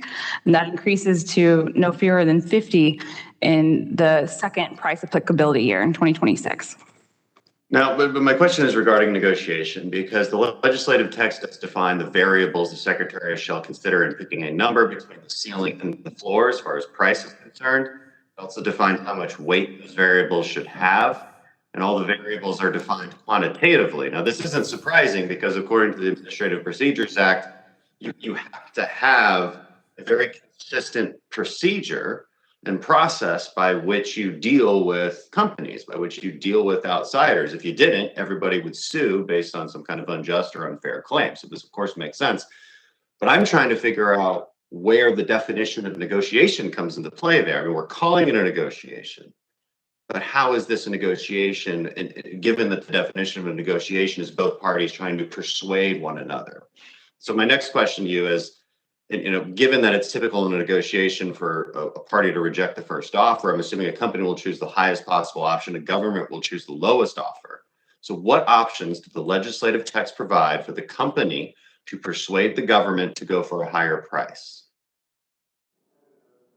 Congressman, I would point you to section 1196, which requires the secretary to establish procedures to govern the negotiation. But the negotiation itself will take over a period of time, in which during that time the secretary and the manufacturer can continue to negotiate back and forth over a period of time.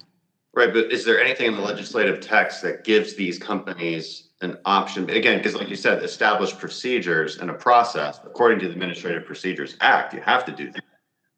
But what negotiation is there? What tools does the company have to persuade? Is there anything in the legislative text that would indicate that? Because there is for the government. There's a number of considerations that are laid out in the text under the considerations on page 28 and 29. It lists manufacturer-specific information on alternative products, foreign sales information, and the additional information that the manufacturer would like to provide that could be helpful to the negotiation. Okay, and this is my point. What you're describing is an application process. You're not describing a negotiation. You're describing an application process, which again is not surprising given the Administrative Procedures Act. What options does the legislative text provide for the government to persuade the company to go for a lower price? Now here, I think there's quite a bit. Again, Congressman, the terms in terms of the negotiation process are laid out in the text. Should a manufacturer offer the lowest price available in the 6 countries applicable, then the Secretary shall accept that price. Okay. Once the secretary provides these procedures, establishes these processes, is there anything in the legislative text that provide the secretary the ability to deviate from the formula and methodology? I mean, obviously, if it's a negotiation, then the secretary would have the option to deviate given the subjective nature of a negotiation. So is there anything in the legislative text that would allow them to do that once the processes are established? I think that would depend on the processes that are established under Section 1196, the administrative duties that would be required to be set up through rulemaking beforehand. Okay, look, the point I'm trying to, thank you, counsel. The point I'm trying to make here is this is clearly not a negotiation. It's being labeled as a negotiation. And we talked about Pfizer a minute ago where, well, look, that was a great example of a public-private partnership in a negotiation. Worth noting, it happened without HR 3, everyone. Worth noting that. Also worth noting that if Pfizer had not taken that price, the government wouldn't have had the option of taxing them 95% of their revenues. That's not a negotiation. That's holding a gun to somebody's head and saying, if you don't do this, we'll put you out of business. It's not a negotiation. That's not a fair way to characterize this bill. And yet that is the main characterization that has occurred with HR 3. But it is not that at all. The legislative text is very clear that you set up a process, which is basically an application process for these companies to get the price and for the government to accept it. And if they don't feel like accepting it, well, then they tax 95% of the revenues. Not a negotiation. I yield back. Thank you, Mr. Chairman. The gentleman yields back. Mr. Sarbanes is recognized for 5 minutes. Thank you, Mr. Chairman. Actually, I'm going to restrain myself. I just wanted to observe that the public cannot figure out why we can't get this done. I mean, they've been asking us to do it for 1,000 years. They really think the fix is in, and I don't blame them for that. So we have an opportunity here to respond to the great, great majority of people out there who don't buy the argument that they can't get prices at a reasonable price without giving up on good American research and development, because I just don't think that argument holds water broadly.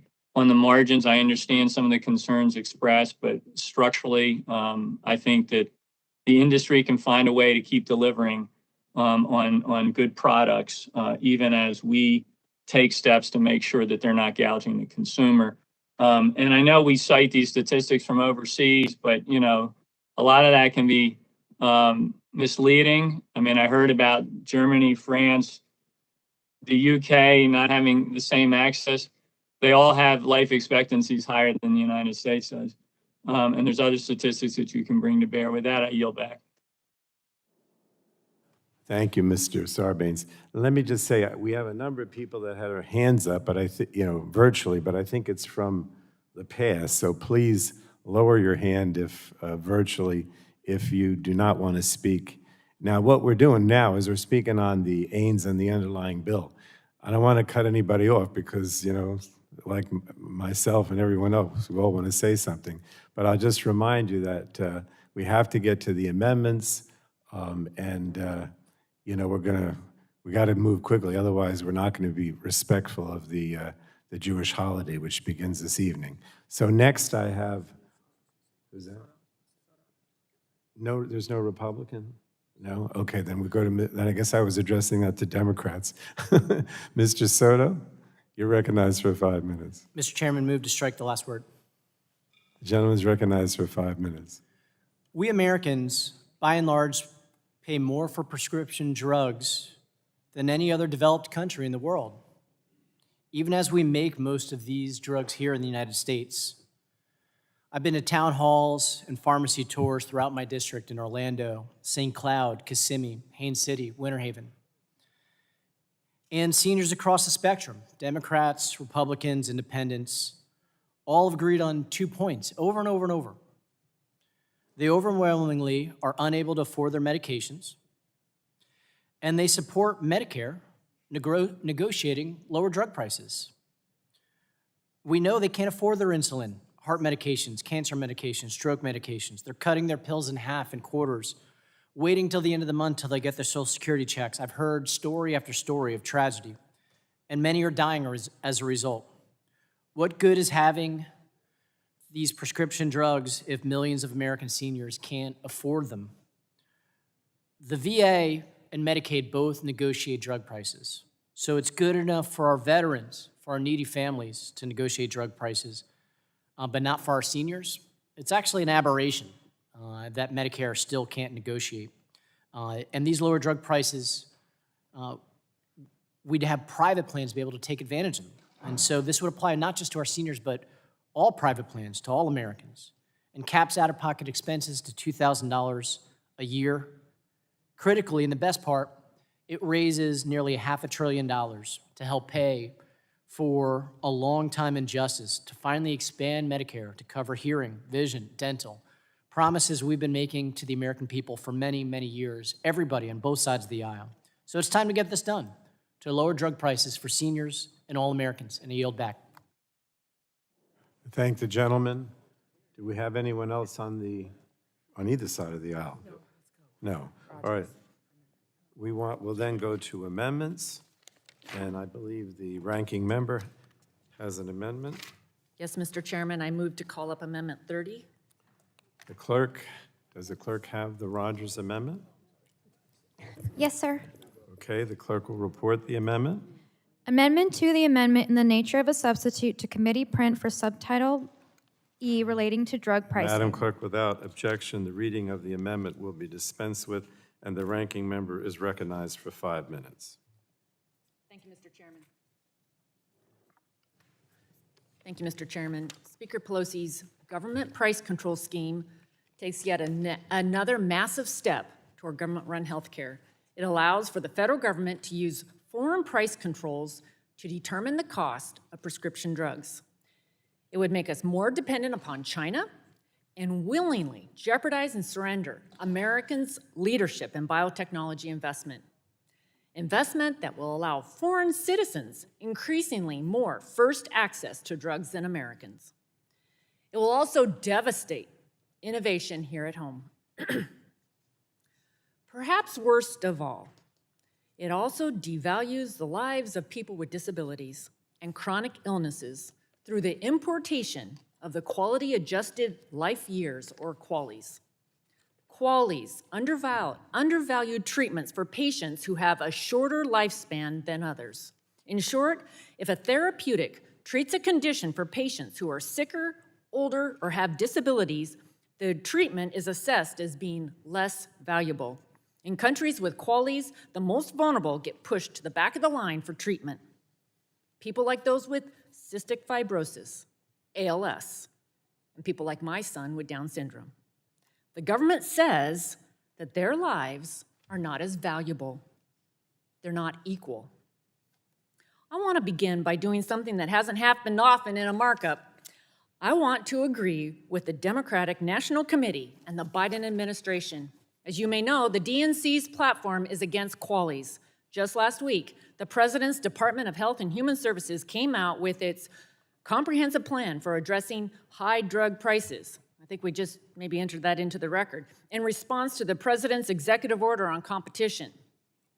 The report states, and I quote, "There are important concerns about the equity implications of certain methodologies, such as quality-adjusted life years, QALYs, for people of all ages with disabilities and chronic conditions.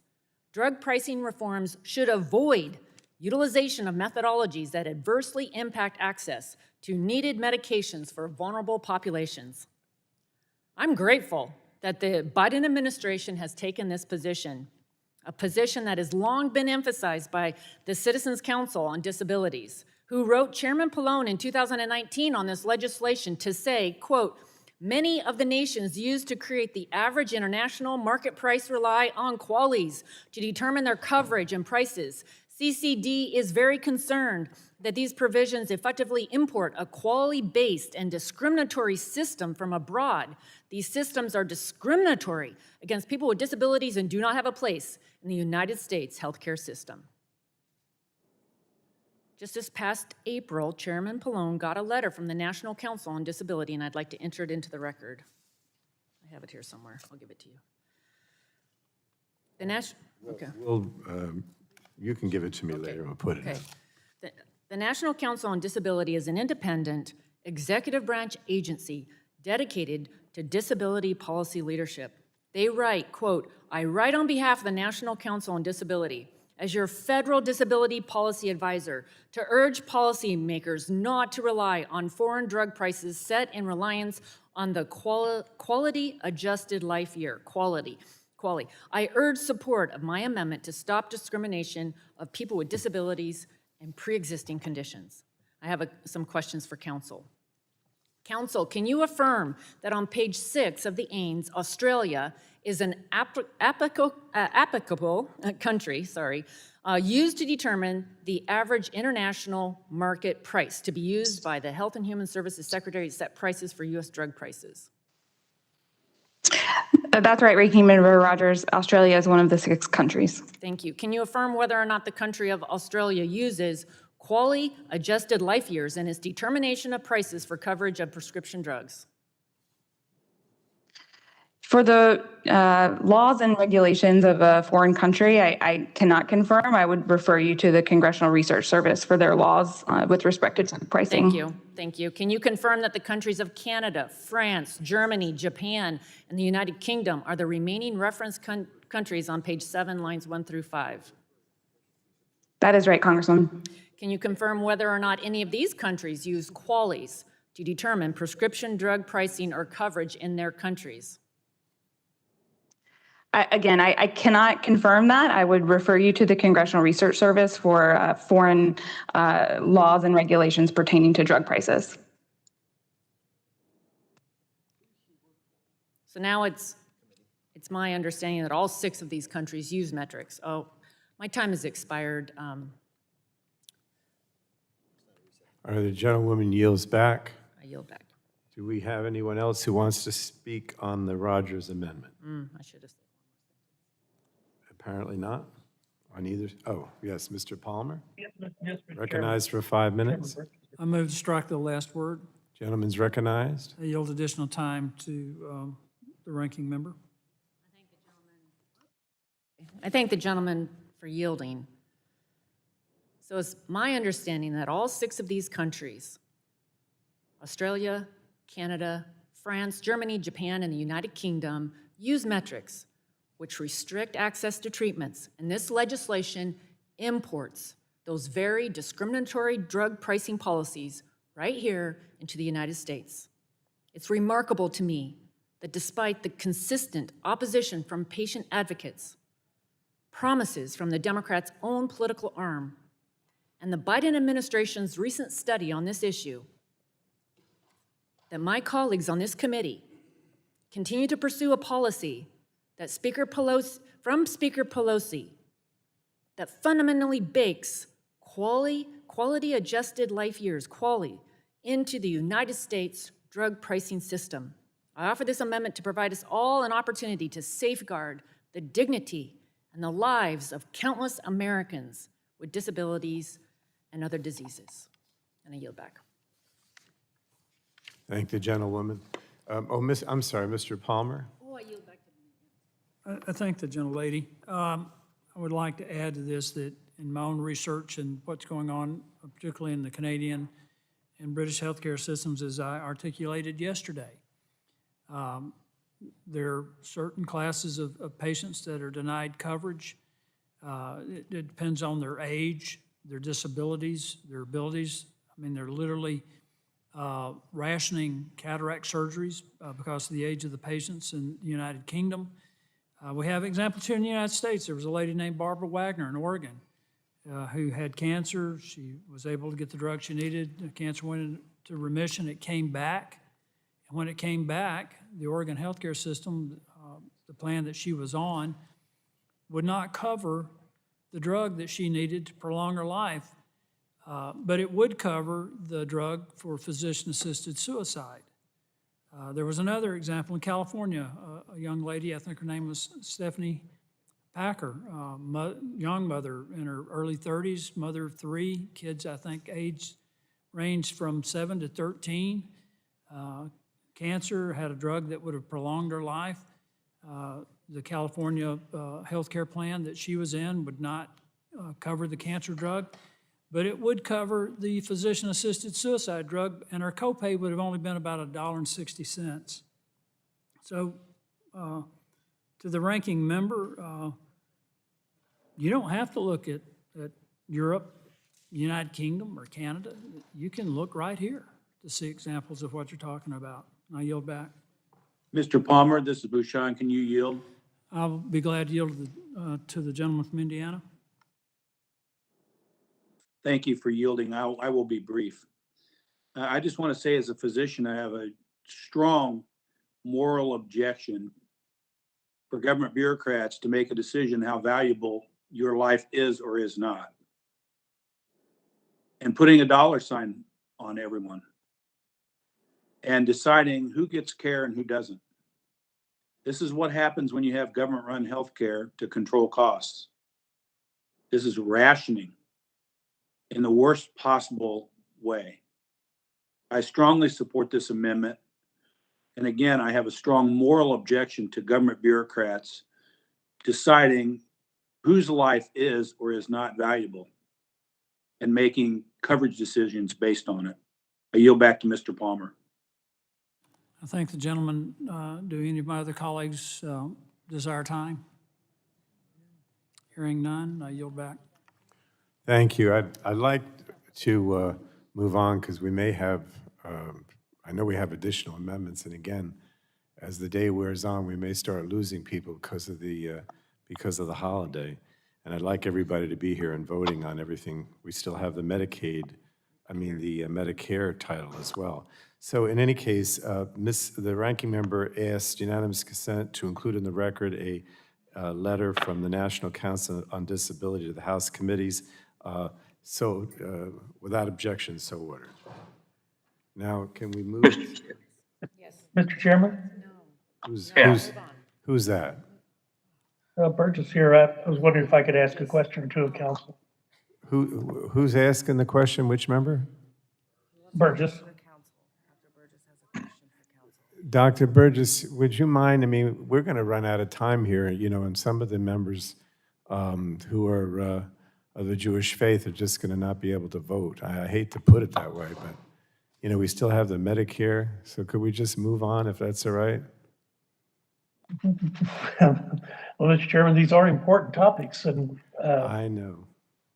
You're running the committee. You're All running right, the show. all right. I yield to the gentleman. It's your how you right. wanna do it. It's your right to ask a question. Go ahead. The gentleman's recognized for 5 minutes. Wait a minute. I've got incoming information. Yes? You don't want me to ask questions of council anymore? Okay, Mr. Chairman, I will reluctantly yield back. These were terribly important questions, but we'll leave them for the Rules Committee. Thank you. I'll yield back. All right. Mr. Chairman, Dr. Dunn. Yes, Dr. Dunn. Mr. Chairman, Dr. Dunn, I would like to, I feel moved to speak on this rather important subject. You better call Dr. Dunn. Gentleman is recognized. I said you better call Dr. Dunn because he's Yeah, I'm going to be on. I won't take all the time. So, Mr. Chairman, I move to strike the last word and speak in support of the amendment. I wholeheartedly support this amendment and encourage my colleagues to do so. Quality, adjusted life years, and other similar measures that seek to assign a relative value to an individual's life have no place in the American healthcare system. This is personal to me. I'm a surgeon of 35 years. In nations where qualities are used to inform coverage decisions and treatment that extends the life in a chronically ill or disabled patient is deemed worth less to society than treatment that restores health to young, healthy patients. I remind committee members, we are all dying. No one gets out of this life alive, and tomorrow is promised no one. American innovations brought our medical armamentarium many remarkable therapies. Some are curative, others add longevity or quality of life. American patients should have access to all effective drugs. Our constituents want their doctors to come to their bedside and practice medicine, not public policy. They want the same measure of care for their child born with a disability as they do for a child born healthy. They want it for their mother as much as they want it for themselves. For a doctor to do less than this is dehumanizing. To arbitrarily assign greater value to one person's life than another is a fundamentally anti-American concept and flies in the face of our most sacred founding principles. We should reject all assessments of the value of human life by bureaucrats, period. Importing this type of socialist thinking is a grave mistake, denial of our humanity. With that, Mr. Chairman, I encourage all of my colleagues in the strongest terms to reject all forms of quality style metrics and support this amendment. I yield back. Gentleman yields Mr. back. Chairman, but I'd like to clarify for the record, Mr. Chairman. Mr. Cardenas? Yes, I'd like to clarify for the record. There might have been some miscommunication. I heard you, as the chairman, encourage Mr. Burgess, if he would forego his questions. However, then I heard you recognize him for 5 minutes, then I heard him. Mr. Cardenas, look, I need it clarified for the record. What took place, please? This is a free country. You have the right to ask a question if you want to. Mr. Burgess decided not to because I and someone else. I would like a clarification from Mr. Burgess if he realized that he was recognized for 5 minutes, because I heard a dialogue from him that as though he was asked not to speak. He was asked not to, and he yielded back. But I'm not going to preclude anybody who wants to be heard. I'm sorry, Mr. Chairman. I'm sorry, Mr. Chairman. I would like Mr. Burgess Chairman, to clarify. just so the gentleman from California is clear, I didn't realize the questions had already been asked by the ranking member. So in order to avoid a duplication and being embarrassed, I withdrew the questions. Thank you so much to my colleague for clarification. Thank you so much. All right, I want everyone to understand, we're not stopping you from asking a question. It's just that we're going to run out of time because of Yom Kippur, okay? And then we don't want people to not be able to participate. Okay, now I'm going to move to the Rogers Amendment unless anyone else has their hand up virtually or otherwise.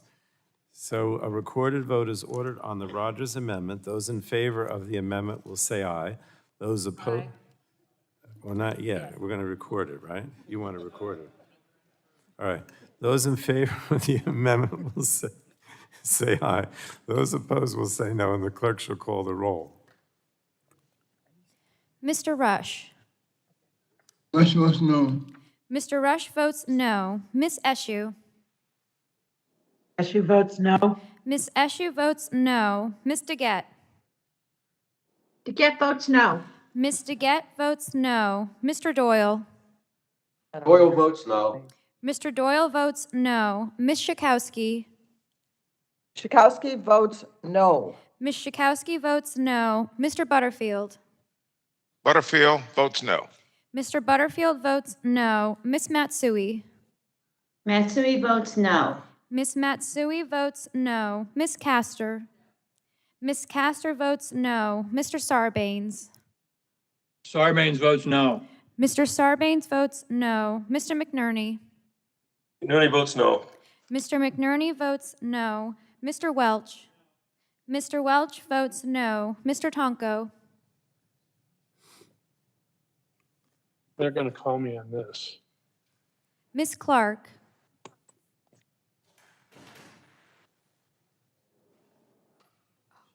Mr. Schrader. Schrader from Oregon votes no.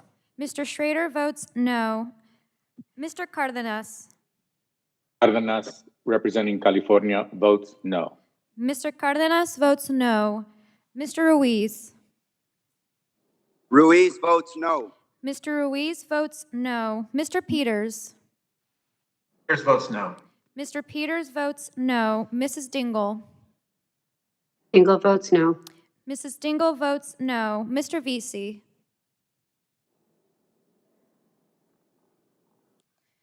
Ms. Custer. Ms. Custer votes no. Ms. Custer votes no. Ms. Kelly. Kelly's a no. Ms. Kelly votes no. Ms. Barragan. Barragan votes no. Ms. Barragan votes no. Mr. McEachin. McEachin of Virginia votes no. Mr. McEachin votes no. Ms. Blunt Rochester. Blunt Rochester votes no. Ms. Blunt Rochester votes no. Mr. Soto. Mr. Soto votes no. Mr. O'Halloran. O'Halloran votes no. Mr. O'Halloran votes no. Ms. Rice. Rice votes no. Ms. Rice votes no. Ms. Craig. Craig votes no. Ms. Craig votes no. Ms. Schreier. Schreier votes no. Ms. Schreier votes no. Ms. Trahan. Trahan votes no. Ms. Trahan votes no. Ms. Fletcher. Fletcher votes no. Ms. Fletcher votes no. Mrs. Rogers. Mrs. Rogers votes aye. Mr. Upton. Upton votes aye. Mr. Upton votes aye. Mr. Burgess. Burgess votes aye. Mr. Burgess votes aye. Mr. Scalise. Scalise votes aye. Mr. Scalise votes aye. Mr. Latta. Mr. Latta. Latta votes aye. Mr. Latta votes aye. Mr. Guthrie. Thank you.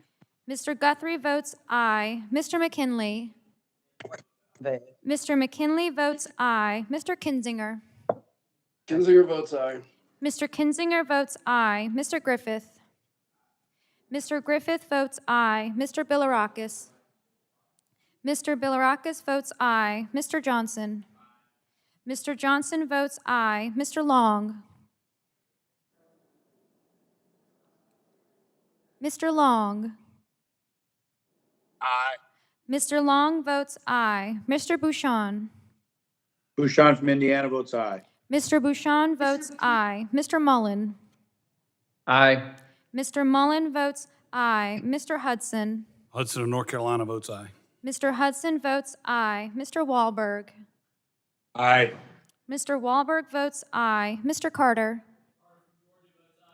Mr. Carter votes aye. Mr. Duncan. Mr. Duncan from South Carolina votes aye. Mr. Duncan votes aye. Mr. Palmer. Mr. Palmer votes aye. Mr. Dunn.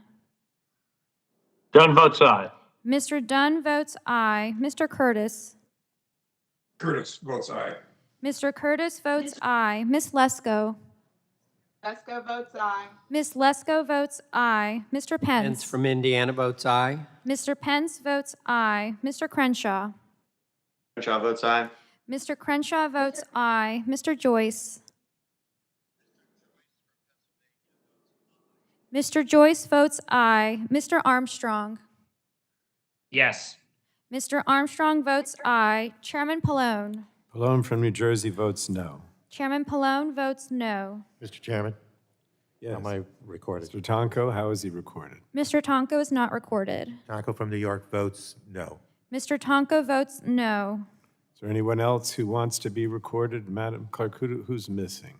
Ms. Clark is not recorded, and neither is Mr. Vesey. Are they available to our knowledge? No? Those are the only two? Yes, sir. All right. The clerk will report the tally on the Rogers Amendment. On that vote, Mr. Chairman, the yeas were 26 and the nays were 30. Okay, the vote on the Rogers Amendment is 26 ayes to 30 noes. The amendment is not agreed to. Now, we have more amendments to the Mr. Chair. amendments in nature of a substitute. Here we go. Mr. Chair, Yes. I have an amendment at the desk. Mr. Guthrie. Amendment 28. Have that one, Madam Clerk? Yes, sir. All right, the clerk will report the Guthrie Amendment. Amendment to the amendment in the nature of a substitute to committee print for Subtitle E relating to drug pricing offered by Mr. Guthrie of Kentucky. And Madam Clerk, without objection, the reading of the Guthrie Amendment will be dispensed with, and the gentleman is recognized for 5 minutes. Thank you, Mr. Chairman. This amendment is about the rebate rule in insulin. We had a hearing last Congress, and we had insulin manufacturers in this room, insulin manufacturers, we had PBMs, we had health insurance companies, we had retail pharmacists, and at the very end, we had someone who is diabetic who buys insulin. And the whole hearing was about the rising cost of insulin on the lady at the far, to my right, far end of the table. And as we're having the hearing, there was a whole group of people going back and forth of each level of the industry talking about rebates, discounts, all the other things that go on in the pharmaceutical world. But in the end, the lady that was diabetic said, well, all these discounts are out there, but I'm not seeing them. And then the argument was made by all the other groups sitting there that if the discounts and the rebates were passed on to the consumer, it would raise the price of health insurance for everybody else because that money would come out of the system and go to the consumer. And the majority here today is affirming that. So what President Trump did in the Trump administration said, not just for people that are diabetics, but rebate. The rebates within the pharmaceutical system will go to the consumer. So we've had a lot of talk back and forth. I think we had somebody say that 1 in 4 diabetics have to ration their medicine. So we've had a lot of talk today about making drug prices affordable for the people using the pharmaceuticals, the prescriptions. And we can do that. But part of this provision is to take $120 billion that we're going to go to the consumers and put that money back into the system so it can subsidize everything else. So the lady said, the lady who was diabetic finally said, I figured out sitting here that because the diabetics are subsidizing everything else. And that's exactly what the provision in this bill does. It takes the money, the rebates that we're going to go to the consumer and puts them back into the system and spends it on other things. And so I know that Dr. Burgess has worked on this very strongly. He talked about it earlier. What my amendment does, it doesn't repeal the entire rebate, taking the rebates from the consumers back into the system, but what it does exempt diabetics or people who purchase insulin. So insulin is exempted from this undoing of the rebate rule, so it will make insulin more affordable, money will go into the pockets of the diabetic, and they won't be subsidizing other spending. And that is what my amendment does, and I will, if nobody wants my time, I'll yield back. Thank you, Mr. Guthrie. Does anyone else want to speak on the Guthrie amendment? Hearing none, we'll go to a recorded vote. Mr. Chairman? Ms. Rogers? I'd like to strike the last word. Yes. The gentlewoman is recognized for 5 minutes. Mr. Chairman, I move to strike the last word and speak in opposition to this amendment. You are right, insulin costs way too much, and I am really glad that my Republican colleagues and Mr. Guthrie agree with that sentiment. And I get that the goal here is to make insulin more affordable. And as a person with type 1 diabetes whose life depends on insulin, I'm very grateful. This issue is really personal to me. In fact, the cost of my insulin, and I'll show you the size of the bottle here. This is the same type brand I've used for the past 25 years, and it's increased from less than $40 a bottle to over $300. And that's for a 10 milliliter bottle. This is 2 teaspoons of medication, and that's less than 1 month's supply for most of us. Now, as Mr. Welch noted way back at the beginning of this discussion, there is just no plausible reason for such egregious price increases other than corporate greed. There is no explanation. And that's why the proposal in this amendment is just the wrong way to address insulin pricing. It allows insulin manufacturers to continue to raise prices with impunity, knowing that all of us will just continue to pay it in one form or another. And it rewards that greed. It feeds that greed rather than stopping it. And the underlying bill is the way to bring costs down for patients. It gives Medicare the power to negotiate lower prices so that Americans can afford the medications they need. And frankly, it slaps the hand of the manufacturers who are gouging American consumers rather than rewarding them. Insulins, I should note, are at the top of the list for the medications to be negotiated. So I would recommend a no vote on this amendment and yes on the underlying bill. Thank you, and I yield back. I thank the gentlewoman. Is that it? We can go to a vote on the Guthrie amendment? Okay. A recorded vote is ordered on the Guthrie amendment. Those in favor will say aye. Those opposed will say no, and the clerk shall call the roll. Mr. Rush. Rush votes no. Mr. Rush votes no. Ms. Eshoo. Eshoo votes no. Ms. Eshoo votes no. Ms. DeGette. I'm out. DeGette votes no. Ms. DeGette votes no. Mr. Doyle. Doyle votes no. Mr. Doyle votes no. Ms. Schakowsky.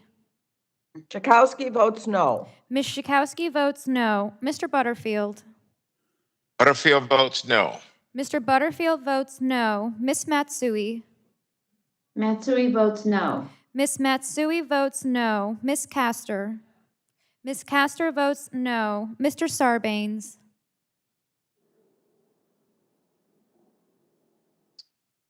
Mr. McNerney. McNerney votes no. Mr. McNerney votes no. Mr. Welch. Mr. Welch votes no. Mr. Tonko. Tonko of New York votes no. Mr. Tonko votes no. Ms. Clark. Mark of New York votes no. Ms. Clark, I'm having Clark trouble of New seeing York you. votes no.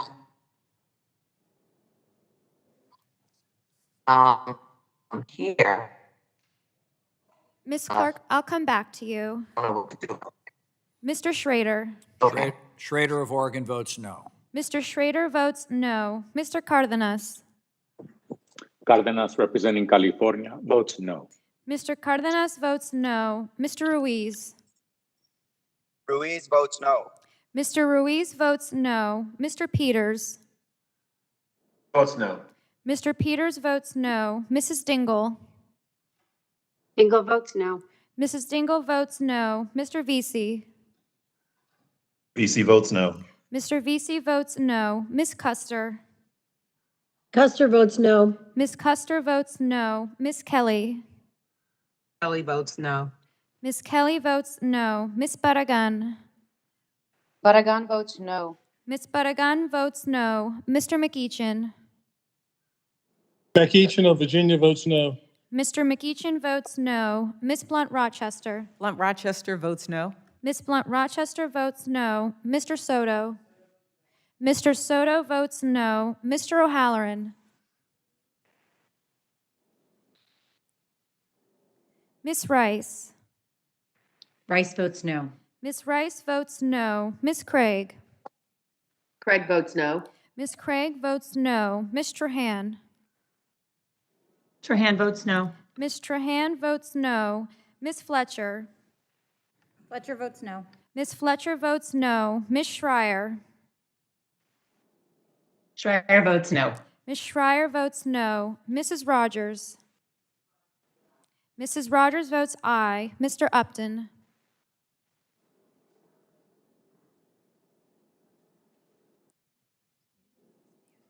Votes aye. Mr. Upton votes aye. Mr. Burgess. Votes aye. Mr. Burgess votes aye. Mr. Scalise. Mr. Scalise votes aye. Mr. Scalise votes aye. Mr. Latta. Latta votes aye. Mr. Latta votes aye. Mr. Guthrie. Mr. Guthrie votes aye. Mr. McKinley. Mr. McKinley votes aye. Mr. Kinzinger. Kinzinger votes aye. Mr. Kinzinger votes aye. Mr. Griffith. Mr. Griffith votes aye. Mr. Bilirakis. Mr. Bilirakis votes aye. Mr. Johnson. Mr. Johnson votes aye. Mr. Long. Aye. Mr. Long votes aye. Mr. Bouchon. Bouchon from Indiana votes aye. Mr. Bouchon votes aye. Mr. Mullen. Aye. Mr. Mullen votes aye. Mr. Hudson. Hudson of North Carolina votes aye. Mr. Hudson votes aye. Mr. Wahlberg. Aye. Mr. Wahlberg votes aye. Mr. Carter. Mr. Carter votes aye. Mr. Duncan. Mr. Duncan of South Carolina votes aye. Mr. Duncan votes aye. Mr. Palmer. Mr. Palmer votes aye. Mr. Dunn. Dunn votes aye. Mr. Dunn votes aye. Mr. Curtis. Curtis votes aye. Mr. Curtis votes aye. Miss Lesko. Lesko votes aye.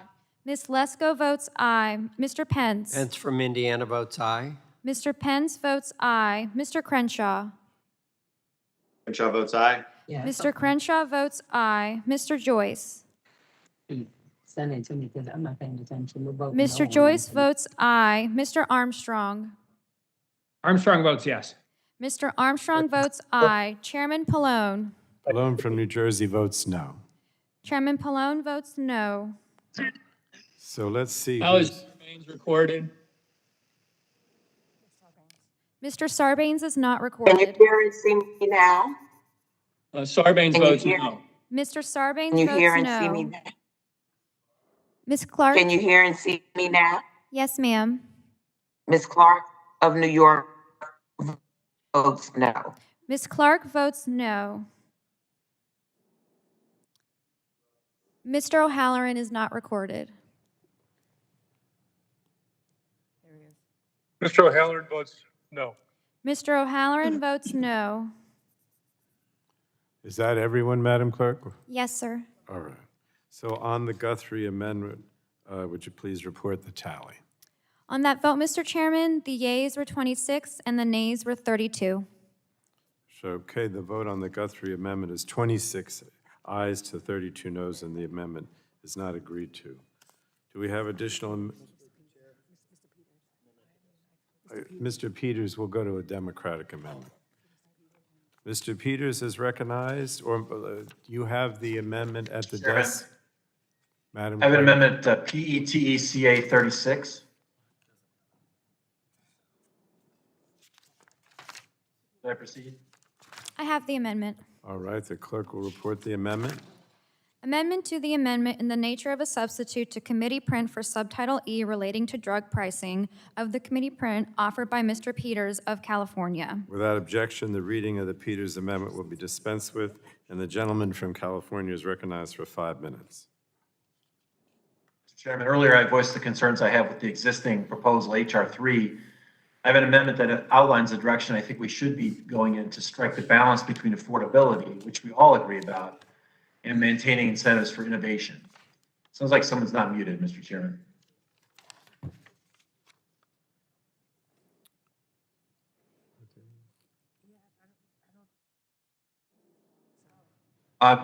This amendment is from the bill I introduced with Mr. Schrader, and I thank him for his hard work on it. The amendment does three main things to lower drug prices for consumers, which should be our top priority when approaching drug pricing reform. And so I don't forget it, the amendment ensures that no one pays more than $50 for insulin in a month. We enabled the Secretary of HHS to negotiate discounts of between 25 and 35% for drugs that are no longer have exclusivity and for which there is no competition in Medicare Part B. Why Medicare Part B? According to a study by Milliman, patients can face extreme costs for Medicare Part B medications. Among blood cancer patients, lymphoma patients, multiple myeloma patients, their costs are regularly in the tens of thousands of dollars for treatment. Spending on Part B anti-cancer therapies is significantly higher than spending on anti-cancer therapy in Part D in the first year after diagnosis. And for some of the most expensive leukemia patients, the difference in spending can be more than $100,000 from Part B to Part D. As we continue to see the introduction of biologics to treat and cure cancers and other highly complex diseases, we can expect Part B spending to increase. The cure for hepatitis C, which was mentioned, Sovaldi, came out at $80,000, a high price tag. Yes, but a money saver for the healthcare system on chronic treatments and liver transplants, even at that price. And as with Sovaldi, if there's competition, that competition should result in price reductions, in that case from $80,000 to less than $40,000 to cure hepatitis C, and that's the way the market is intended to work. When there's no competition, the government should not be held hostage by a market failure. We need to continue to reward innovation and encourage treatments in new treatments and cures, but we have to step in and address that market failure. My amendment strikes that balance by allowing negotiation on products that are off patent and which lack competition. Second, my amendment redesigns the Part D program to limit patient liabilities. Along the lines of the $2,000 cap in HR 3, we suggest $1,200 cap for seniors earning less than 300% of the poverty level, $1,800 for seniors earning between 300 and 400% of the poverty level, and a $3,100 cap for those above 400% of the poverty level. It offers high-cost patients the ability to smooth those payments over the course of a year.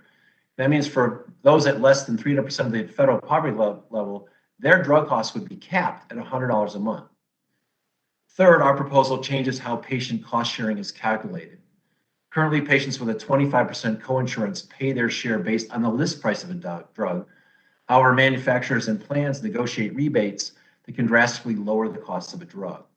For instance, earlier this year, Eli Lilly, in testimony before this committee, revealed that one of its insulin products has a $600 per month list price, but with rebates, the net cost is about $135.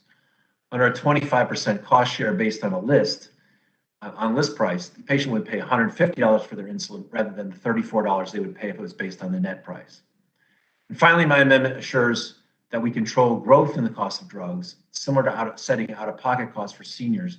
There's bipartisan agreement around this principle. The amendment would create an inflation rebate that would require manufacturers to rebate price increases that outpace inflation back to the government beginning in 2016. This creates downward pressure on the rate of growth in drug prices and will help continue to hold manufacturers accountable. Additionally, my amendment further holds manufacturers accountable by cracking down on anti-competitive practices like pay for delay, patent thicketing, and product hopping that prevent competitors from entering the market and bringing prices down. Put together, this amendment is a good deal for seniors and ensures that they are able to afford their drugs. It holds manufacturers accountable for excessively increasing prices and anti-competitive practices and allows the government to negotiate prices where the market has failed. And it does these things while continuing to allow the incentive in investment in innovative treatments and cures we need. I just want to disassociate myself from some of the things I heard the Republicans say about socialized medicine. They do not support these things. Some of these things are very, very much opposed by pharma. In fact, the clawback of profits from 2016 is the thing they hate second most about HR 3 after international reference pricing. But I want to work with my colleagues to get something that we can agree on that makes sense, that lowers drug costs, as we promised as Democrats, and also preserves innovation. Under an agreement with the chairman, after Mr. Schrader speaks to it, I plan to withdraw this amendment, but I'm committed to working together with you all to make a real difference for our constituents while maintaining American innovation and jobs. Thank you, Mr. Chairman. Thank the gentleman, and I appreciate he wants to withdraw, but I know that there are other, well, I could be wrong, but I think there are some other members that wanted to speak on it. Well, let's start with the Republicans. Is anyone on your side before he withdraws? But Mr. Schrader, you don't have to speak, but I thought your hand was Oh, I kind of would like to, yes. all right. Well, I want to thank you, Mr. Chairman. I rise to speak in support of my amendment with Mr. Peters. For many years now, I've been committed to addressing drug prices in a meaningful way. And Americans, regardless of political affiliation, have made it clear Congress has to actually act and get something done. The legislative process is intentionally deliberative, and there is demonstrated ability to address the high cost of prescription drugs in a bipartisan, bicameral fashion, and we have done so in a number of areas already. Last Congress, we took a partisan approach in this chamber to pass H.R. 3, despite bipartisan efforts in the Senate from both the Finance and Health Committees. While I reluctantly participated in that process, it was not without making clear my reservations for the mechanisms in the bill. Medicare should be able to negotiate drug prices, absolutely. We do so in Medicaid, we do so in the VA. But we should not be using an international pricing index or an excise tax that is so harsh that it hardly qualifies as negotiation, as we've heard, and according to the Congressional Budget Office, stifles innovation. With a 95% excise tax, industry would have to abide by whatever the Secretary's determination of price is or face going out of business.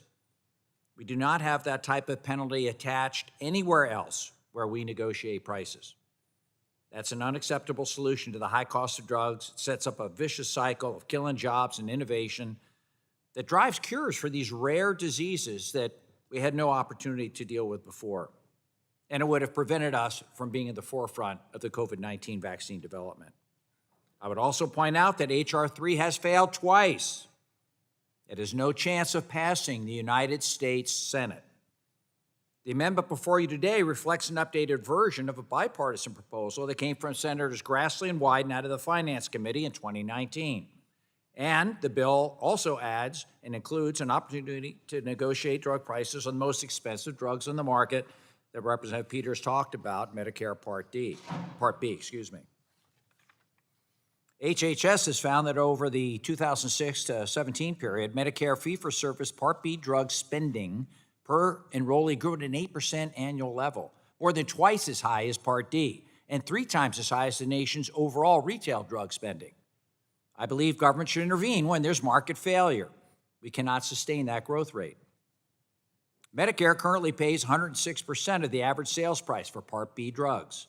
In our bill, it goes down to 65%. Already a guaranteed discount for those drugs outside of their exclusivity period. Since beneficiaries pay a coinsurance of 20% on these drugs, their savings would be life-changing for anyone needing to use any of these innovative drugs.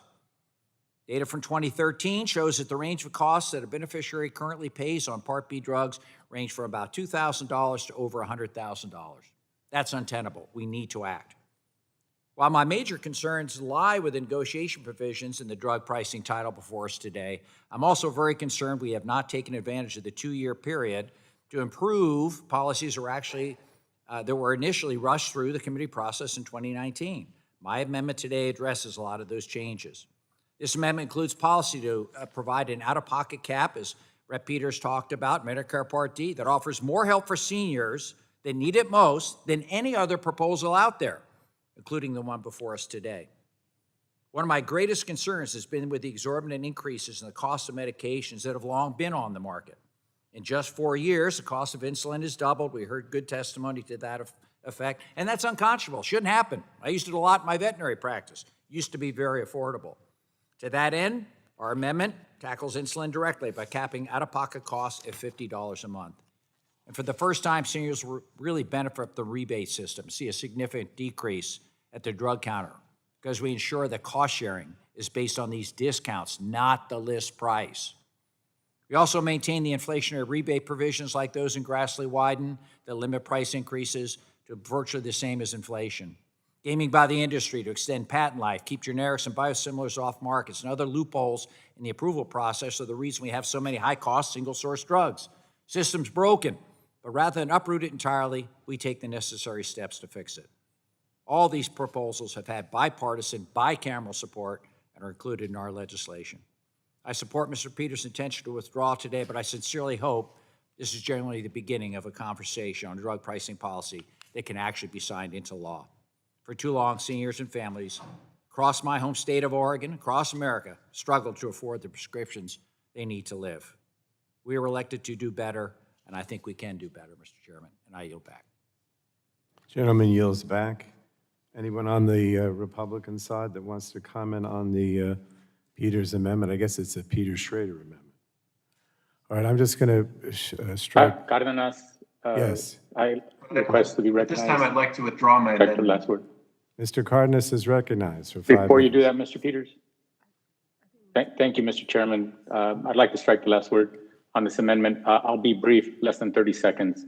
I just wanted to concur with everything that Mr. Peters and Mr. Schrader just spoke of, and to say that I agree with them that we all want to lower prescription drug costs to all Americans, and that we need to be very forthright about how we're going to make that happen.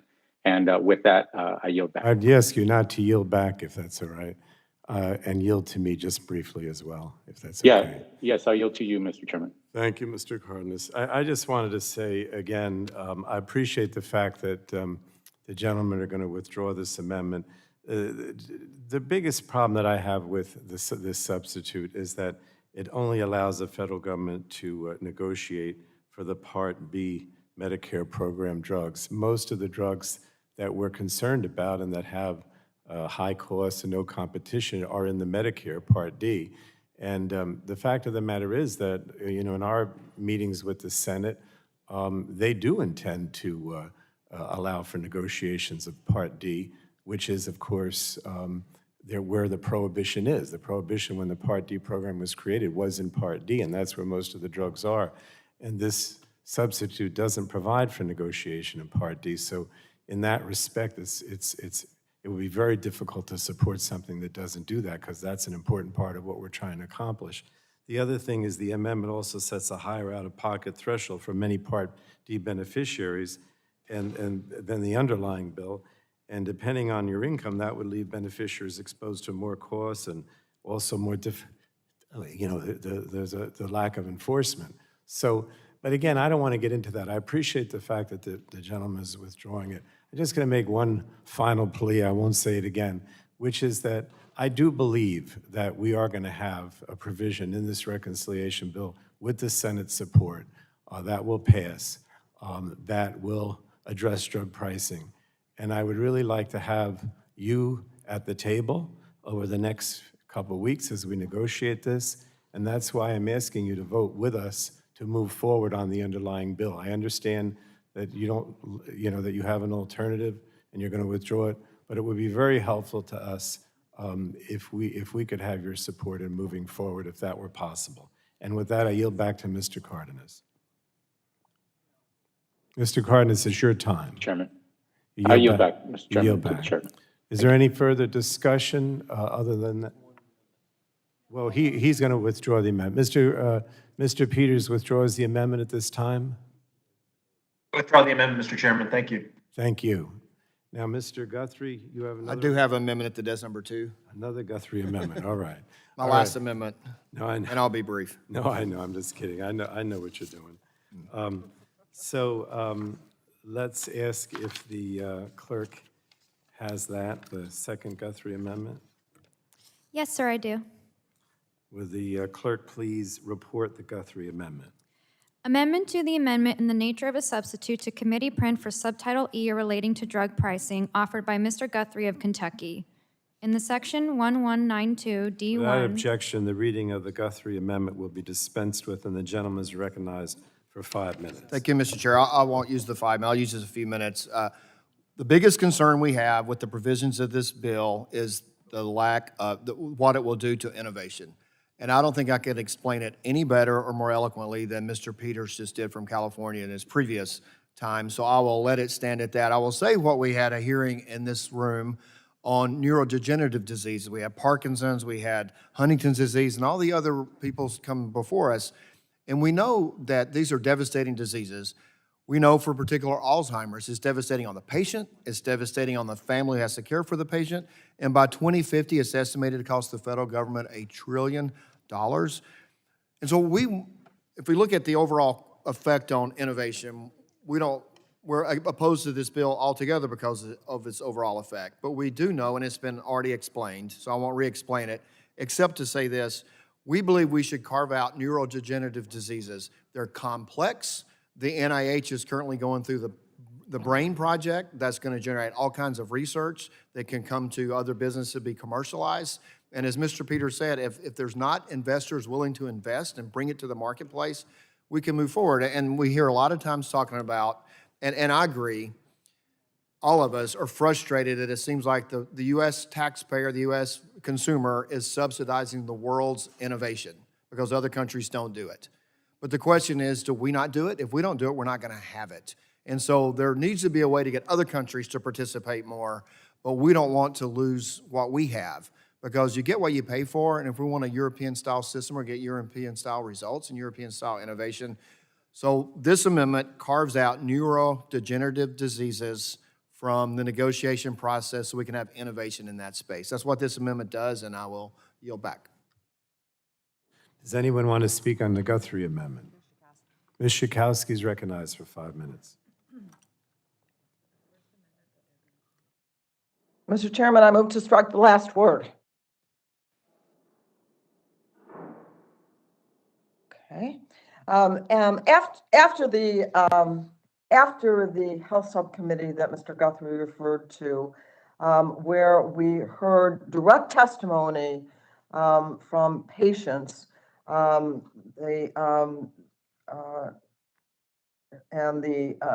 also from the FDA and the NIH, and all agreed that more must be done to improve access to safe and effective treatment, particularly for ALS. Nobody that was in that hearing room could listen to the powerful testimony of Brian Wallach and his wife Sandra from the organization I Am ALS, or any of the other witnesses from the other degenerative diseases, and walk away without considering the challenge that that is put in front of us in Congress. Unfortunately, this, what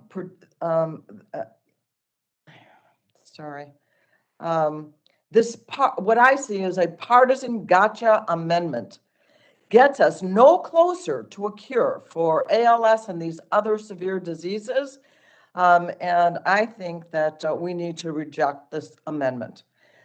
My Republican colleagues and the pharmaceutical industry would have you believe that only by continuing to charge whatever they want, that we could potentially have future treatments and cures for ALS and other devastating diseases. Under that logic, we have no choice but to force patients to pay whatever the industry demands from those patients. But we know the arguments don't hold water because patients are paying for a lot more than research and development when they fill their prescriptions. For example, the House Oversight Committee research found that the leading drug companies have spent more on stock buybacks, dividends to investors, and executive compensation than on research and development. That same report found that the drug companies could maintain or even exceed the current R&D expenditures and any kind of reducing of revenue from that if they reduce the spending on buybacks and dividends. And so today we are living in a world that even under the current drug pricing framework, in which drug companies can charge whatever they want and rake in every kind of profit that they want and keep needed competition at bay, we still lack good treatment for diseases like ALS. Instead of turning toward cynicism like the amendment that has been offered, the Build Back Better plan will move forward toward treatments and cures for ALS and other diseases like it by investing $3 billion toward the advanced research project, the advanced research projects that are available. I also just wanted to mention that one of the major things that the patients were asking for in this very emotional hearing was that these patients, especially Mr. Wallach, is dying. And he wanted to get access to experimental drugs. But what we just learned today is that Amylyx announced that they are planning to apply for FDA approval of this drug for ALS, an ALS treatment. And we just need to ensure that this is going to be affordable. People are dying and waiting, and we're saying that these companies can charge whatever they want. I'm sorry. We should reject this amendment. I yield back. Thank the gentlewoman. So we're on the Guthrie Amendment. Anyone else want to speak? If not, we'll go to a vote. All right. A recorded vote is ordered on the Guthrie Amendment. Those in favor will say aye. Those opposed will say no, and the clerk shall call the roll. Mr. Rush. Mr. Rush votes no. Mr. Rush votes no. Ms. Eshoo. Eshoo votes no. Ms. Eshoo votes no. Ms. DeGette. DeGette votes no. Ms. DeGette votes no. Mr. Doyle. Doyle votes no. Mr. Doyle votes no. Ms. Schakowsky. Schakowsky votes no. Ms. Schakowsky votes no. Mr. Butterfield. Butterfield votes no. Mr. Butterfield votes no. Ms. Matsui. Matsui votes no. Ms. Matsui votes no. Ms. Castor. Ms. Castor votes no. Mr. Sarbanes. Sarbanes votes no. Mr. Sarbanes votes no. Mr. McNerney. McNerney votes no. Mr. McNerney votes no. Mr. Welch. Mr. Welch votes no. Mr. Tonko. Tonko of New York votes no. Mr. Tonko votes no. Ms. Clark.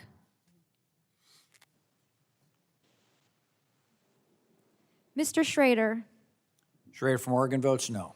Mr. Schrader votes no. Mr. Cardenas. Cardenas, representing California, votes no. Mr. Cardenas votes no. Mr. Ruiz. Ruiz votes no. Mr. Ruiz votes no. Mr. Peters. Votes no. Mr. Peters votes no. Mrs. Dingell. Dingell votes no. Mrs. Dingell votes no. Mr. Vesey. VC votes no. Mr. Vesey votes no. Ms. Custer. Custer votes no. Ms. Custer votes no. Ms. Kelly. Kelly votes no. Ms. Kelly votes no. Ms. Barragan. Barragan votes no. Ms. Barragan votes no. Mr. McEachin. McEachin of Virginia votes no. Mr. McEachin votes no. Ms. Blunt Rochester. Blunt Rochester votes no. Ms. Blunt Rochester votes no. Mr. Soto.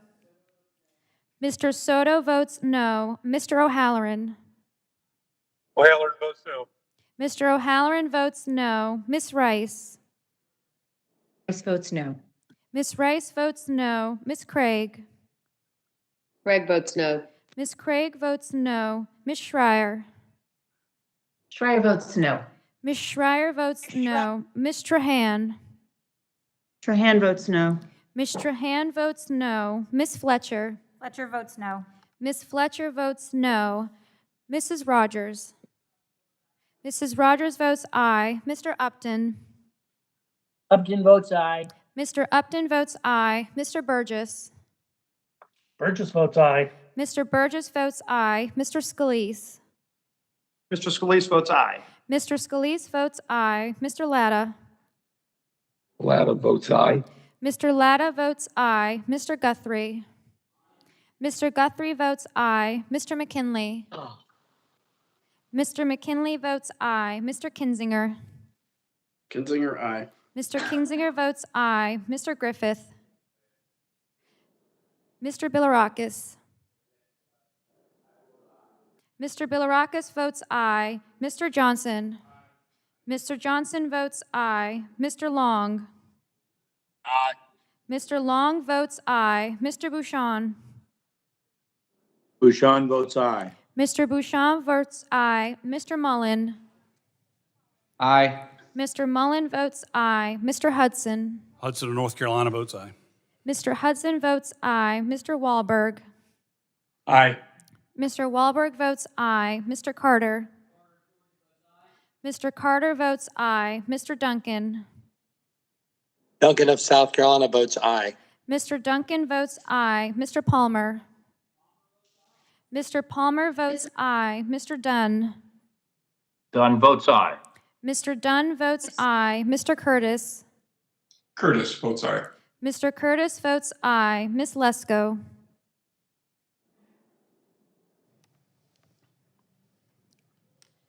Mr. Pence. Pence from Indiana votes aye. Mr. Pence votes aye. Mr. Crenshaw. Crenshaw votes aye. Mr. Crenshaw votes aye. Mr. Joyce. Mr. Joyce votes aye. Mr. Armstrong. Armstrong votes yes. Mr. Armstrong votes aye. Chairman Pallone. Pallone from New Jersey votes no. Chairman Pallone votes no. I see Mr. Ms. Chairman, Ms. Clark? Mr. Chairman, Yes, yes. Ms. Clark, how am I recorded? you're not. Ms. Clark of New York votes no. Ms. Clark votes no. Is that everyone recorded, Madam Clerk? Oh, Mr. Griffith. Mr. Griffith votes aye. Ms. Lesko is not recorded. Ms. Lesko? We're going to try to use the Facebook. Or whatever works.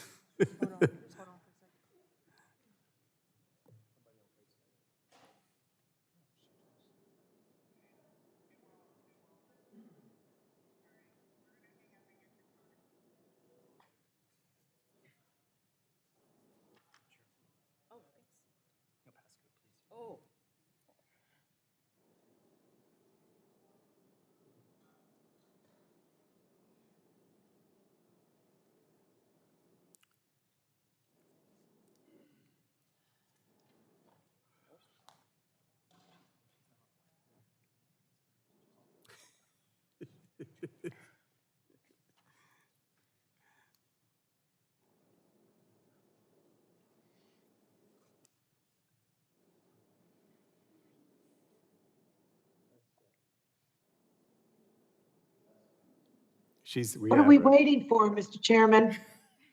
Who was that? Anna, what are we waiting for? Where Miss Lesko is, we can see her on her iPhone, but we can't see her on the internet. But we're allowing people, as long as the clerk can see her as she votes, even if it's on a iPhone, we're allowing it. We've been doing that all along, but I don't know, it may not happen here because we may not be able to get her.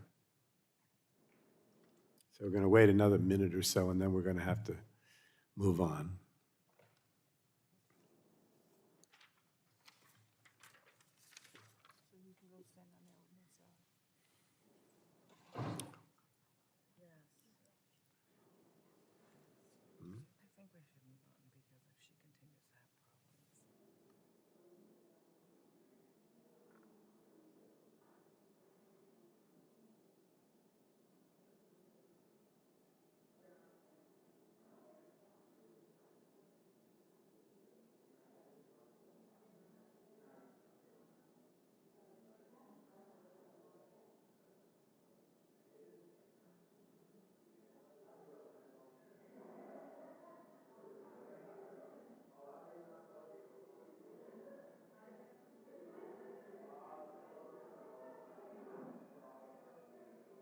All right, we're going to have the clerk call the tally. Is she there? She there? You got two phones. All right, you can proceed. The clerk can call the tally on the Guthrie amendment. On that vote, Mr. Chairman, the yeas were 25 and the nays were 32. All right, so on the Guthrie amendment, the vote is 25 ayes to 32 noes. The amendment is not agreed to. Are there further amendments to the amendment in the nature of? Mr. Chairman? Yes. Mr. Hudson is recognized. I have an amendment at the desk. Clerk, have that amendment. What's the name of the amendment? Biosimilars.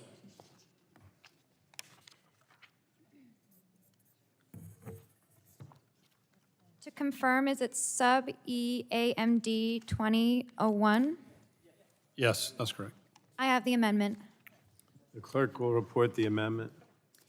Amendment to the amendment in the nature of a substitute to committee print for Subtitle E relating to drug pricing offered by Mr. Hudson of North Carolina. Without objection, the reading of the Hudson amendment will be dispensed with, and the gentleman from North Carolina is recognized for 5 minutes. Thank you, Mr. Chairman. And I want to say thank you to my colleagues. This has been a long 3 days. And we've considered a lot of amendments. Most of these amendments have really demonstrated the difference in approach, the difference in philosophy between the two parties when dealing with some very complex issues. But this amendment's different. This amendment, number one, is going to improve this bill. Number two, it actually will reduce drug costs. And number three, I've complained a lot about what we're spending here today, but this bill will actually save $12 billion to Medicare. So this is a pay-for. Why would I want to improve this bill? It's because I'm passionate about this issue. Mr. Chairman, this amendment aims to increase utilization of lower-cost biosimilars by incentivizing providers to prescribe these innovative alternatives. This amendment is based on a Democrat bill introduced by our colleagues Tony Cardenas, Angie Craig, and Lisa Blunt Rochester, who are members of this committee. And it's similar to a bill that I introduced last Congress with Mr. Cardenas. This amendment encourages providers to look to lower-cost biosimilars to treat some of the most complex diseases patients face. In fact, many of the diseases we've talked about in the last day or so. When I talk to patients back in my district, they're concerned about the rising cost of healthcare. They're not worried about the back-and-forth squabbling between Republicans and Democrats in Washington. As I mentioned, this bill has a long bipartisan history. So I'm bringing it here today in the spirit of bipartisanship. I know, again, we've debated maybe hundreds of amendments. Not one amendment has passed, but I believe this is the one because it doesn't take anything away from the legislation. In fact, it improves the bill. I'd like to enter for the record, Mr. Chairman, and I'll pass this letter down to you, a letter from the Association for Affordable Medicine dated April 28, 2021. It says that shared savings could save seniors as much as $4 billion. But also, to my earlier point, it could save Mr. $12 Hudson, billion we'll, for Medicare. You pass that over to me. Let me take a look at it and then Yes, sir. Thank you. proceed. So I would ask unanimous consent that you'll consider that. Look, this is a pay for. It improves your bill. It helps offset some of the cost. Again, this is Mr. Cardenas' bill. So I would encourage him to maybe speak up. But I hope that on this what may be the final amendment, we'll consider that we will finally come together, Republicans and Democrats, and say yes to reducing drug prices. And with that, Mr. Chairman, I yield back. I thank the gentleman. As to the letter to Senators Cornyn and Bennett from the Biosimilars Council, without objection, it'll be entered into the record. So ordered. Do we have anyone else who wants to speak on Mr. that? Chairman, Congressman Cardenas? Yes, I just need 30 Mr. Cardenas seconds. is recognized for 5 minutes. Thank you so much. Strike the last word. I'd like to thank my colleague on the other side of the aisle for the hard work that we've been focused on, and I do appreciate the opportunity to submit this as an amendment at this time, but I'm going to continue to work on this. I look forward to working with you in the future, and let's continue to work hard to make sure that we bring down those drug prices, and biosimilars is a very important issue that most Americans don't understand, but fortunately enough of us on this committee do, and I look forward for us to make progress on that. So with that, Mr. Chairman, I yield back. I thank the gentleman. Is there anyone else who wants to speak on the Hudson Amendment? If not, we'll go to a recorded vote. A recorded vote is ordered on the Hudson Amendment. Those in favor will say aye. Those opposed will say no, and the clerk shall call the roll. Mr. Rush. Rush votes no. Mr. Rush votes no. Ms. Eshoo.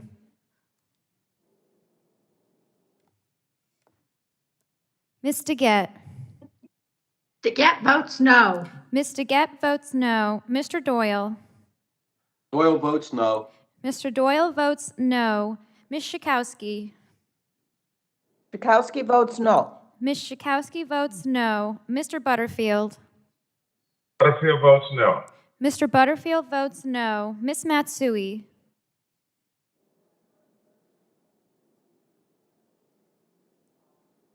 Ms. Castor. Ms. Castor votes no. Mr. Sarbanes. Sarbanes votes no. Mr. Sarbanes votes no. Mr. McNerney.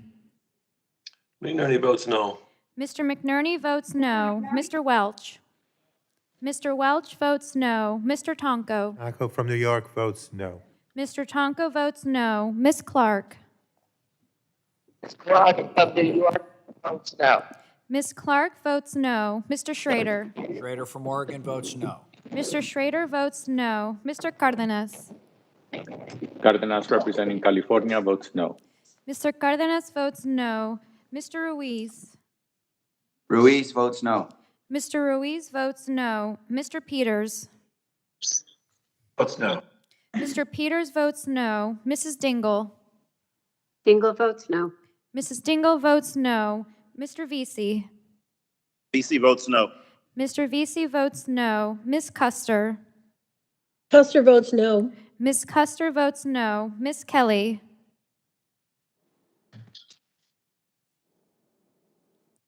Ms. Barragan. Barragan votes no. Ms. Barragan votes no. Mr. McEachin. McEachin of Virginia votes no. Mr. McEachin votes no. Ms. Blunt Rochester. Ms. Blunt Rochester of Delaware votes no. Ms. Blunt Rochester votes no. Mr. Soto. Mr. Soto votes no. Mr. O'Halloran. O'Halloran votes no.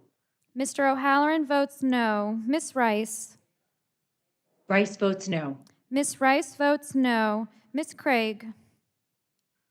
Craig votes no. Ms. Craig votes no. Ms. Schreier. Schreier votes no. Ms. Schreier votes no. Ms. Trahan. Trahan votes no. Ms. Trahan votes no. Ms. Fletcher. Fletcher votes no. Ms. Fletcher votes no. Mrs. Rogers. Mrs. Rogers votes aye. Mr. Upton. Upton votes aye. Mr. Upton votes aye. Mr. Burgess. Burgess votes aye. Mr. Burgess votes aye. Mr. Scalise. Scalise votes aye. Mr. Scalise votes aye. Mr. Latta. Latta votes aye. Mr. Latta votes aye. Mr. Guthrie. Mr. Guthrie votes aye. Mr. McKinley. Mr. McKinley votes aye. Mr. Kinzinger. Kinzinger votes aye. Mr. Kinzinger votes aye. Mr. Griffith. Mr. Griffith votes aye. Mr. Bilirakis. Mr. Bilirakis votes aye. Mr. Johnson. Mr. Johnson votes aye. Mr. Long. Mr. Long. Aye. Mr. Long votes aye. Mr. Bouchon. Aye. Bouchon votes aye. Mr. Bouchon votes aye. Mr. Mullen. Aye. Mr. Mullen votes aye. Mr. Hudson. Hudson for North Carolina votes aye. Mr. Hudson votes aye. Mr. Wahlberg. Aye. Mr. Wahlberg votes aye. Mr. Carter. Mr. Carter votes aye. Mr. Duncan. Duncan votes yes. Mr. Duncan votes aye. Mr. Palmer. Mr. Palmer votes aye. Mr. Dunn. Dunn votes aye. Mr. Dunn votes aye. Mr. Curtis. Curtis votes aye. Mr. Curtis votes aye. Miss Lesko. Lesko votes aye. Miss Lesko votes aye. Mr. Pence. Pence from Indiana votes aye. Mr. Pence votes aye. Mr. Crenshaw. Crenshaw votes aye. Mr. Crenshaw votes aye. Mr. Joyce. Mr. Armstrong. Armstrong votes yes. Mr. Armstrong votes aye. Chairman Pallone. Pallone from New Jersey votes no. Chairman Pallone votes no. Chairman Pallone, Robin Kelly voted no. I'm not sure I was heard. No, you haven't, but we'll take it. Miss Kelly votes no. Mr. Chairman, this is Doris Matsui. How am I recorded? Miss Matsui is not recorded. Matsui votes no. Miss Matsui votes no. Mr. Chairman, how is Eshu recorded? You're not recorded. Eshu votes no. Miss Eshu votes no. Mr. Joyce. Mr. Joyce votes aye. Is that everyone, Madam Clerk? Yes, sir. All right, so on the Hudson Amendment, the clerk will report the tally. On that vote, Mr. Chairman, the yeas were 26 and the nays were 32. All right, the vote on the Hudson Amendment is 26 ayes to 32 noes, and the amendment is not agreed to. Are there further amendments to the amendment in the nature of a substitute? No further amendments? Okay. Then we're going to go back to the Ains, and that was put forward by Mr. Welch. We'll have a voice vote on that. Voice vote, let's see. We will proceed to a vote on the amendment in the nature of a substitute to the committee print subtitle E, Budget Reconciliation, Legislative Recommendations Relating to Drug Pricing. All those in favor of the amendment in the nature of a substitute to the committee print subtitle E, Budget Reconciliation, Legislative Recommendations Relating to Drug Pricing, will signify by saying aye. Aye. Aye. Aye. All those opposed will say no. No. In the opinion of the chair, the ayes have it. and the amendment in the nature of a substitute to the committee print Subtitle E, Budget Reconciliation, Legislative Recommendations Relating to Drug Pricing is agreed to. So now we're going to go to final passage on Subtitle E, which is the drug pricing title, and we'll have a recorded vote. The question now occurs on approval and transmitting to the Committee on Budget the committee print Subtitle E, Budget Reconciliation, Legislative Recommendations Relating to Drug Pricing as amended. I move the committee do now approve and transmit the recommendations of this committee and all appropriate accompanying material, including additional supplemental minority or dissenting views, to the House Committee on the Budget in order to comply with the reconciliation directive included in Section 2002 of the concurrent resolution on the budget for fiscal year 2022, S-Con Res 14, and consistent with Section 310 of the Congressional Budget and Impoundment Control Act of 1974. We'll have a recorded vote. A recorded vote is ordered. All those in favor of the drug pricing title, final passage, signify by saying aye, and those opposed will say no, and the clerk shall call the roll. Mr. Rush. Rush votes aye. Mr. Rush votes aye. Miss Eshu. Eshu votes aye. Miss Eshu votes aye. Ms. DeGette. DeGette votes aye. Ms. DeGette votes aye. Mr. Doyle. Doyle votes yes. Mr. Doyle votes aye. Ms. Schakowsky. Schakowsky votes a big aye. Ms. Schakowsky votes aye. Mr. Butterfield. Mr. Butterfield, you're muted. Butterfield votes aye. Mr. Butterfield votes aye. Ms. Matsui. Matsui votes aye. Ms. Matsui votes aye. Ms. Castor. Aye. Ms. Castor votes aye. Mr. Sarbanes. Sarbanes votes aye. Mr. Sarbanes votes aye. Mr. McNerney. McNerney votes aye. Mr. McNerney votes aye. Mr. Welch. Mr. Welch votes aye. Mr. Tonko. Tonko of New York votes aye. Mr. Tonko votes aye. Ms. Clark.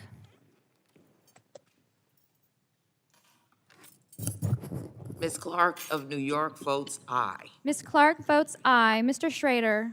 Schrader of Oregon votes no. Mr. Schrader votes no. Mr. Cardenas. Cardenas representing California votes aye. Mr. Cardenas votes aye. Mr. Ruiz. Ruiz votes aye. Mr. Ruiz votes aye. Mr. Peters. Votes no. Mr. Peters votes no. Mrs. Dingell. Votes aye. Mrs. Dingell votes aye. Mr. Vesey. Vesey votes aye. Mr. Vesey votes aye. Ms. Custer. Custer votes aye. Ms. Custer votes aye. Ms. Kelly. Kelly votes aye. Ms. Kelly votes aye. Ms. Barragan. Barragan votes aye. Ms. Barragan votes aye. Mr. McEachin. Ms. Blunt Rochester. Ms. Blunt Rochester votes aye. Ms. Blunt Rochester votes aye. Mr. Soto. Sorry, Madam Clerk, McEachin votes aye. Mr. McEachin votes aye. Mr. Soto. Mr. Soto votes aye. Mr. O'Halloran. Ms. Rice. Rice votes no. Ms. Rice votes no. Ms. Craig. Craig votes yes. Ms. Craig votes aye. Ms. Schreier. O'Halloran Schreier votes aye. Ms. Schreier votes aye. Ms. Trahan. Trahan votes aye. Ms. Trahan votes aye. Ms. Fletcher. Fletcher votes aye. Ms. Fletcher votes aye. Mrs. Rogers. Mrs. Rogers votes no. Mrs. Rogers votes no. Mr. Upton. Mr. Upton votes no. Mr. Upton votes no. Mr. Burgess. Votes no. Mr. Burgess votes no. Mr. Scalise. Mr. Scalise votes no. Mr. Scalise votes no. Mr. Latta.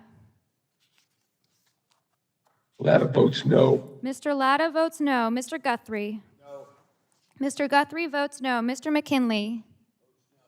Mr. McKinley votes no. Mr. Kinzinger. Kinzinger votes no. Mr. Kinzinger votes no. Mr. Griffith. Mr. Griffith votes no. Mr. Bilirakis. Mr. Bilirakis votes no. Mr. Johnson. Mr. Johnson votes no. Mr. Long. No. Mr. Long votes no. Mr. Bouchon. Bouchon from Indiana votes no. Mr. Bouchon votes no. Mr. Mullen. No. Mr. Mullen votes no. Mr. Hudson. Hudson of North Carolina votes no. Mr. Hudson votes no. Mr. Wahlberg. Mr. Wahlberg votes no. Mr. Wahlberg votes no. Mr. Carter. Mr. Carter votes no. Mr. Duncan. Mr. Duncan of South Carolina votes no. Mr. Duncan votes no. Mr. Palmer. Mr. Palmer votes no. Mr. Dunn. Mr. Dunn votes no. Mr. Dunn votes no. Mr. Curtis. Mr. Curtis votes no. Mr. Curtis votes no. Miss Lesko. Lesko votes no. Miss Lesko votes no. Lesko Mr. votes Pence. Pence from Indiana votes no. Mr. Pence votes no. Mr. Crenshaw. Crenshaw votes no. Mr. Crenshaw votes no. Mr. Joyce. Joyce from Pennsylvania votes no. Mr. Joyce votes no. Mr. Armstrong. Armstrong votes no. Mr. Armstrong votes no. Chairman Pallone. Chairman Pallone votes aye. Do we have anyone, Madam Clerk, who hasn't voted? Mr. O'Halloran. Is Mr. O'Halloran available? O'Halloran votes aye. Mr. O'Halloran votes aye. Everyone O'Halloran else? votes aye. Yeah, Mr. O'Halloran is recorded as an aye. Everyone has voted? Yes, sir. All right, so the clerk will report the tally.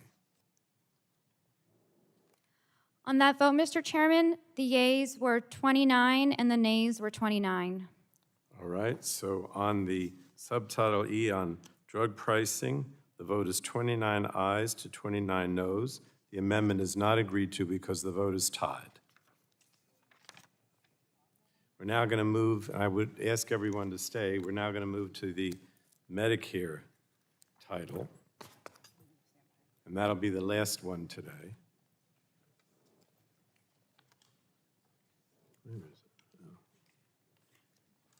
The chair calls up the committee print subtitle I, Budget Reconciliation Legislative Recommendations Relating to Medicare.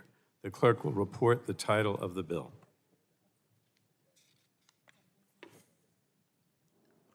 Do you want me to do it? It's right next to you.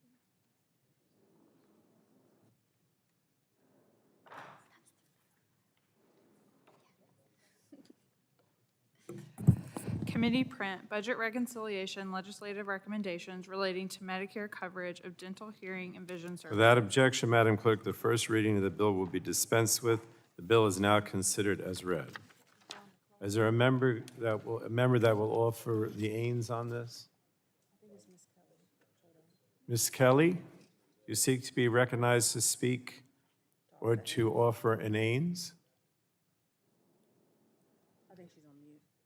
I think you're on mute. Robin? Yes, Mr. Chair, I'd like to offer amendment MEDCR DVH Ains 01. Does the clerk have the ains? Yes, sir. All right. The clerk will report the amendment.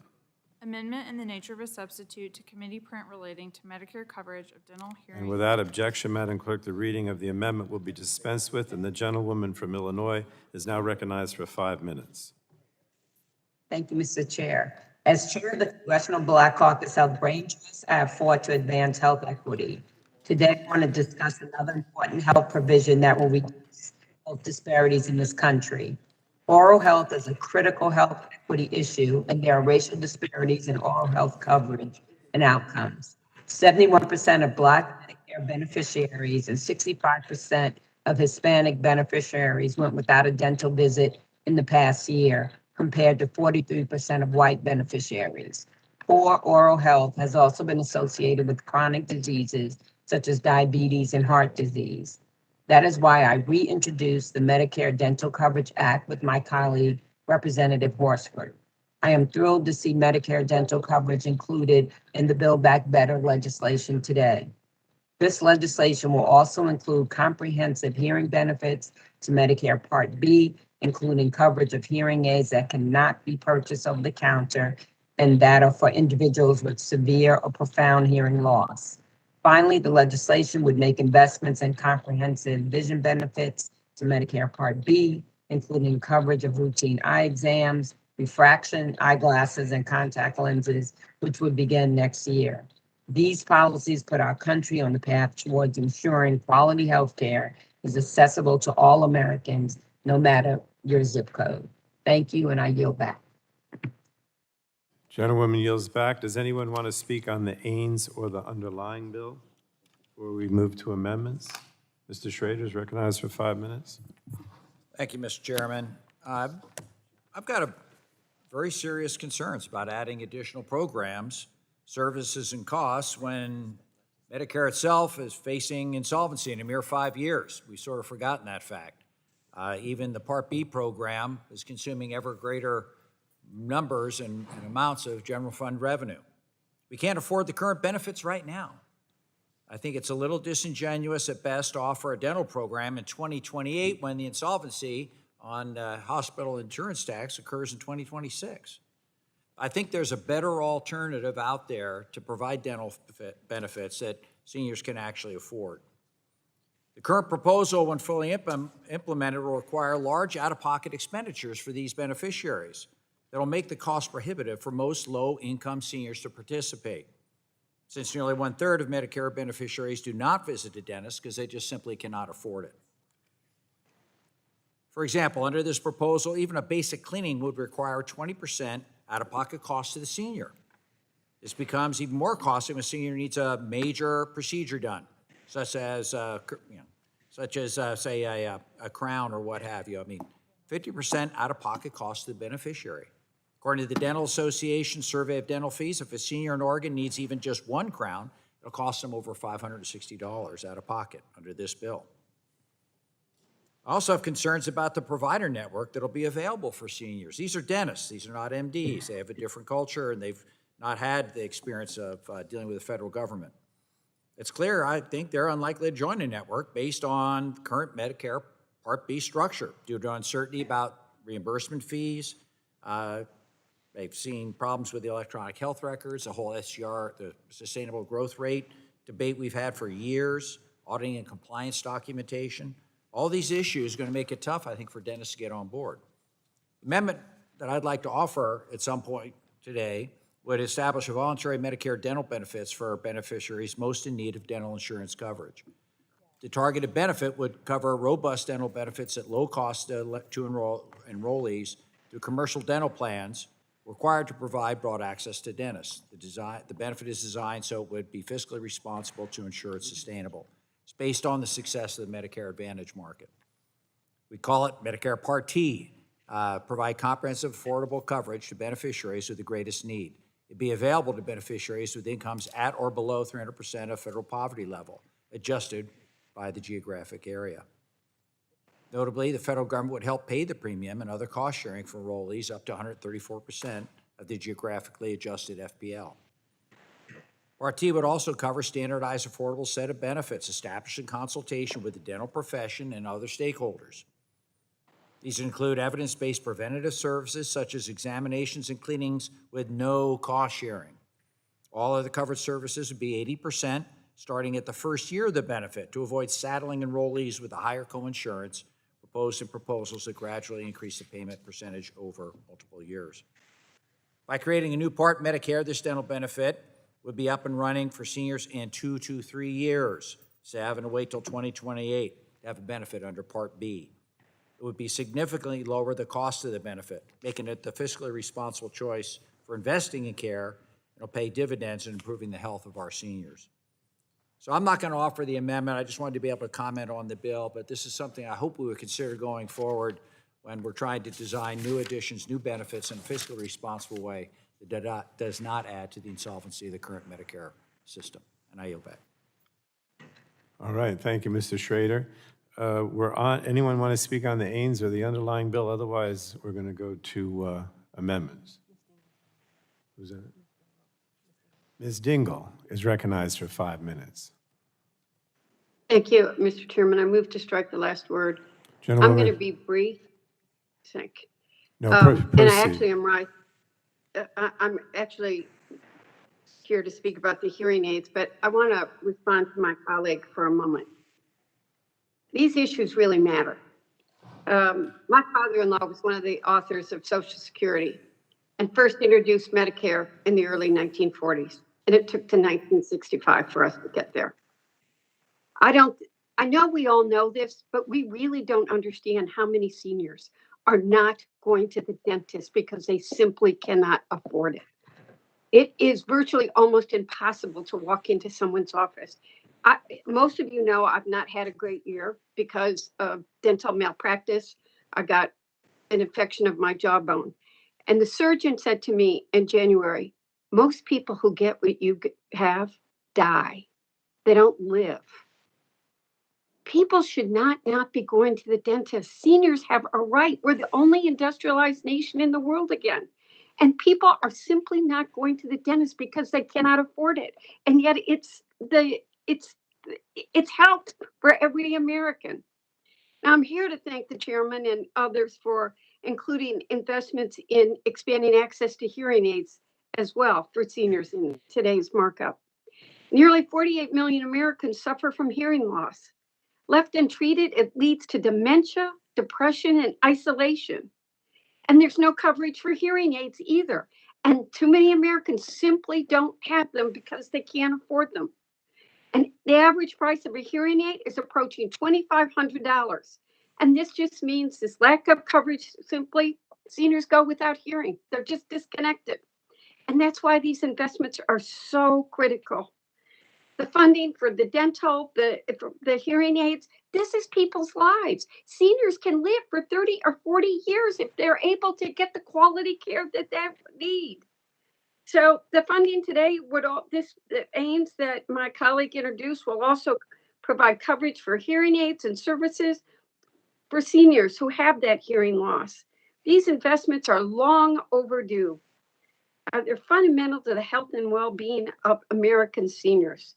As we work to modernize and strengthen our nation's healthcare system, we need to be directing and shoring up these critical gaps in our coverage. We can't continue to ignore this issue, and I strongly urge my colleagues to support these historic investments. I yield back, Mr. Chairman. Thank the gentlewoman. Does anyone else want to speak on the aims or the underlying bill? Otherwise, we'll move to amendments. All right. Are there any amendments? Mr. Guthrie? Yeah, Mr. Chair, I have an amendment at the desk. Does the clerk have the Guthrie amendment? What's the title? Amendment 14, Yes, I have it. Medicare Advantage. Okay. The clerk will report the amendment. Amendment to the amendment in the nature of a substitute to Subtitle I, offered by Mr. Guthrie of Kentucky. Add at the end the following. Without objection, the Mr. Chairman, I reserve a point of order. gentlewoman from Delaware reserves a point of order. And Madam Clerk, without, I'm sorry, let me go over here. Yeah. Well, now we're on the amendments to the Ains now, correct? Okay. So the clerk will report the amendment, the Guthrie amendment. Just got thrown off there a little. I think she reported, right? It's been reported. Oh, it's been reported. Okay, then without objection, the reading of the amendment will be dispensed with, and the gentleman, she reserved a point of order, and the gentleman, Mr. Guthrie, is recognized for 5 minutes. Thank you, Mr. Chair, and I will be brief. This concerns Medicare Advantage and the benchmarks and the financing of the way we finance Medicare Advantage. So this amendment requires the HHS Secretary to certify in writing that this bill will not increase premiums for seniors on Medicare Advantage or result in a reduction of Medicare Advantage dental, hearing, and vision benefits already received today. We need to make sure everybody understands that people in Medicare Advantage already have dental, hearing, and vision. At least 94% have dental, hearing, and vision. 94% of MA plans have some dental benefit in 2021, and 96% of enrollees in individual MA plans have some hearing benefits, and 99% have some benefits in vision benefits. And it's worth reminding members of this committee that MA serves a greater proportion of minority, female, and low-income seniors. Our most vulnerable family members and neighbors rave about the flexibility and and personalized care they receive through Medicare Advantage. All this amendment does is certify that no harm, and you gotta know how the benchmarks work, because it could, how no harm should come to MA beneficiaries should these new benefits go into effect. Now is not the time to eliminate or hinder programs. We're spending $3.5 trillion in this bill. We need to make sure we also support Medicare Advantage, and quite honestly, we're spending $3.5 trillion and not addressing that the Medicare Part A is set to go bankrupt in 2026, but that's for another argument, and I will yield back. Thank you, Mr. Guthrie. So does the gentlewoman, well, first of all, let me ask if anyone else wants to speak on this. Otherwise, I'm going to go to the point of order. Yes, Mr. Bilirakis is recognized for 5 minutes. Thank you, Mr. Chairman. I move to strike the last word. Gentleman is recognized. Thank you. I want to thank our Health Committee sub-ranking member, my good friend, Mr. Guthrie, for his amendment to protect Medicare Advantage beneficiaries in this bill. I'm gravely concerned that the proposals being suggested here will inadvertently or not end up reducing Medicare Advantage benefits. Enrollees are so very happy with this Medicare Advantage benefit, particularly in my district where we have over 50% of those seniors enrolled in Medicare Advantage. As a strong proponent of Medicare Advantage, I know how important this program is to my constituents, as I said, in providing high-quality, affordable health care. In fact, 42%, well, I think it's a little more than 42%, to tell you the truth, but seniors are enrolled in Medicare Advantage. Over 2.3 million of those seniors live in Florida, and as I said, about 50% are enrolled in Medicare Advantage. This also includes almost 2/3 of the beneficiaries in my district in the Tampa Bay area. Within every senior age group in Florida, Medicare beneficiaries on Medicare Advantage plans spend significantly less than fee-for-service, and that's because the public-private partnership model incentivizes a whole health approach focused on clinical outcomes. To further compare Medicare Advantage beneficiaries to those on traditional fee-for-service Medicare, thus far during the COVID-19 pandemic, both primary care and vaccine uptake is higher, while those experiencing worse outcomes are lower. It's also a myth that Medicare Advantage only serves higher income seniors. 51% of Medicare Advantage beneficiaries had annual incomes of less than $30,000, and 96% of beneficiaries have access to at least one zero-premium Medicare Advantage plan. In short, Medicare Advantage works. We had a great opportunity to expand on the success of this very popular program by strengthening and expanding it further to the non-Medicare Advantage senior population. But the majority has decided to go in the exact opposite direction, unfortunately. One of the important messages in this underlying bill text I want to get across this: the Medicare eligible population already has access to dental, hearing, and vision plans through Medicare Advantage. Under Medicare Advantage, seniors get choices to decide what plans work best for them. Meanwhile, to provide these incredibly expensive duplicative benefits in fee-for-service, the Democrats' plan is to raid the Medicare Trust Fund, and to do so using budget gimmicks by requiring seniors to pay 90% out-of-pocket benefits and slowly implementing decreasing expenses over the course of 7 years until 2028, conveniently not far from the 10-year budget window. So while you may hear from the majority that these provisions don't explicitly make cuts to Medicare Advantage, at the same time, they don't want to take up this amendment. We must ensure that as a condition of implementing this Medicare spending plan, it does not do so on the backs of Medicare Advantage beneficiaries by raising their premiums or cutting their benefits. I urge my Democratic colleagues, many of those districts have, again, Medicare Advantage patients, over 50% in some cases. And we need to protect this very vital Medicare Advantage program. Folks, I know that we've signed letters and we've had just as many Democrats supporting Medicare Advantage and preserving it because their constituents love it. We get quality care with choices. So thank you very much, and I yield back, Mr. Chairman, unless somebody else wants my time. Appreciate it. Thank you. The gentleman yields back. The chair is prepared to No, I know, but I was going to ask her if she wanted to insist on her point of order. Does the Yes, Mr. gentlewoman Chairman. insist on her point of order? Okay. Then the gentlewoman will state the point of order. Thank you, Mr. Chairman. The amendment violates the germaneness requirement of Rule 16, Clause 7. The amendment is not germane because the amendment introduces a new subject to the text proposed to be amended. The subject of the introduced bill is Medicare benefits. The subject to the amendment is Medicare premiums in addition to Medicare benefits. Therefore, I urge the chair to sustain the point of order. The gentlewoman, now, does any other member wish to be heard on the point of order? Just on the point of order? All right. Then the chair is prepared to rule. The gentlewoman from Delaware has raised a point of order that the amendment is not germane because it introduces a new subject matter to the underlying text. The chair finds that the amendment introduces a new subject matter, that is Medicare premiums, that is not addressed in the underlying text. For that reason, the point of order is sustained.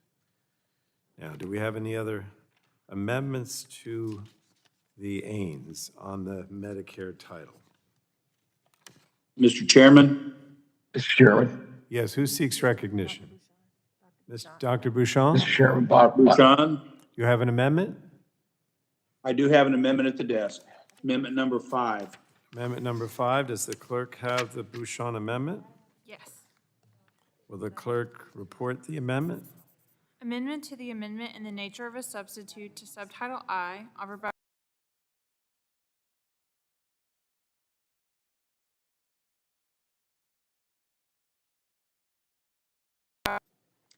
Thank you, Mr. Chairman. For over 18 months, our nation's doctors, nurses, and other healthcare workers have been on the front lines of the COVID-19 pandemic, fighting each day for the health and well-being of our loved ones. With the insurgence of the Delta variant flooding hospitals across the nation with COVID-19 patients, our nation's healthcare workers are once again dealing with overcrowded hospitals, staffing shortages, and insufficient amounts of PPE as they work to care for patients. Yet this bill does little to actually help provide stability and certainty to our doctors. We are set to spend hundreds of billions of dollars for more federal command and takeover of our healthcare system while blatantly ignoring our healthcare workers, specifically physicians. Beginning on January 1st, 2022, many specialists, therapists, and other physicians will be faced with a substantial reimbursement cut, up to 9% for many providers. Where is the relief and support for our healthcare heroes in this bill? I don't think a proper thank you is to be asking our doctors to take a pay cut. That's why I'm offering this common sense amendment today. The Consolidated Appropriations Act of 2021 offered a 3.75% payment adjustment in the 2021 Medicare physician fee schedule. However, it is set to expire at the end of this year. My amendment would extend this 3.75% payment adjustment for 1 year to afford some short-term stability for healthcare professionals struggling with the impact of this pandemic. And this idea isn't partisan. In fact, my colleague Ami Bera and I have been leading the efforts for the last 2 Congresses to provide certainty for doctors and avert these imminent cuts. Proving bipartisanship on key issues can be done. And that is the way it should be. Both parties coming together to find targeted and meaningful solutions. Not this hyper-partisan process that quickly checks off partisan wish list items without any constructive committee consideration. And honestly, both parties have been guilty of this. As we consider a bill that comes with a high price tag of $1 trillion, why not set aside a very small fraction of that to say thank you to our healthcare heroes, but by providing them with the certainty and support they so admirably deserve. That is why I'm asking you all today to support this amendment and avoid the end of the year fee schedule payment cuts to providers. Thank you, and I yield back the balance of my time. I thank the gentleman. I'm going to strike the last word myself in opposition to Dr. Bouchon's amendment. I understand there are several physician payment proposals related to the calendar year 2022 physician fee schedule proposed rule that stakeholders have concerns with. However, I can't support this amendment today because I do not think this is the right time or place to address these issues. The comment period on the proposed fee schedule rule only recently closed, and the final rule is still under development. But I do think ensuring robust physician payment is an important issue. That's why last Congress we worked in a bipartisan manner to increase payment in the physician fee schedule, as has been raised today. And I look forward to working with stakeholders and members on these issues as we go forward. I would urge my colleague from Indiana to withdraw this amendment, and we can examine the issue in a bipartisan fashion, and I would yield back. Yeah, I'm not inclined to withdraw the amendment, but I'm certainly willing to voice vote the amendment. All right. Yes, it's still my time, or does there? You asked me a question. I yield it back, so I'll ask Mr. Pence, we yield 5 minutes to Mr. Pence. Strike the last word.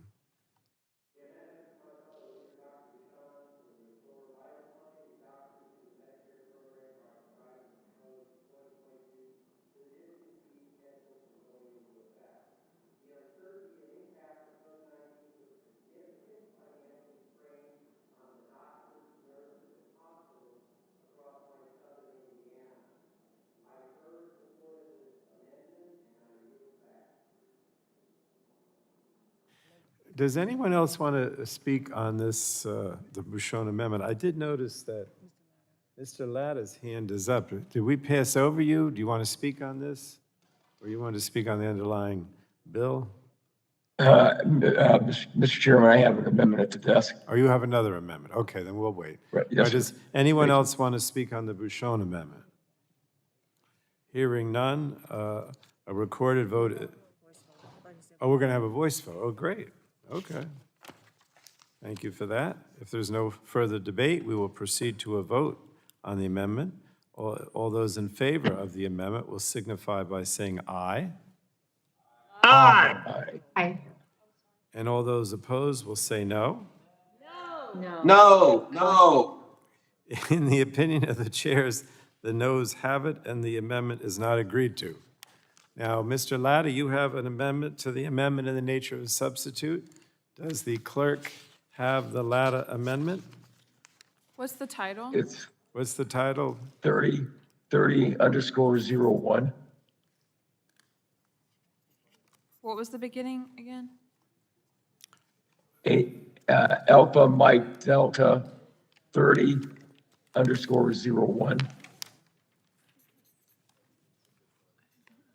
It had been 1901. Oh, yes, I have the amendment. All right, the clerk will report the Latta amendment. Amendment to the amendment in the nature of a substitute to subtitle I offered Without by... objection, the reading of the amendment will be dispensed with, and the gentleman from Ohio is recognized for 5 minutes. Well, thank you, Mr. Chairman. Again, my amendment simply mandates that the Secretary of Health and Human Services can add conditions of participation if they negatively impact staffing levels. President Biden's plan to force all federal workers to get vaccinated is the definition of government overreach. Also, I believe our hospitals and nursing homes will be hurt, and patients will be put at risk by demanding employers with over 100 employees to impose mandates on their workers to get vaccinated or produce weekly negative COVID tests. In addition, this plan will subject 17 million healthcare workers to mandates and employers that participate in Medicare or Medicaid. Our country is already facing a workforce shortage, including in our healthcare sector, and this mandate will only exacerbate the problem. I visited numerous healthcare facilities recently during the COVID pandemic, and the number one issue has always been staffing shortage. It's not in order. It's not in order. The committee's not in order? All right, could we ask everyone to not talk so much so we can finish up here? Mr. Latta? Well, thank you, Mr. Chairman. Employers are traveling from different states to work in my district, and the vaccination policies are different across state lines. In one instance, Northwest Physical Therapy that contacted me said they could lose almost 30% of their staff due to these mandates. I fear these numbers could potentially be higher. I've also heard from the Wood County Commissioners, of which I was 1 year ago, that we have a nursing home that they're fearful that they would not be able to maintain staffing levels. Also, Memorial Hospital, the same issue, progressive therapy alternatives, same issue. And the Northwest Physical Therapy announced that 50,000 patient visits will have to be absorbed by other organizations, even though those two are also short-staffed. Last year, our unvaccinated healthcare workers were considered heroes, and now they're being cast as villains if they chose not to be vaccinated. I've encouraged my constituents to speak with their doctors as they decide whether the vaccine is right for themselves and their families. I ask for unanimous consent to insert in the record, Mr. Chairman, the 4 records from the healthcare providers in my district opposing the vaccine mandates. I understand the need to get this crisis under control, but the president's top-down approach does not mean we have to sacrifice our rights for short-term protection. That's why I'm offering the amendment, and I've encouraged my colleagues to support the amendment. And once again, I apologize for my voice. Thank you, Mr. Chairman. Thank you. Does anyone want to speak on the latter amendment? If not, we'll go to a vote. Did you want a recorded vote, or can we do it by voice? Mr. Chairman, we can do a voice vote. All right. Thank you. We'll proceed to a vote on the latter amendment. All those in favor of the amendment will signify by saying aye. Aye. Aye. And all those opposed to the latter amendment will say no. No. Oh. In the opinion of the chairs, the noes have it. The amendment is not agreed to. Are there further amendments to the amendment in the nature of a substitute on the Medicare title? No? Okay. Then we will go to the Ains on the Medicare title. That was offered by Ms. Robin Kelly. We'll voice that, and then we'll go to a recorded vote on final.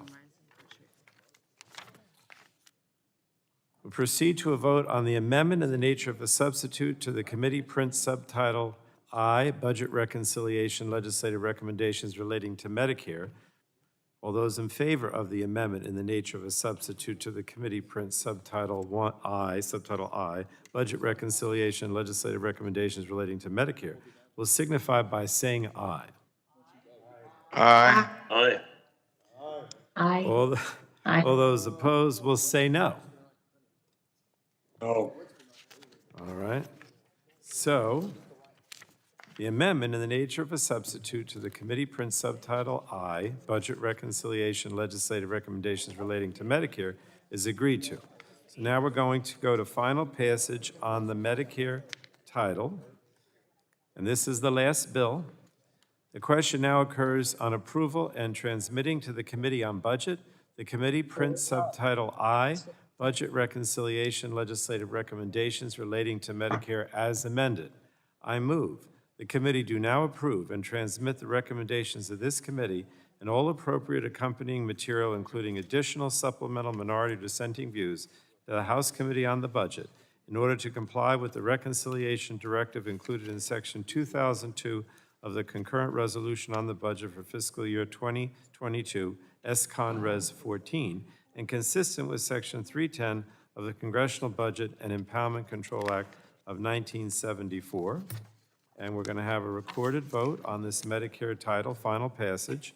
All those in favor will signify by saying aye. Those opposed will say no, and the clerk shall call the roll.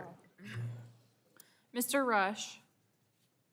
Finally, Rush of Illinois votes aye. Mr. Rush votes aye. Ms. Eshoo. Eshoo votes aye. Ms. Eshoo votes aye. Ms. DeGette. DeGette votes aye. Ms. DeGette votes aye. Mr. Doyle. Doyle votes yes. Mr. Doyle votes aye. Ms. Schakowsky. Schakowsky votes yes, and thanks Frank for his leadership. Ms. Schakowsky votes aye. Mr. Butterfield. Safe travels to all. votes aye. Mr. Butterfield votes aye. Ms. Matsui? Matsui votes aye. Ms. Matsui votes aye. Ms. Castor? Castor votes aye. Ms. Castor votes aye. Mr. Sarbanes? Sarbanes votes aye. Mr. Sarbanes votes aye. Mr. McNerney? McNerney votes aye. Mr. McNerney votes aye. Mr. Welch? Mr. Welch votes aye. Mr. Tonko? Taco from New York votes aye. Mr. Tonko votes aye. Ms. Clark? Clark of New York votes aye. Ms. Clark votes aye. Mr. Schrader? Schrader of Oregon votes no. Mr. Schrader votes no. Mr. Cardenas? Cardenas representing California votes aye. Mr. Cardenas votes aye. Mr. Ruiz? Ruiz from California votes aye. Ruiz from California votes aye. Mr. Ruiz votes aye. Mr. Peters? Peters votes aye.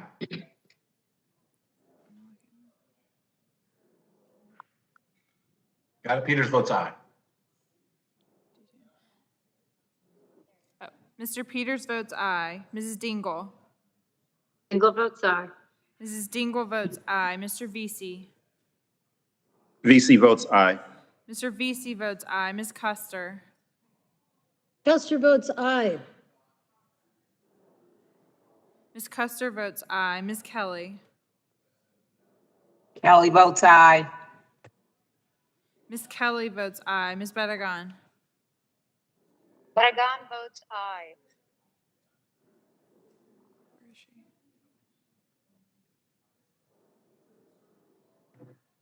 Barragan votes aye. Ms. Bedegan votes aye. Mr. McEachin? McEachin of Virginia votes aye. Mr. McEachin votes aye. Ms. Blunt Rochester?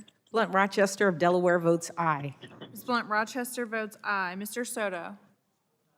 Mr. Soto votes aye. Mr. O'Halloran? O'Halloran votes aye.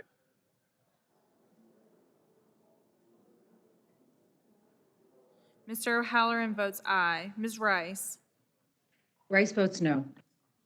Ms. Rice votes no. Ms. Craig? Craig votes aye. Ms. Craig votes aye. Ms. Schreier? Schreier votes aye. Ms. Schreier votes aye. Ms. Trahan? Trahan votes aye. Ms. Trahan votes aye. Ms. Fletcher? Fletcher votes aye. Ms. Fletcher votes aye. Mrs. Rogers? Mrs. Rogers votes no. Mr. Upton? Mr. Upton votes no. Mr. Upton votes no. Mr. Burgess? Burgess votes no. Mr. Burgess votes no. Mr. Scalise? Scalise votes no. Mr. Scalise votes no. Mr. Latta? Latta votes no.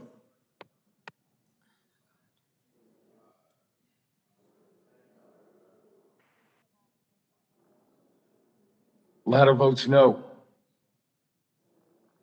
I'm sorry, Mr. Latta, could you repeat your vote? I can't see you. Yep. I'm sorry. Votes no.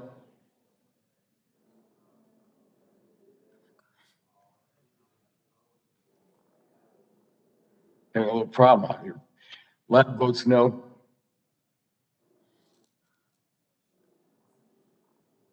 Oh, Mr. Latta votes no. Mr. Guthrie? Mr. Guthrie votes no. Mr. McKinley? Mr. Kinzinger? Kinzinger, no. Mr. Kinzinger votes no. Mr. Griffith? Mr. Griffith votes no. Mr. Bilirakis? Mr. Bilirakis votes no. Mr. Johnson? Mr. Johnson votes no. Mr. Long? No. Mr. Long votes no. Mr. Bouchon? Bouchon from Indiana votes no. Mr. Bouchon votes no. Mr. Mullen? No. Mr. Mullen votes no. Mr. Hudson? Hudson of North Carolina votes no. Mr. Hudson, could you repeat your vote? Hudson of North Carolina votes no. Mr. Hudson votes no. Mr. Wahlberg? Wahlberg votes no. Mr. Wahlberg votes no. Mr. Carter? Mr. Carter votes no. Mr. Duncan? Mr. Duncan from South Carolina votes no. Mr. Duncan votes no. Mr. Palmer? Mr. Palmer votes no. Mr. Dunn? Mr. Dunn votes no.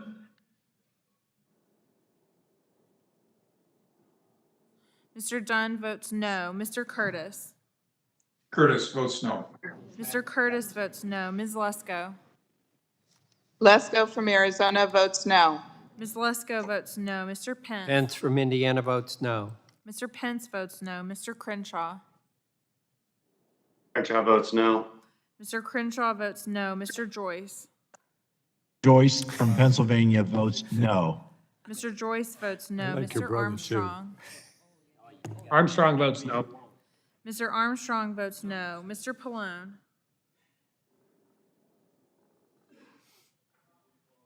Madam Clerk, Pallone from New Jersey votes aye. Mr. Pallone votes aye. Do we have anyone who hasn't been recorded? Mr. McKinley? Mr. McKinley, he was here.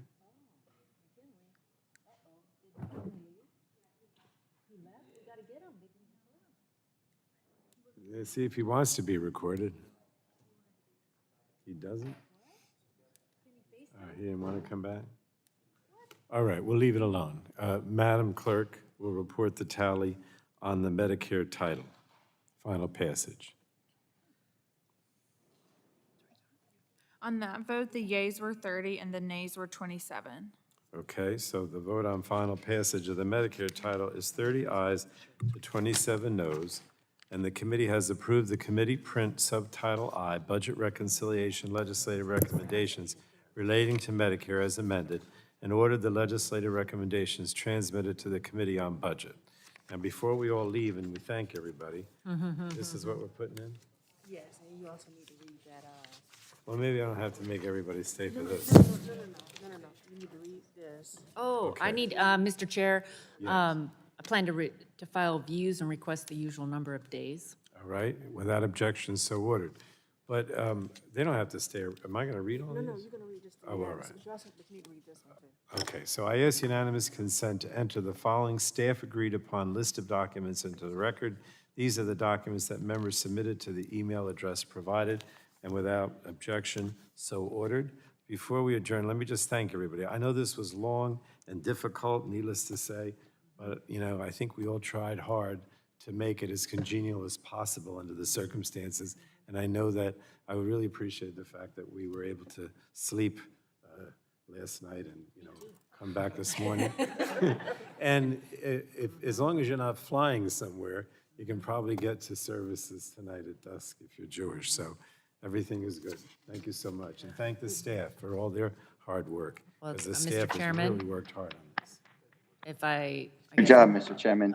moment of personal privilege. I too, on behalf of all the Republicans and those of us on this side of the aisle, I want to say thank you for working with us over the last 3 long days as we've been working through this markup. 16 titles, which is a record, is a lot. And tensions get high, and we're obviously not going to agree on every issue, but I've appreciated the accommodations that you've made along the way when people were having challenges getting on and making sure that votes were recorded. And I feel like we can be proud of the work that was done here. I should be proud of the debate. Let's be proud of the debate that took place, not the work that was done here. Got to correct the record here. Proud of the debate and the spirit in which we had the debate. We're not always going to agree, and certainly this is a tough one for us. But this committee is still a great committee, and have a lot of respect for all the members on the committee. Thank you, Mr. Chairman. Thank you so much. And let me just thank again the staff. So without objection, the staff is authorized to make technical and conforming changes to the committee prints consistent with the actions taken by the committee today, and this committee stands adjourned. All right, thank you, Frank. All right.